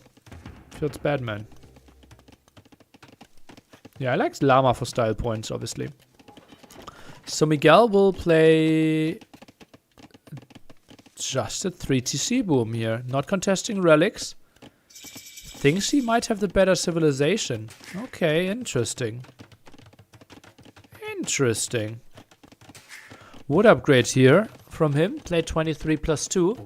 While we see Spearmen now being built. We'll go for the monastery. So not impossible that we have 5 relics for Kingston. But a massive villager advantage to be expected from Miguel here.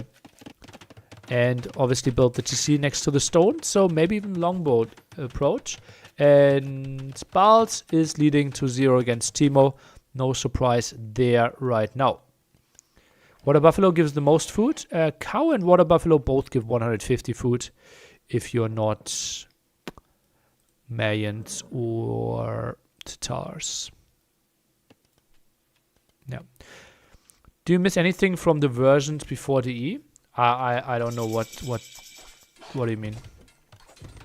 Oh, monastery at the edge. You can build a monk and just drop off the relics. Basically throwing it over here, I believe. Really wild people. I think next year we will see a tournament game where someone builds a monastery like this. Is this arena changed for NAC 5? Not really, no.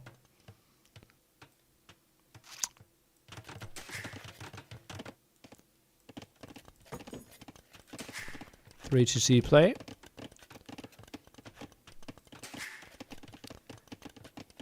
And only the 2TC play. We will have to track idle time though. Could be a bit of a problem for Miguel. Has 4 on gold, so can buy himself a bit more food. But now idle time is going to start. Is on stone before even having the proper farm set up. Me no likey.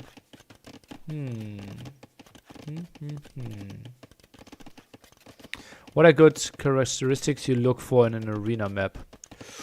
Well, if you have your gold and stone defensively, that's really nice. Right, then you are a bit better against the push. Obviously, you want to have a lot of space for farming, especially if you're poles, but that's kind of guaranteed on those maps. So not the biggest problem. And for example, Vivi in the last game, he had the stone very much to the front of his opponent, right? And that's kind of problematic. 4th GC now. Reasonable timing. That could have been problematic if we saw Paya performing or pressuring it a bit better. Monk out on the map. 2 relics in now. Scout still around 30 HP. Could go for the kill here, but it's just so good for Kingston that he's chasing the scout now. Will be the 4TC play. The question is, will it be longbows? And it feels with that amount of villagers on stone to be a likely yes. Still no wheelbarrow. I think we need more farms. Otherwise we can't keep the 4TCs running.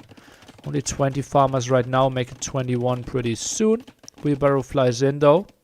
And then we are very close to affording them. And the 4TC play by Kingston as well. Oh baby. Okay. That is a bit surprising to me. Typically Bohemian's civilization that is fine playing 3TC and tries to get up faster timings, but with no contest at all, Kingston might think, okay, I will need to get to Vnitze ASAP, and with that you need a strong economy because the upgrade is so costly. Spearman should be protecting the monk. Doesn't even try to go for the conversion. Okay.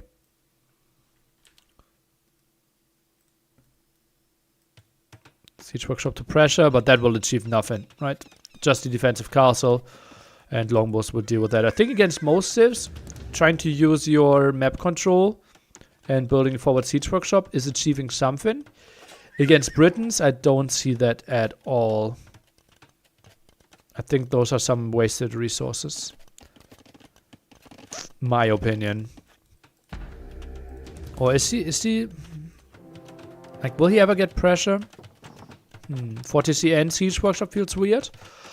Well, also, like, I don't think that's too weird because you're basically forcing the opponent to stay home. Right? Maybe he feels... Okay, the option, if he doesn't build the siege workshop, is that Miguel just moves out with 15 builds and builds the castle here. And then it becomes really tricky. That Mangonel kind of forces the castle to be at home. We just only knew that Miguel always wanted to build the castle at home. So... Yeah.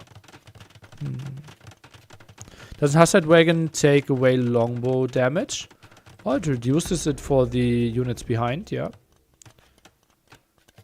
Let's see if we will see Hazard Wagon. If so, then I think Miguel needs to go for... Well, either traps or onagers.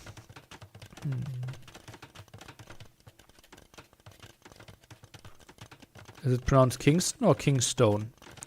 Ah, it's an E at the end, right? A Kingstone, maybe. How many places left for NAC? Like for players? For viewers? For viewers, 9 people can still join the apartment. And, oh no, 10 actually. For players, 3 more spots for the second qualifier. Okay, and that's an interesting castle. Wants to go for quite some... quite a trap war here. Some presence there, potentially with bombard cannons as well. Keep some villagers on stone. Eco upgrades 4 versus 5. University now in the back. And, well, Kingstone has quite a good idea of what Miguel is up to with all those outposts. And I think that's not even with the line of sight upgrade. 4 invited, 3 players in the first qualifier, 3 players in the second qualifier. 10 players in total. That's indeed correct. The house in front of the gate. Yeah. Just a bit annoying. Ballistics comes in, fletching as well. Can't even get the kill against that villager. We have fervor here. So villagers can move away a bit faster. Actually faster than a longbow. That's sick.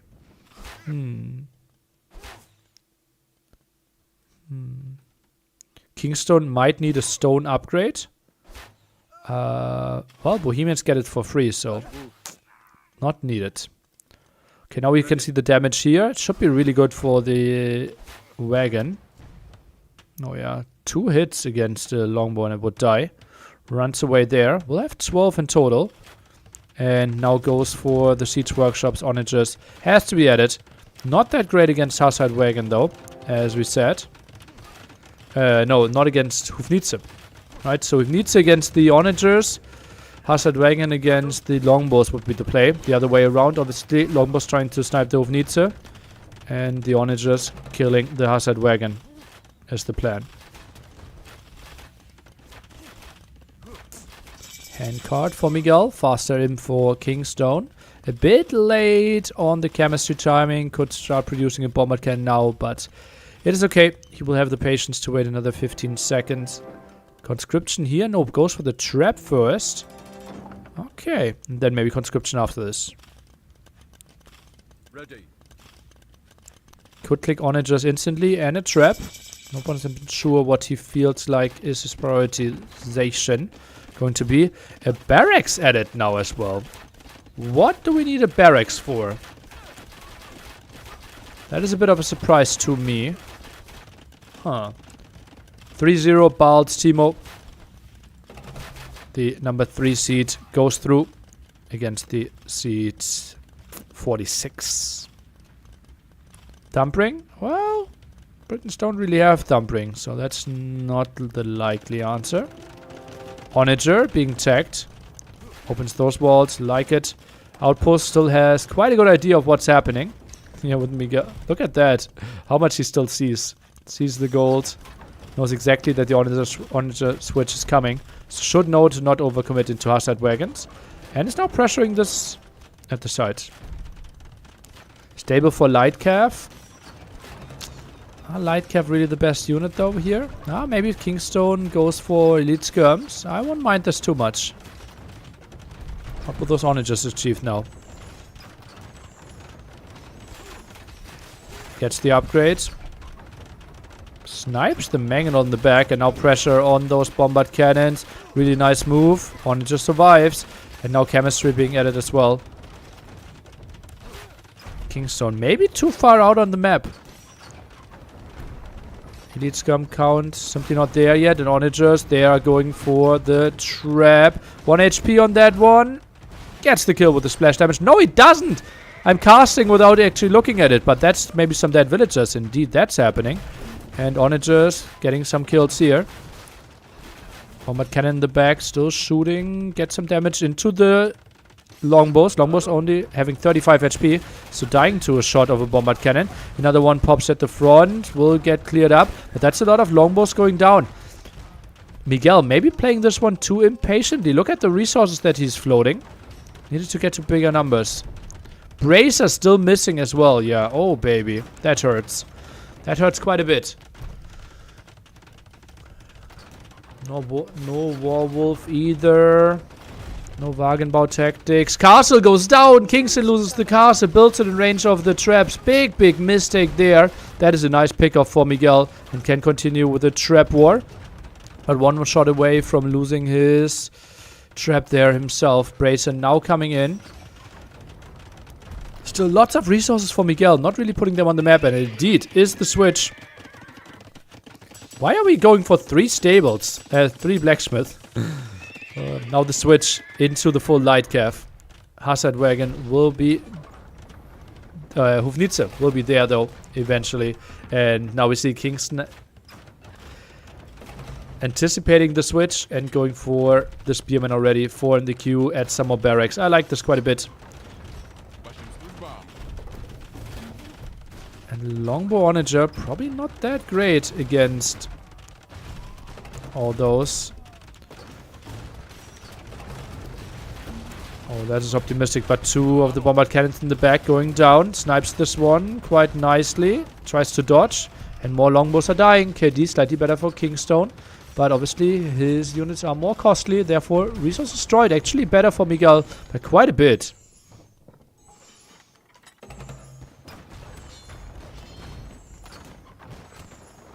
Bombard cannon count at 1 right now. 3 more in the queue. Is that his only siege workshop? Oh, baby, that's underwhelming.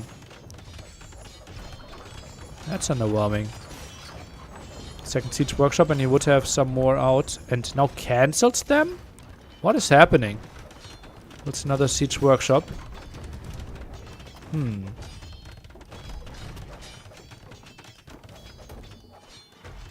No Yeoman yet either for more longbow range. More houses at the top might know that his castle is in quite some danger. Halberdiers are being tagged. Lightcav are spotted. And now finally queues up some more Hufnitze.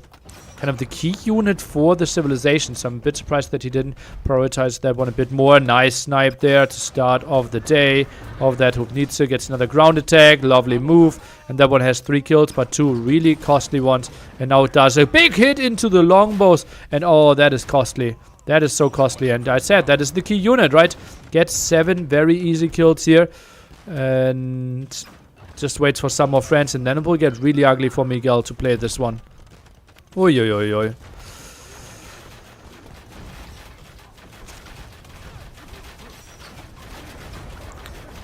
And now also gets another range for his Hufnitze.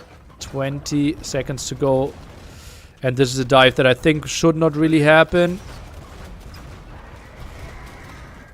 Goes for maybe some ground attacks against longbows. Not really. And longbows are so scared. Yeomen coming in, but I don't think it will finish.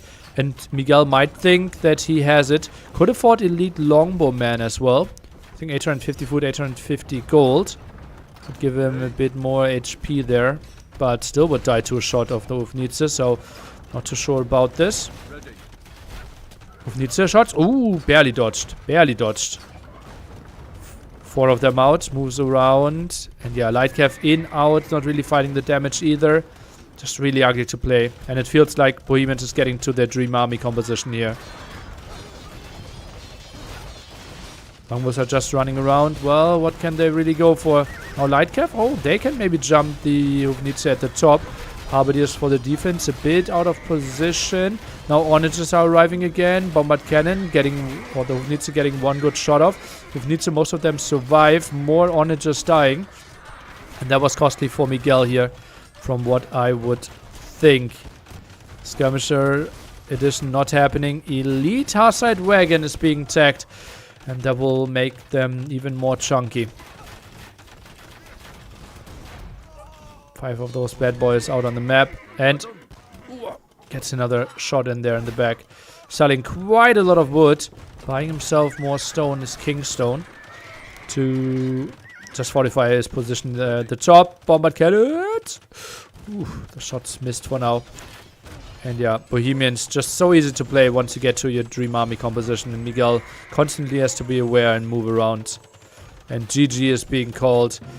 Underwhelming game here for Miguel. And never really felt like he had a proper shot. It is tough to tag into the right units though. Do we want to go onagers? Feels like they're getting counted. Longbows are getting counted as well. That's why I would have expected him to go for some crossbows in Castle Age. And then if you have your castle yourself here and can move around a bit, makes it way easier. Magugu leading 2-1 against Ozone. Yeah. Please check Mind Stone. Well, should be quite good for Kingstone, I believe. Longbows not for the win. Well, we have non-elite, right? Against elite Hussite wagon and Hufnitze. So it won't be pretty. It won't be pretty. Velisse, not dead. Tries to start the comeback for himself. After being down to 0. Now a win. Mind Stone. 3.5 against 3k. But obviously bought himself another castle.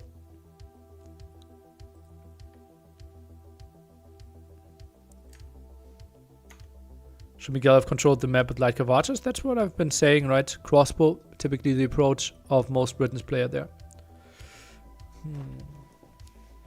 Too many good sets at once. Feels like tomorrow already. We're living in a good world.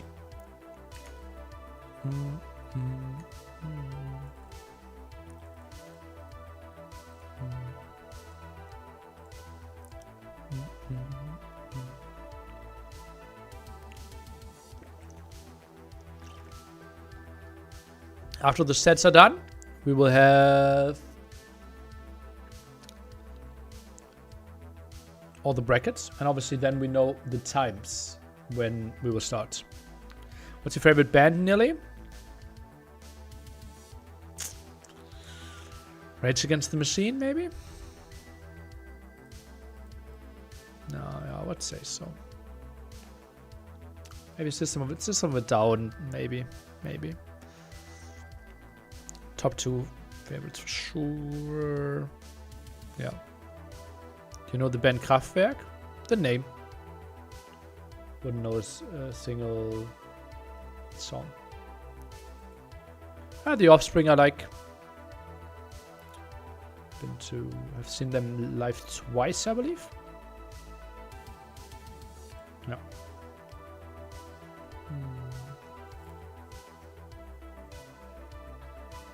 System was great live. What I love about System of a Down is that they don't do the stupid, oh, we want more. And then like, oh, you want more? Okay, then just for you, we are coming back and playing more. They will just give you everything for 2 hours. You're dead. And then they say, goodbye, it was nice. I hate like, oh, we have 3 extra songs. We didn't play our 3 biggest hits yet. Yeah, I absolutely hate it.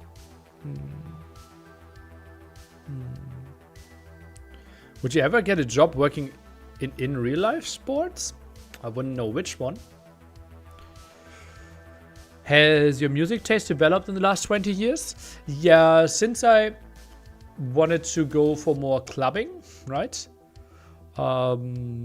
Simply like go out with friends. It's tough to do that with metal.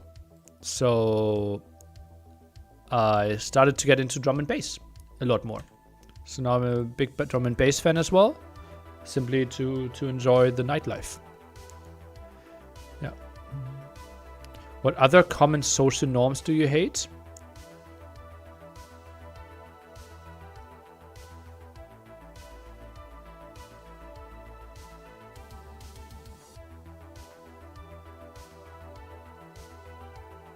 Dressing up. 2-0 for Dark against Kazva.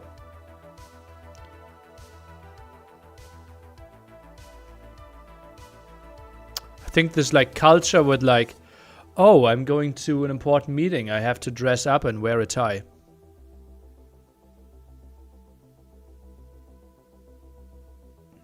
It's crazy how much that defines a person, right? I actually thought about buying 15 black shirts and only stream with black shirts. So I would never have to think, oh, do people think like, oh, he's wearing the same red hoodie 4 times in a row, right? Yeah, in Germany, like we basically have a form of saying if we address someone, like, could you give that to me? That we have like a friendly form and a formal form for the you, and that's pretty weird as well. Yeah, because it's kind of like showing a higher level of respect. For example, could you give that to me? You say that differently in German if you say that to your teacher or if you say it to a classmate. Yeah, it's ridiculous.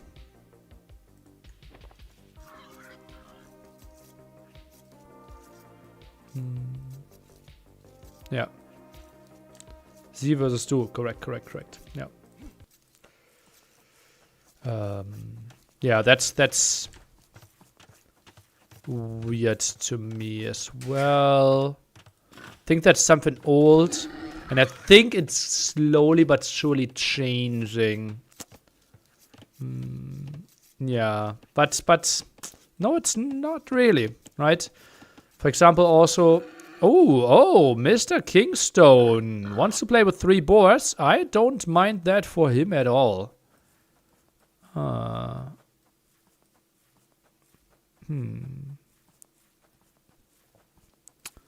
Okay, Mongols, you obviously have a really nice day. And Miguel, you should start seeing that one because the boars should always start in your vision. So maybe could have gone for the front boar.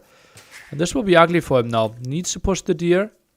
And they are pretty far away. Oh, yo, that will be quite a task for him.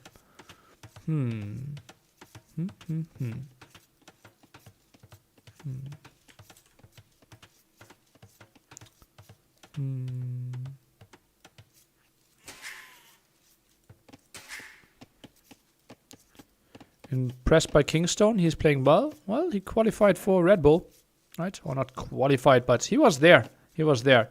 So we consider him to be, at one point, a top 20 player. Was kind of one of the big up-and-comers last year, I would say.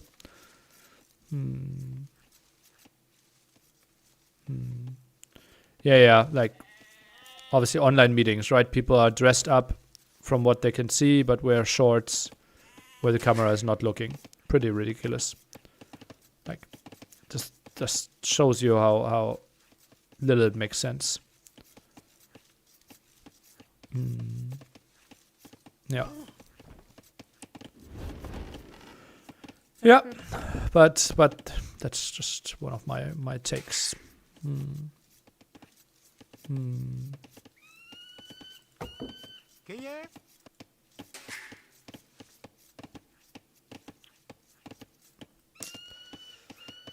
Yeah, and it's like, for example, let's not get into it.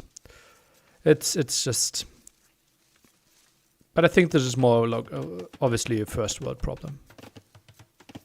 So it does not enrage me. I never wore pants from working at home. Well, where I live, it's so cold. I'm wearing pants basically or at all times, except maybe 2 weeks in summer. Yeah. I never wear pants. I'm Donald Duck. Okay. 6 and 4 villages. 6 and 4 villages split. Miguel still, well, had to play pop 20. Kingstone also plays pop 20, so both on the slower sides. Would you ever move from Germany? I wouldn't know why, but I'm not against it. Got some invitations when I was Poker Pro, right? I felt like Malta could be a country I could see myself living in. It's way warmer. I like the living quality. It kind of has to be an English or German-speaking country, though, right? Don't see myself moving to, for example, my favorite city, Barcelona.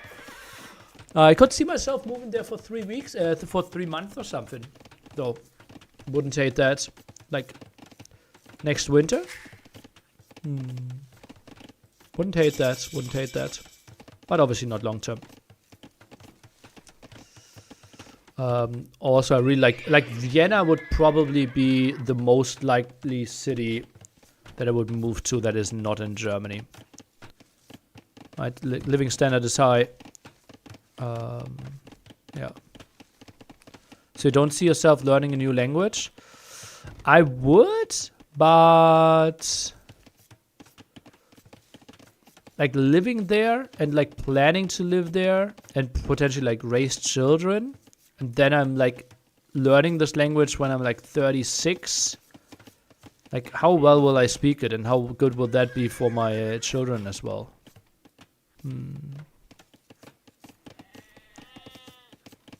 Not Vienna? Why not? I really like it. Ah, yeah, Prague is a nice city as well. But then again, like, same problem, right? If I want to have kids, like me learning Czech.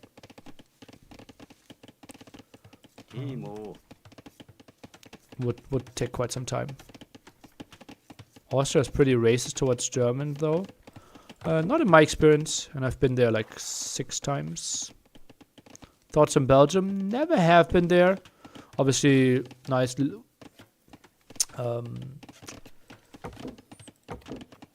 I could see it. I'm just not speaking the language, right? I don't think Belgium has too many advantages over Germany. Yeah, those are some big walls for Kingstone. Selected with his scouts here. So far, only one single unit killed. statistics where Vienna is winning every year is based on managers' top earners. Oh, I don't even know what statistics you are talking about. Like, what are you trying to say? No, I think you assume something that's not true. Okay, Kingstone walls a bit differently. Includes this gold. Yeah. And now Spearman at the front. Let's take a look at this fight.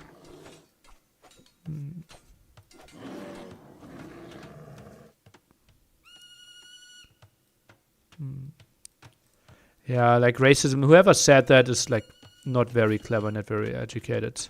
Thoughts Netherlands? I think I would like it. Yeah, I think very similar to like Belgium, Germany. Right, when it comes to living standards. Yeah. Like, it is the same race, right? Germans and Austrians. How can you be racist? Just felt so weird. But yeah, that's a typical thing, like people chatting on the internet. Have you been to France? Yeah, like, not that many times. I wanted to say 6 times, but I think it's more like 4 times. I like it.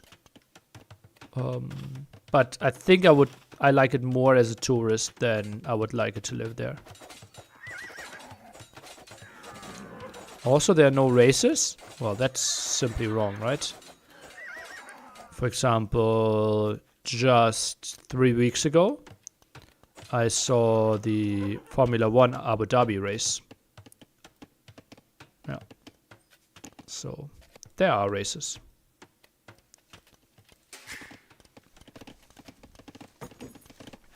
4 scouts for Will. Well, what are those scouts going to achieve? Obviously not the dream scenario there, to lose of them if in case we are getting to the big night fight.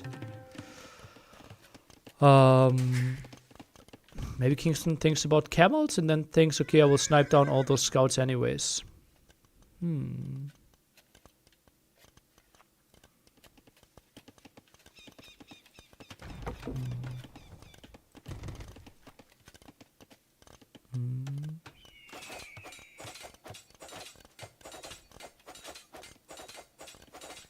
Scout's always good for Monk sniping. Yeah, the thing is, if Kingston goes 3TC Mango Die, then Monks aren't really a thing. I don't think he will go Mango Die, though. So yeah, typically 4 scouts against 1 villager, not your ideal scenario. Maybe you felt too trapped. Maybe they were just bugging out a bit there. It was about sorry for the German. Why are you saying sorry for German? Like, you're clearly not sorry, otherwise you would not have typed it.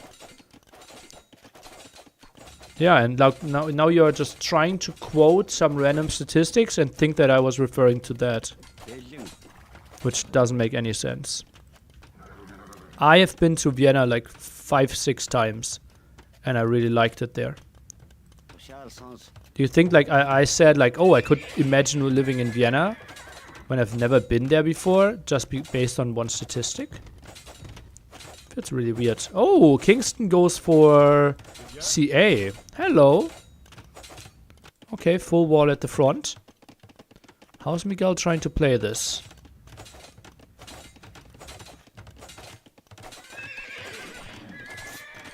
Triple archery range. Hello. So no Mango Die. I think you could have maybe made something wild happen. To see like how passively this game is playing out. That's a lot of scouts here. Jesus. Okay, full clear up. So hype. Just bought my NAC ticket. Nice, nice, nice. See you there. Lovely stuff. Lovely stuff. I'm scared to visit Paris. They always have protests here. Afraid poor timing will ruin my trip. Yeah. Paris is wild right now. Or like over the last years. Protests are intense, especially compared to Germany. It's crazy how enraged people and how passionate they can be. Nearly, what's your favorite stock to invest in 2024? Oh boy.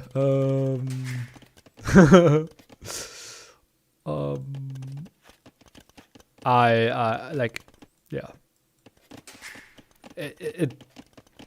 Don't listen to me. Don't listen to me. Right. Like, how would I know? I could give you some really wild names, but I don't think that would make any sense. Yeah.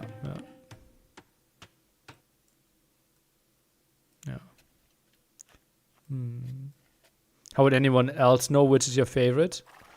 Well, I don't have a favorite then. Yeah. I have some fonds, but I don't have like single stocks.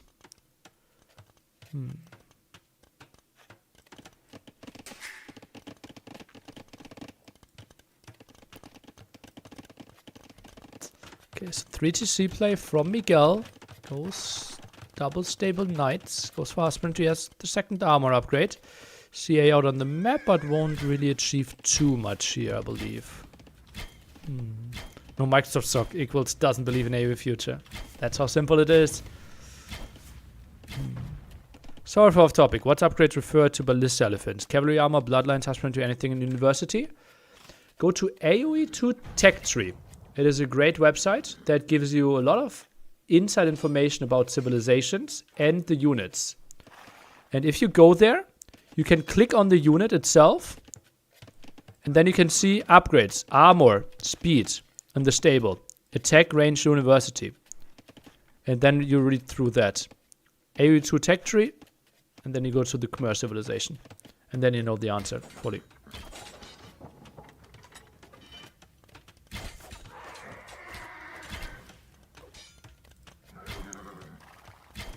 Yeah, just so many more advanced stats in there. And we'll give you a good overview. Yeah, it's funny that like AoE question was off topic.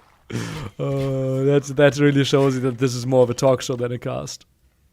AoE2 Wiki might also have the information. Yeah, very likely. Okay, 30C fields on the late side, but Kingston with the earlier town center and less idle to see time. Still reasonably set up when it comes to the villager count. No wheelbarrow against wheelbarrow though.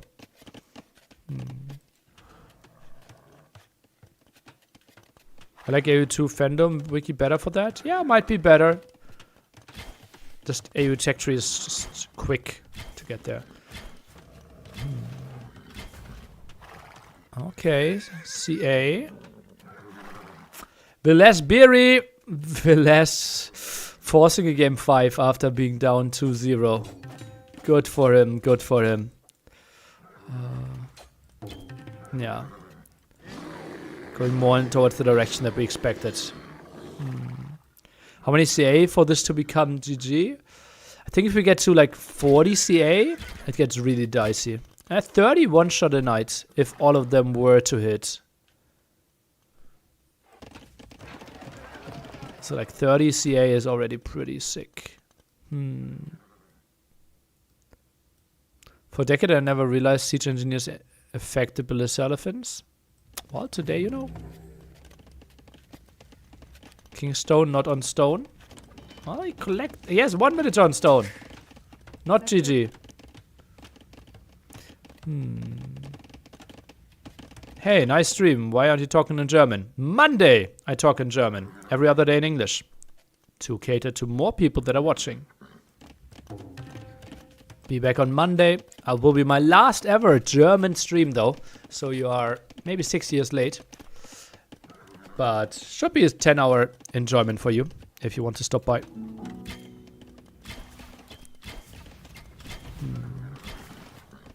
Feels nearly for Berry. He's been playing so well. I would assume Velasha hasn't played too poorly in game 4 and 5. Or 3 and 4. I was about to say Ballista Elephant haven't existed for a decade. Wanted to say the same, and then I felt like HD came out in 2013. So yeah, it's actually 10.5 years, right? Khmer were in the early expansion. Rise of the Rajas expansion. Crazy good soundtrack there. Whoops up. CA doesn't want to dive in deeper.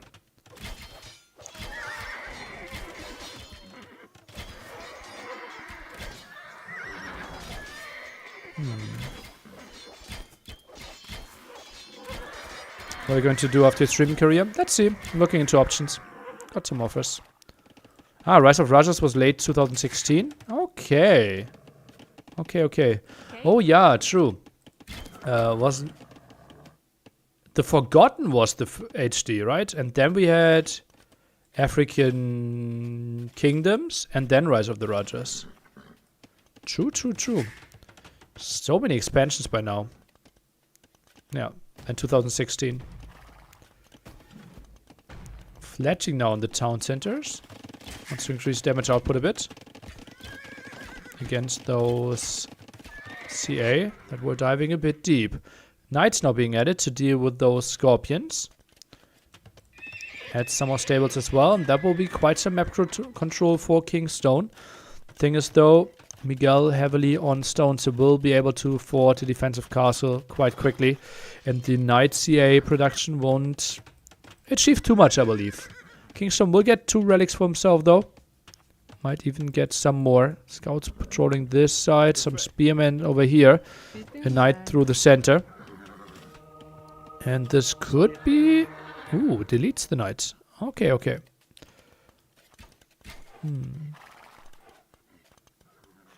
Monk CA not better with this knight score. Monk CA. Monks of Mongols are really bad. And monks are bad against scorpions, right? If you don't have redemption. You can never push, he wants to have the map control.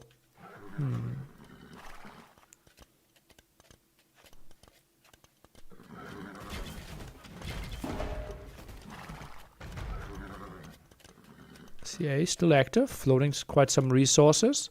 And yeah, those knights won't really find too much. Therefore, regrouping. I don't think he will queue up more than this knight now. And then probably a castle here would be really good. Gold on the front. This is a weird castle by Miguel. Felt like he couldn't really control the center enough. Oh, this will be good. This will be really good for Kingstone.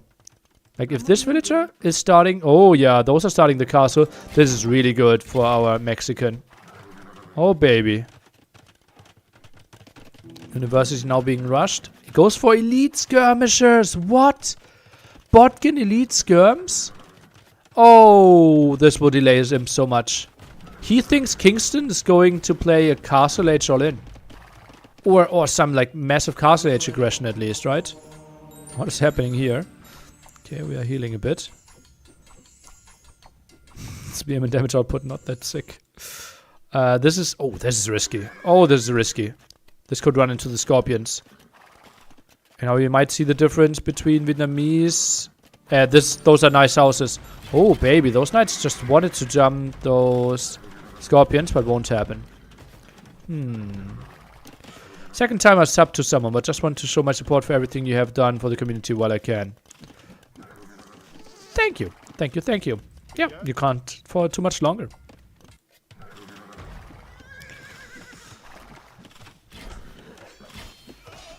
Nice raids there with the CA. Knights won't really get too much done. And yeah, Miguel, he will be really surprised once he sees Kingstone's imp.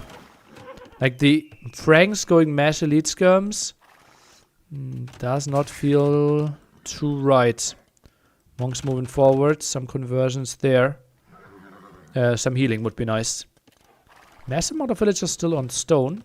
Add some more stables. And yeah, will be heavy CA plus camels. And how does Miguel even try to take a fight here? I don't even see that as a proper option. Now moves out. Does he have an idea about this castle? Doesn't know about the castle. Now thinks, okay, I can push out. I can reclaim the front area. But the castle is already up. And he feels, okay, now then, well, let's sell some resources and think about imping. Maybe can contest this area, but that's not really an option either.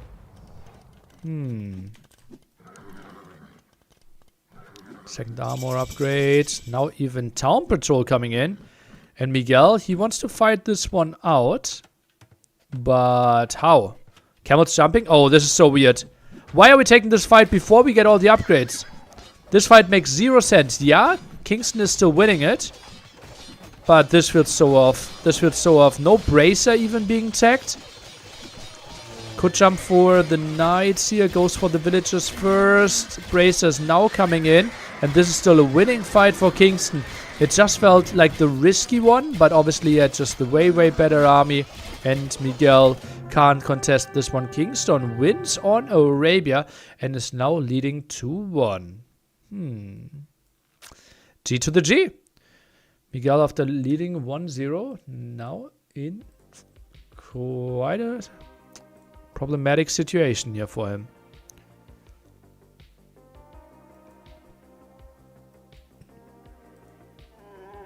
Heavy Camel was being tagged. Such a long upgrade. What is that? 1 hour? 1 hour, yeah. It feels like 1 hour. 1 minute 45 seconds. Yeah, the positioning was so good. Yeah, I can see it, right? It was the game-ending fight, so I think just strategically not taking this fight, getting the upgrades, and then taking it might be better, but yeah, I can see why you took it, obviously. Third Cav armor was in. Oh, okay. That's a big difference. For Mongols don't even have the third Cav armor. You just debated me. Like, what? No, my man. No. No. Don't do that.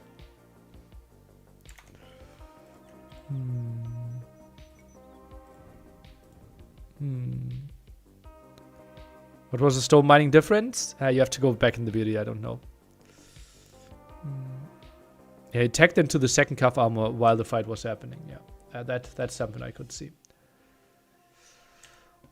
Okay, so the draft. Frank's losing. And we have more civs losing, right? Britons also lost. And we had Bohemians and Mongols getting W's. Arabia gone. Now we have Outcrop or Enclosed as potential maps. We'll be co-casting in the weekend during Qualifier 1. For Sunday, yes, we already have 2 confirmed co-casters. I will reach out for the first set as well. We have T90 for the second one, Dash for the third one.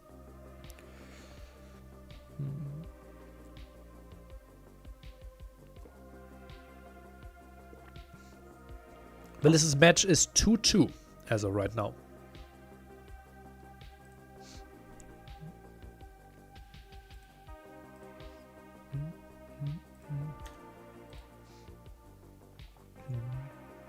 One minute to go.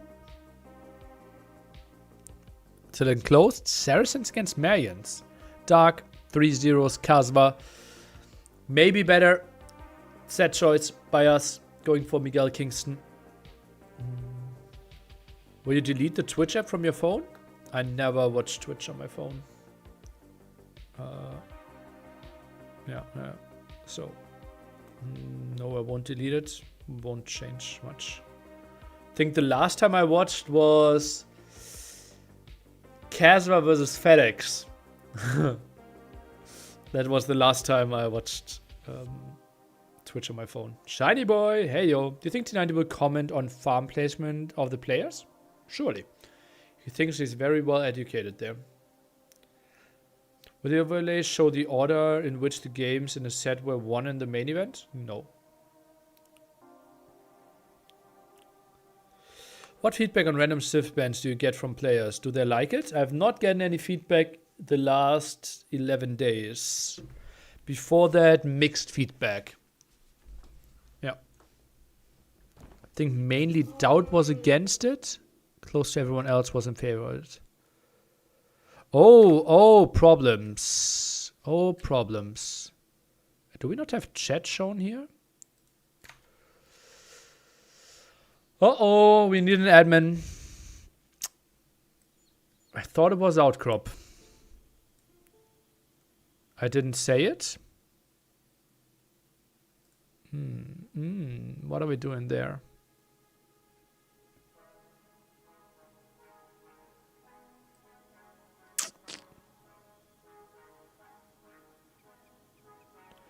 So what's happened here is Miguel picked the civilization that he didn't want to play.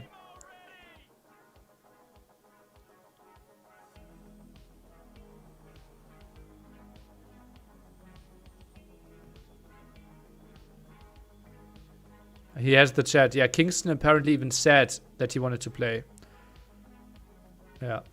Daniela, thank you for the host and thank you for the game. No, it's fine. Let's go. So Miguel basically now said,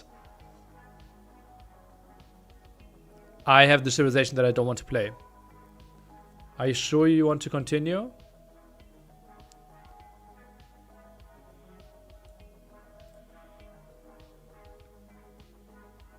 I didn't want to, but it's my fault then. It is Miguel's fault. I don't even know how I would rule this at an admin now.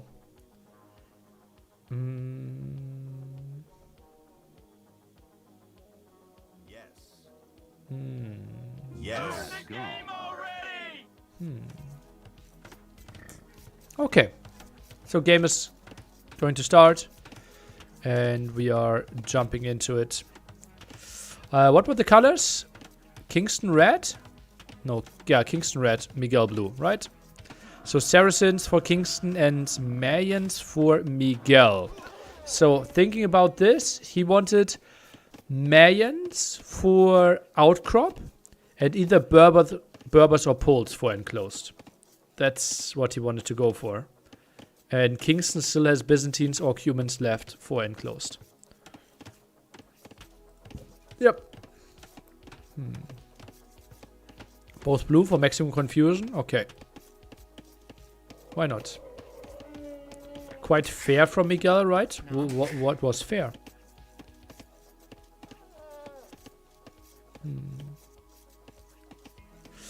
Villiser 1-3-2 against Berry. Oh baby. Berry leading 2-0. But Villiser still made it happen. Really important. Well, really important. For Villiser, obviously. And I also think, what bracket is that going to be? That was the MBL bracket, right? Villiser, Beery. Oh, Mihai. Okay, Mihai is still waiting for Villiser now. And MBL Daniel. So MBL versus Villiser could be coming around here. Magugu, after leading 2-0, is now down 2-2. Or even at 2-2. So that's a really good set. Lining up as well.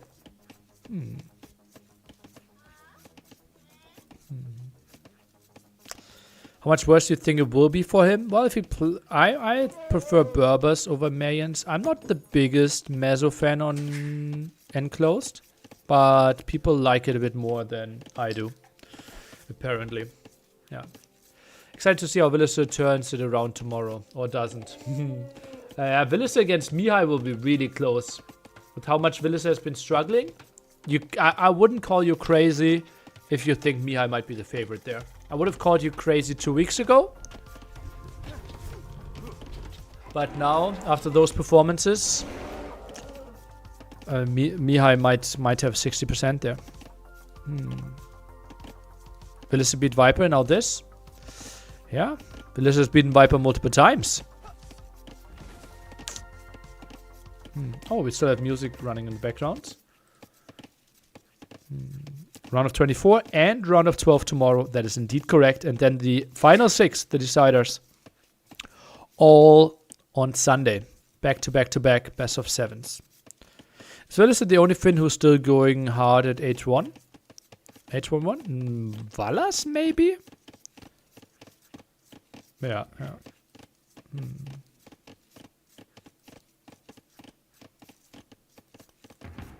Yeah. Valas obviously enjoys team games a lot. Yeah, it's quite good regardless of Villiser's form, in my opinion. I think it's like peak Villiser should be really good against Mihai. Yeah. Are Mayans suboptimal on this map? Like, we would need to ask top players here. I personally believe that Meso are not great on this map. I think Scouts, Knights are just such a good unit. Who's broadcasting Dark versus Kasva? Isn't that over? I think Dark won 3-0. So right now, no one, I would assume. Maybe someone is casting Rex later.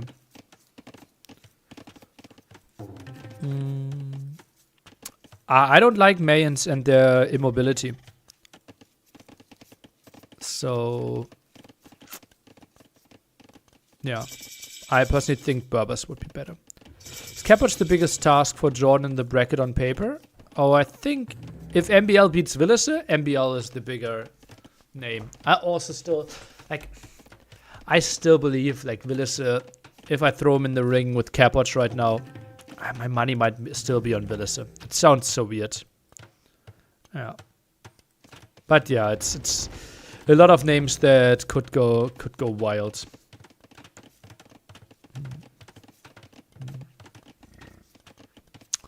Okay, archery range at home from Kingston. Same for Miguel, so game will be relatively safe. Vivi can go wild. Oh yeah, who's Vivi playing against? Vivi Capoch? I think it's Vivi Capoch, right? Ay.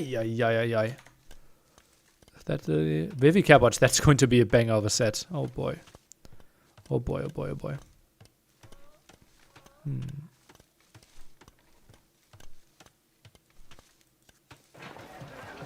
Market now by Kingston. Blacksmith as well. Builds them quite far away, so he can use them kind of as radar buildings. Trying to scan a bit what's happening. And this one will be a rush to Castle Age. Neither player will take any real damage here. Neither player will be able to deal any real damage. Yeah. This could go long. Does running have a chance with this Jordan? I don't think so. Not in a best of 5. I think running has a really good chance on his home maps. But neutral map plus Jordan's home map should be really good. Could easily be... like, it's crazy how... I don't think it's unlikely that this goes to 5 games. But I see Jordan winning a 5th game like 85% of the time. Maybe 90% of the time. Does Jordan have a chance on Arena though? Yeah, certainly. He will, like... I think it could easily be like 40-50% on Arena. And I think Arena will be banned, so it's more likely that we will have like Fortified Clearing, Canberra maps, right? Why is Saracens good on this map? Typically, you try to go for Cavalry on this map. And with that, Saracens would counter them with their very strong camels. Also, late game is really nice, right? You can get SO technically, heavy CA, Mamelukes, camels, Arbalest. Like, you have a lot of options.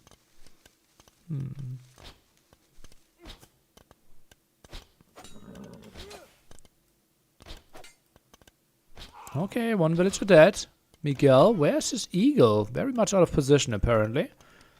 Miguel will have the faster castle each time. Is using the market. Build it inside his bait. Doubt chances to qualify. Well, we can do the math again. I think something around the 55% mark. After the set is done, we will know the whole brackets. And we will know the starting times as well. And then we can think about that. Idols? Oh yeah, Miguel still 2 idols here as well. And yeah, I had to move those villagers around quite a bit. So I haven't seen counterweight research. Is it worth it? I would think so. Yeah, we have seen it being researched, but not in this qualifier, yeah. At least I haven't. Ooh, skirms being added. Oh, and those are diving way too deep. Oh, big loss here. That will be Miguel losing everything. And now it's just jumping on the archers. No, it's okay, I will lose every single archer. Well, then I'm trying to take down your archers with it. And this is a complete reset now. Oh, baby. Goes for more skirms here, Kingston. That's a bit of a surprise.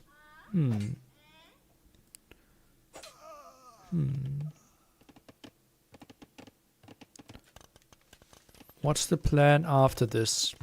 Feels like CA. Amron. Builds another skirm. Is he walling this one off fully? Or is there a hole between the blacksmith and the house? Maybe there is. Do you give Doubt higher chances to qualify than MBL? Yeah. I would think so.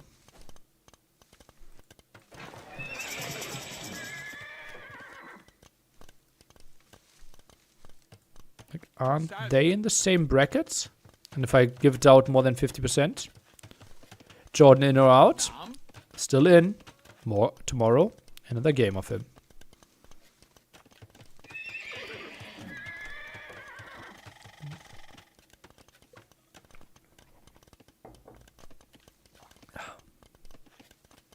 Doubt not qualifying would be very sad. Well, he did not qualify for NAC 4. What is Kingston's unit choice going to be? Seems like starts with the TC and really rushes the TC. Oh boy, oh boy. And a knight. What easy to deal with those. Sees that eagle. Not a lot of walls from him at home. Oh, one exposed villager though. Could die here potentially. MBL is in Jordan's bracket. Okay, yeah. Would expect Doubt to still go even if he doesn't qualify. Well, I invited him for NSC 4 and he declined. It obviously is really hard on the players, right? They know how great it is, this tournament, to participate. It will be the last one. Like, people like really want to be there. So, not qualifying could be heartbreaking for people, especially like if you're full-time. If you have a good relation with me, if you already see who's there, how crazy the tournament is going to be, how all the eyes will be on it for like multiple months on the Age of Empires calendar. And you would expect yourself to be there, especially because you have been there 3 times already. It takes a lot of mental strength to still go.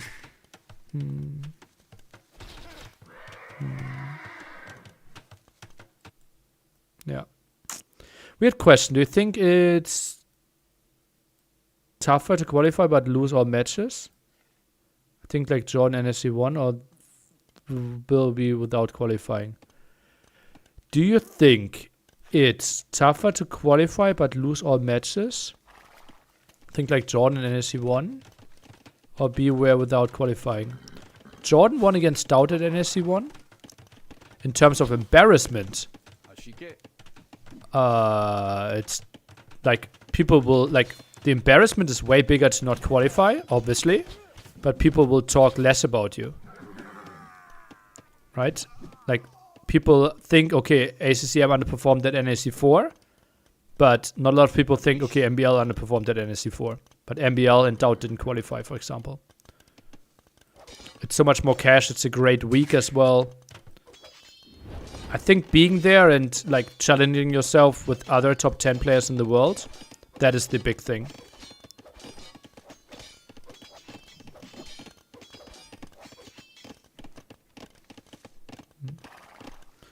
So you can tower rush every game. Tell me my start is #1, please. What is the ratio to be #1? Full-time, full mental health, and in good relation with you? What is the ratio to be? I don't understand the question with the ratio.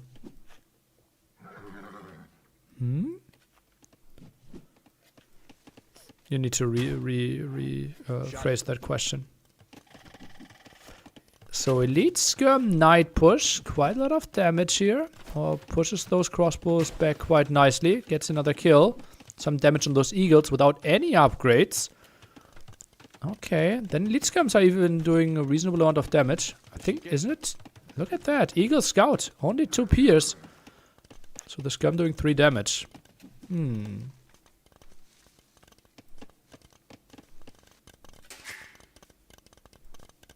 Goes for 3rd town center now. Didn't really know if he wanted to have it next to the berries or the gold.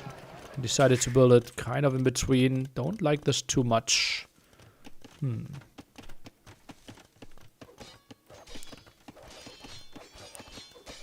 What is the #1 reason you're leaving AoE? Watch the video. It's called It's Time, explaining everything. Yeah, and there I go into detail, which is my #1 reason and why. Yeah. If Mem starts hosting LAN events, will you visit even after you retire? I don't know. Depends on my job. Depends if I have time. Depends the state and the scene. Yeah. How hyped are you for AM Retold? Not at all.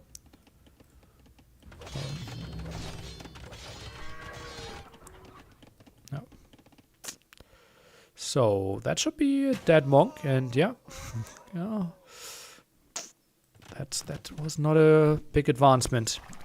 Builds the castle, now goes for plumed archers. Still more villagers for Miguel, but work efficiency should be more on the side of Kingston. At least so I thought, but I was wrong.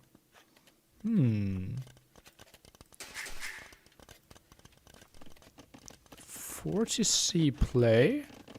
Now pressures the starting Townsend area a bit. This castle is weirdly placed. Well, where would you want to see it, right? It doesn't feel great, but there was no better spot in my opinion.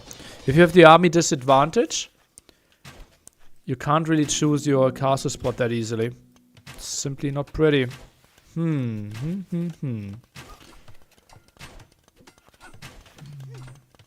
The franchise highlighted now. 2024 will be a huge year for AO2D. Have you thought about giving it another year before quitting to see what might come, and had your decision anything to do with what might come?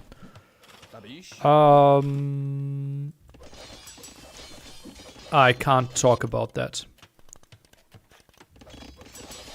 Yeah. Okay, so another relic will go Kingston's favor. I have an awesome joke for you. It's very nearly humor, I think. Do you think players washed? Then if no, the response is, oh, they are dirty? If yes, I'm glad. Washing matters.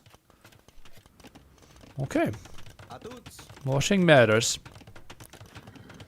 You heard it here first, guys. Let's start the all washing matters movement.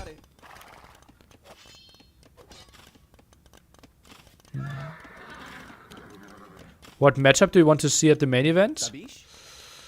Doubt Leary, MBL Viper, Hera Viper. Yeah, those are the three. Yeah.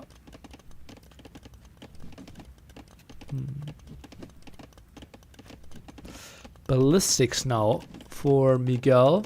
Gets another castle. Yeah, it's very little map control for him. He's right now controlling one. No, he has 2 gold spots. Okay, that's good. But that castle could die. Forward castle. Kingston, this is not your typical Saracen play, right? Elite skirmisher, knights, plumed archer numbers are looking solid now, but running into those elite skirmishers just means he will lose them. Wow, the elite skirmishers didn't even want to take the engagement. Missing 1 armor upgrade. Crossbows are moving in as well. Those knights are disengaging. Second armor is desperately needed. Oh, no ballistics. Okay. Now I understand why the fights didn't go as I thought they would. Miguel now expanding here. And look at that. Walls of this area while outposting all the area at the bottom.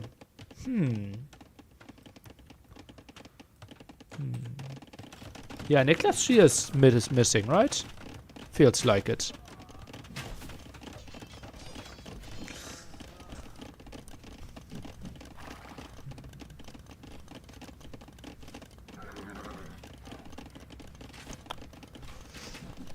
Do you think Kingstone, knowing Miguel didn't want to play Mayans on this map, gives him more freedom to play more aggressive because he knows Miguel wasted a Civ?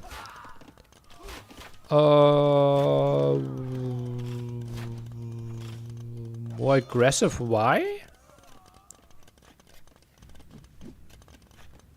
I think you might be onto something, but I don't fully understand it.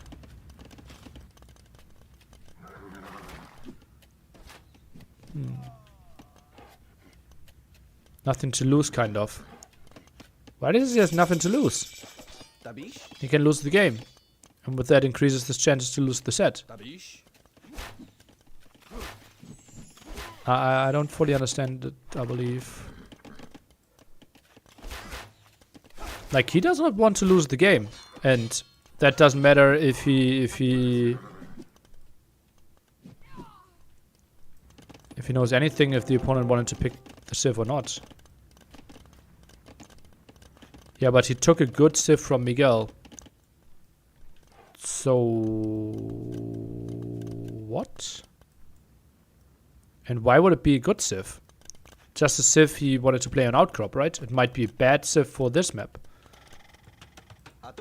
Or it could be a reasonable Civ for this map as well, but a better one for Outcrop. So I don't think this should affect his mindset at all, right? He should just play it as if Miguel intended to pick it. And then be happy to later run into probably weaker civilization on Outcrop. Yeah.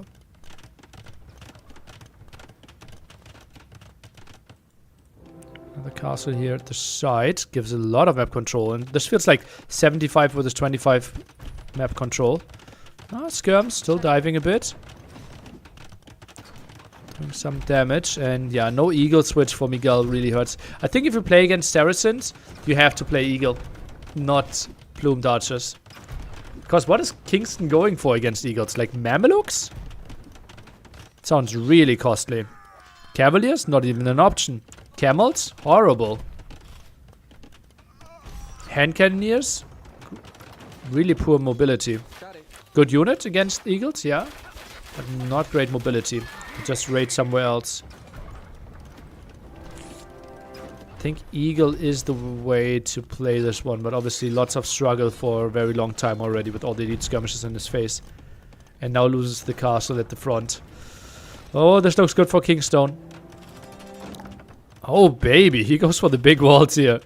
Obviously, you can't wall on that stony area, so full wall off not an option. And add some hand cannoneers now. Yeah, Kingstone doesn't believe that he is winning this game with elite skirmishes only. He has to think, okay, you have to switch into eagles in some shape or form. But not really happening right now. Therefore, the plumes become a bit more efficient, but it's only one single castle here.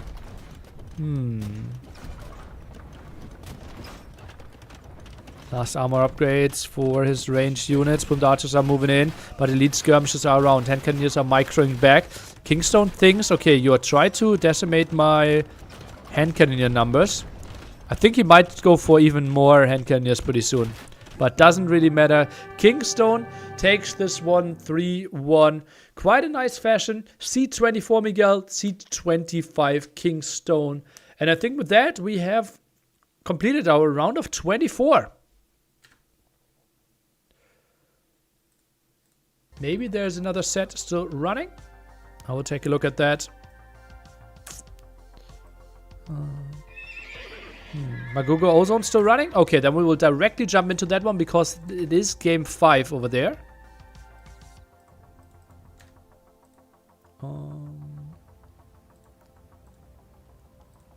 Yeah.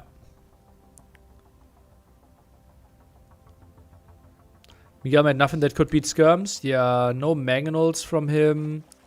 We also didn't see...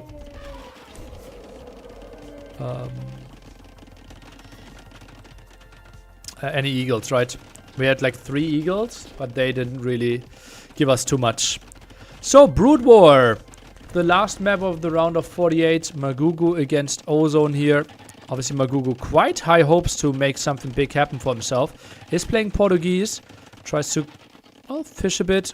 Obviously, it's something we see from both players. We will see Mayans again. Back-to-back games. Not on gold so far. Ozone and he will play a fast castle. While Magugo is trying to contest the water on the other side. We are going down to 4x speed and trying to catch up. Where's Ozone from? This is the Colombian flag. And also, Dock on the other side. Magugo expanded to the stone. You don't have stone in your starting area. And goes for stone walls here. So he wants to be safe. Would need some more villagers on that stone area though. Water is being contested. Nice opening for Magugo. And it will be a crossbow play by Ozone. but should not achieve anything, right? Full stone wall. Really important to add those 2 stone walls behind this house as well. Otherwise, it was all for nothing if one single house is the weak point. Repair. Oh, it did not really happen. And Ozone gets lots of control. Demo was not needed, I believe. And crossbow pressuring will be extra town center for Magugu as well as for Ozone.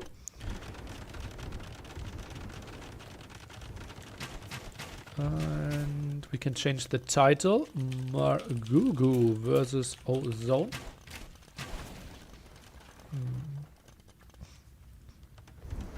Crossbow landing. Can he squeeze through? Yes, he can. And that could be ugly. That could be ugly. We are going down to double the speed. Siege Workshop needs to be rushed out. Magugu has an extra TC at home as well, though. Why is the map called Brood War? Because it has 4 options of spawning positions, which is very atypical for an Age of Empires map and was often played on Brood War. Too many surprises for only the first round of Qualifier. Nikov is not happy. Ooh, some damage here. Dives quite deep. And oh, a hole between this. Oh, baby, this is so good for Ozone. So good for Ozone. Oh, wow. Quite a nice villager lead for him now. Magugu got control over this area now and is building the castle. So that Siege Workshop won't actually achieve too much.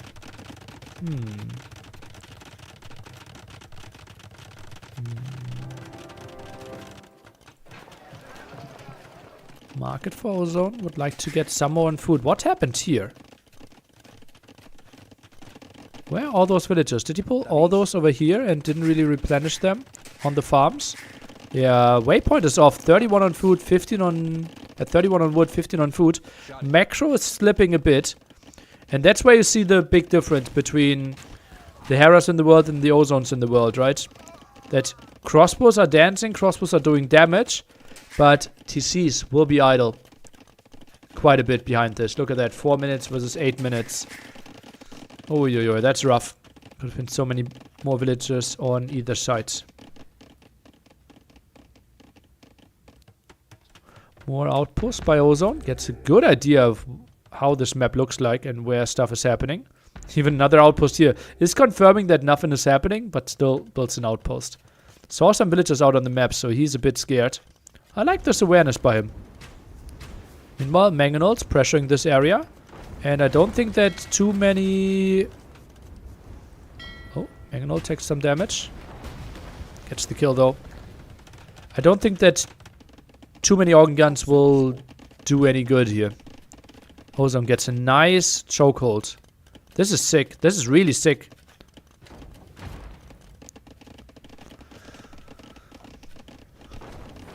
They try to split.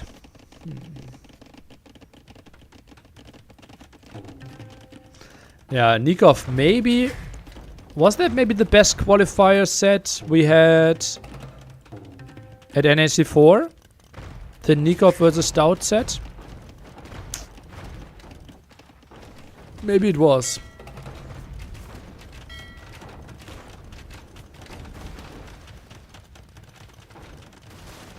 Okay, Magugu is getting him. Prepares quite some houses. That looks like at least one Victoria will be built. With how many houses he's preparing. Obviously has enough space here in the back quite easily. Actually blocks off some of his space now. Oh, that's an ugly harassment. Ozone moves away. Next castle here. Tries to get more control over all those gold and stone area. Maybe wants to get another landing in. And Magugu. Instant chemistry would make a lot of sense. Not really coming in. I'm a bit surprised. Builds university. Oh, big mistake. Didn't have the university.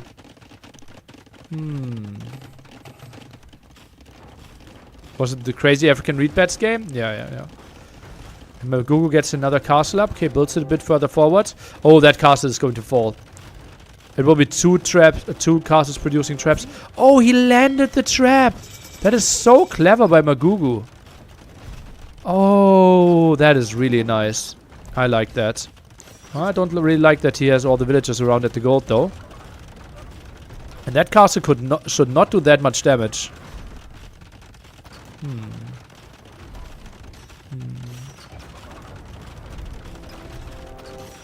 Yeah, feels like both castles should fall.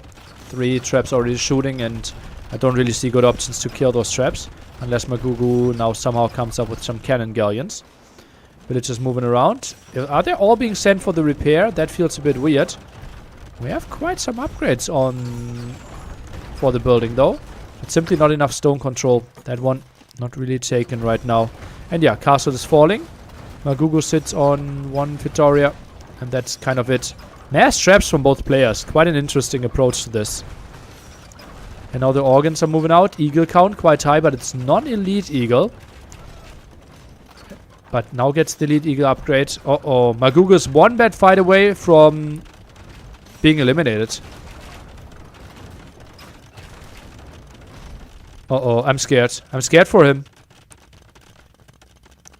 5 traps. Can easily go for the castle now. Hand cannoneers might be an option. Tries to land the traps back. Now the big fight. Oh, baby. The commitment. And the eagles are there. And Magugu has to give this game up. Ozone takes out Magugu. Oh, sick. Ozone leading 2-0, I believe. No, Magugu leading 2-0, right? What was the order of the wins here? It was a 2-0 in one way. Magugu led 2-0 and Ozone came back 3-2. Sick. And this is the crazy skill gap, right? At least when it comes to rating. Magugu sits at highest rating 2.6k. While Ozone sits on highest rating, I think maybe 2.4? 2.430, yeah. And if we think about seeding as well, Magugu was seed 12, while Ozone was sitting on... Where's 35? 37! 12 against 37. Ooh, baby. That was a big win. That was a big win. Yeah. Pooh.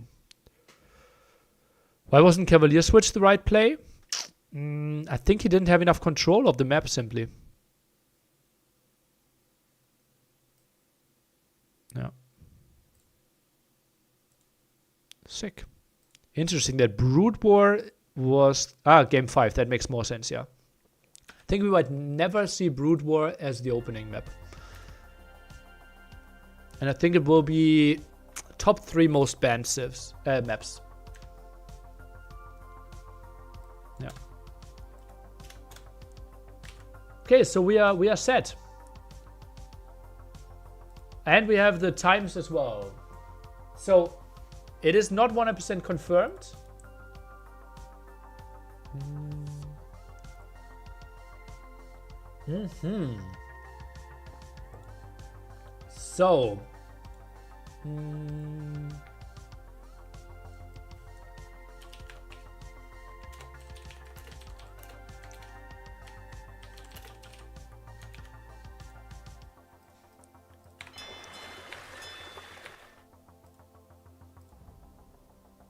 So I will give you info on when the sets are starting.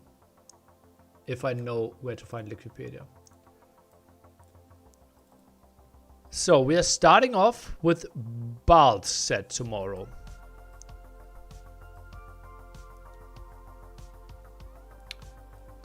So Freaking Andy, Valas, Bald, Surakuma. That's going to be our opening set at 12 UTC. 12 UTC. I probably will cover Andy Valas. Those will start early. Then we have the Nikov sets. So Nikov Ganji, Vince is the same name. Starting at 1330. 13:30 UTC.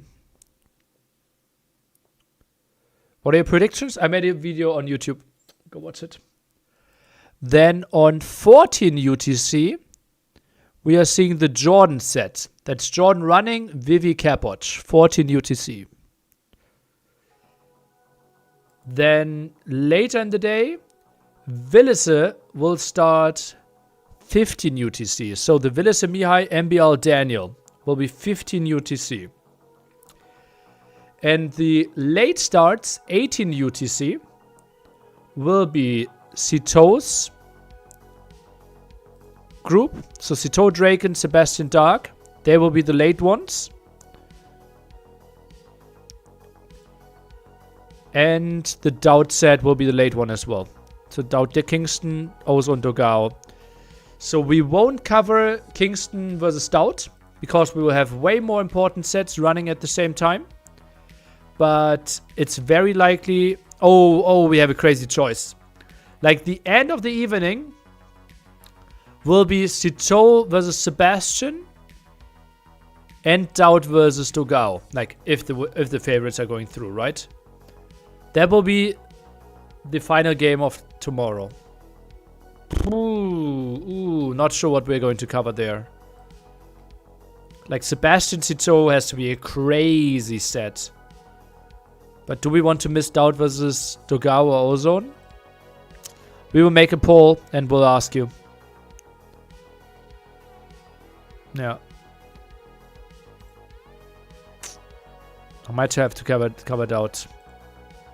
Doubt Streamroll Dogao. Dogao has to beat Ozone first? True.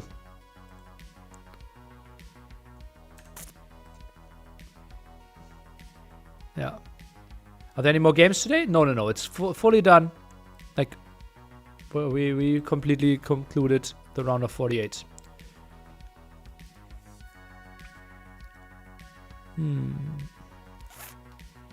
Okay, so we'll probably open the day with Andy versus Valas.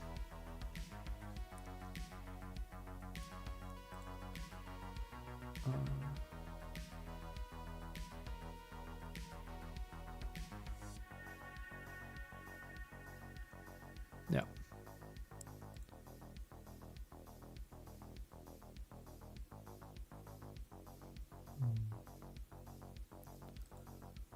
And then Andy Balls. I think that's something we kind of want to cover as well. Okay, let's think what second matches can we cover. Balls, Andy, that's something we have to cover, right? Nikov is having his first round. And Jordan is having the first round. I think we will sit out running Jordan, Vivi, Capoch.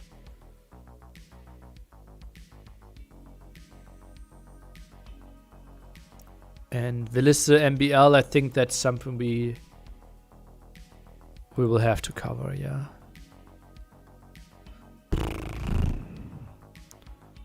Also want to see Jordan versus Vivi or Capoch, right? Why do the Jordan and Vivi sets start half an hour after the others? I don't know. That they agreed times on the admin. What's just important that we have like continuous like starting to round of 12s and a round of 24s. So we have great entertainment throughout the whole day. So biggest upsets of the... Like no upset here in this bracket. All the favorites won. Here we have Draken beating Dragonstar as an upset. So 7 out of 8 of my predictions.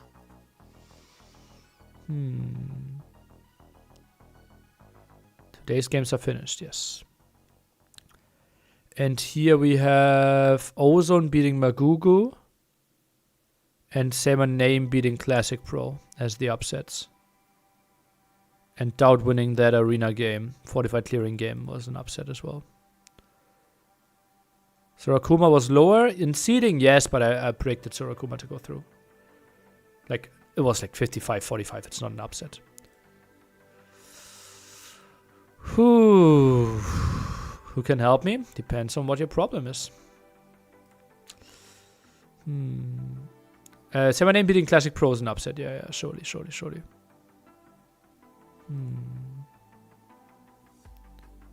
Kingston is technically an upset. Where do you start defining upset? C24 against 25. Didn't I put Kingston through in my prediction? What's your favorite new map so far? Copenhagen. Has an AU tournament ever had local qualifiers, like in football, where the best from Europe, Africa, Asia, and so meet? It would help to avoid some of the weird planning. No, absolutely not possible. Like, who would pay for people going to the qualifiers and not playing the main event? Let's assume NAC, we do NAC.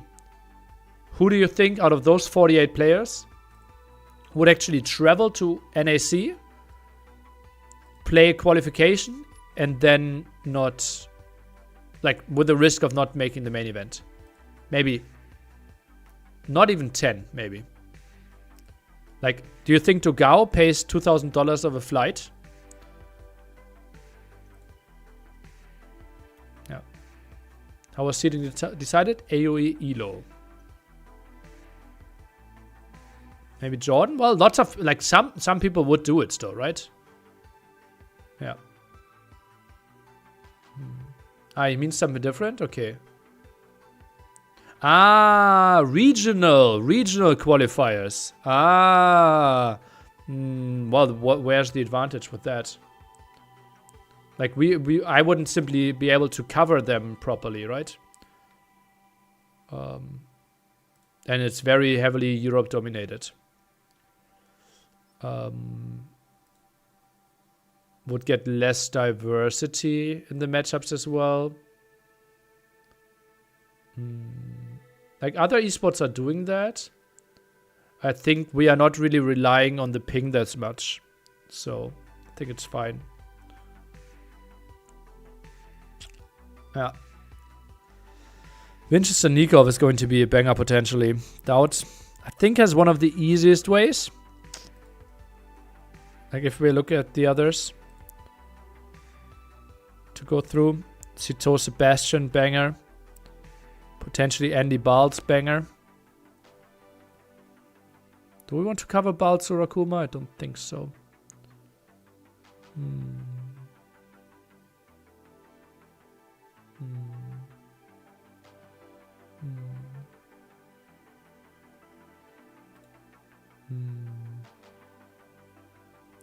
There's some. This is a tough bracket here.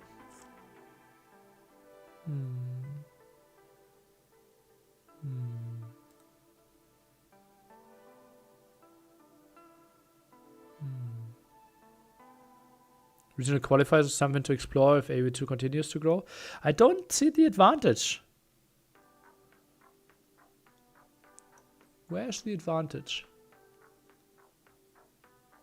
Scheduling is a bit easier.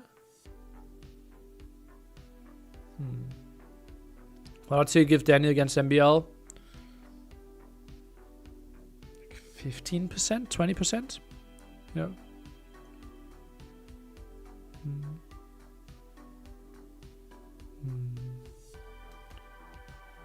Possible by Ozone, agreed.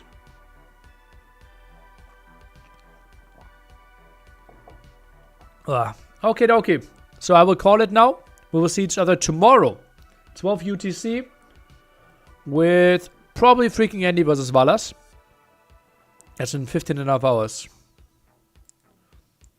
Why do you expect an upset? Well, if I expect it, it's not an upset anymore. And we might end the day tomorrow with Cito Sebastian or Dowd against Dogao / Ozone. Whew. So I have NAC5, the best American player, best EU player, and best Asian player, so no point.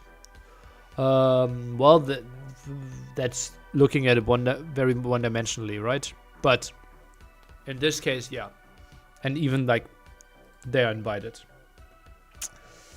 Okie dokie. I have to thank you for your day of support. As I said, we will be back tomorrow. We know all the matchups.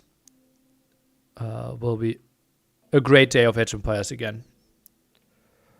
And we will host someone that seems to be playing... I don't know. They're blocking the minimap with their camera as well. That's not a good sign of a very professional streamer. Have a good one. See you all tomorrow, 12 UTC. Don't be late. Yeah. Have a good one.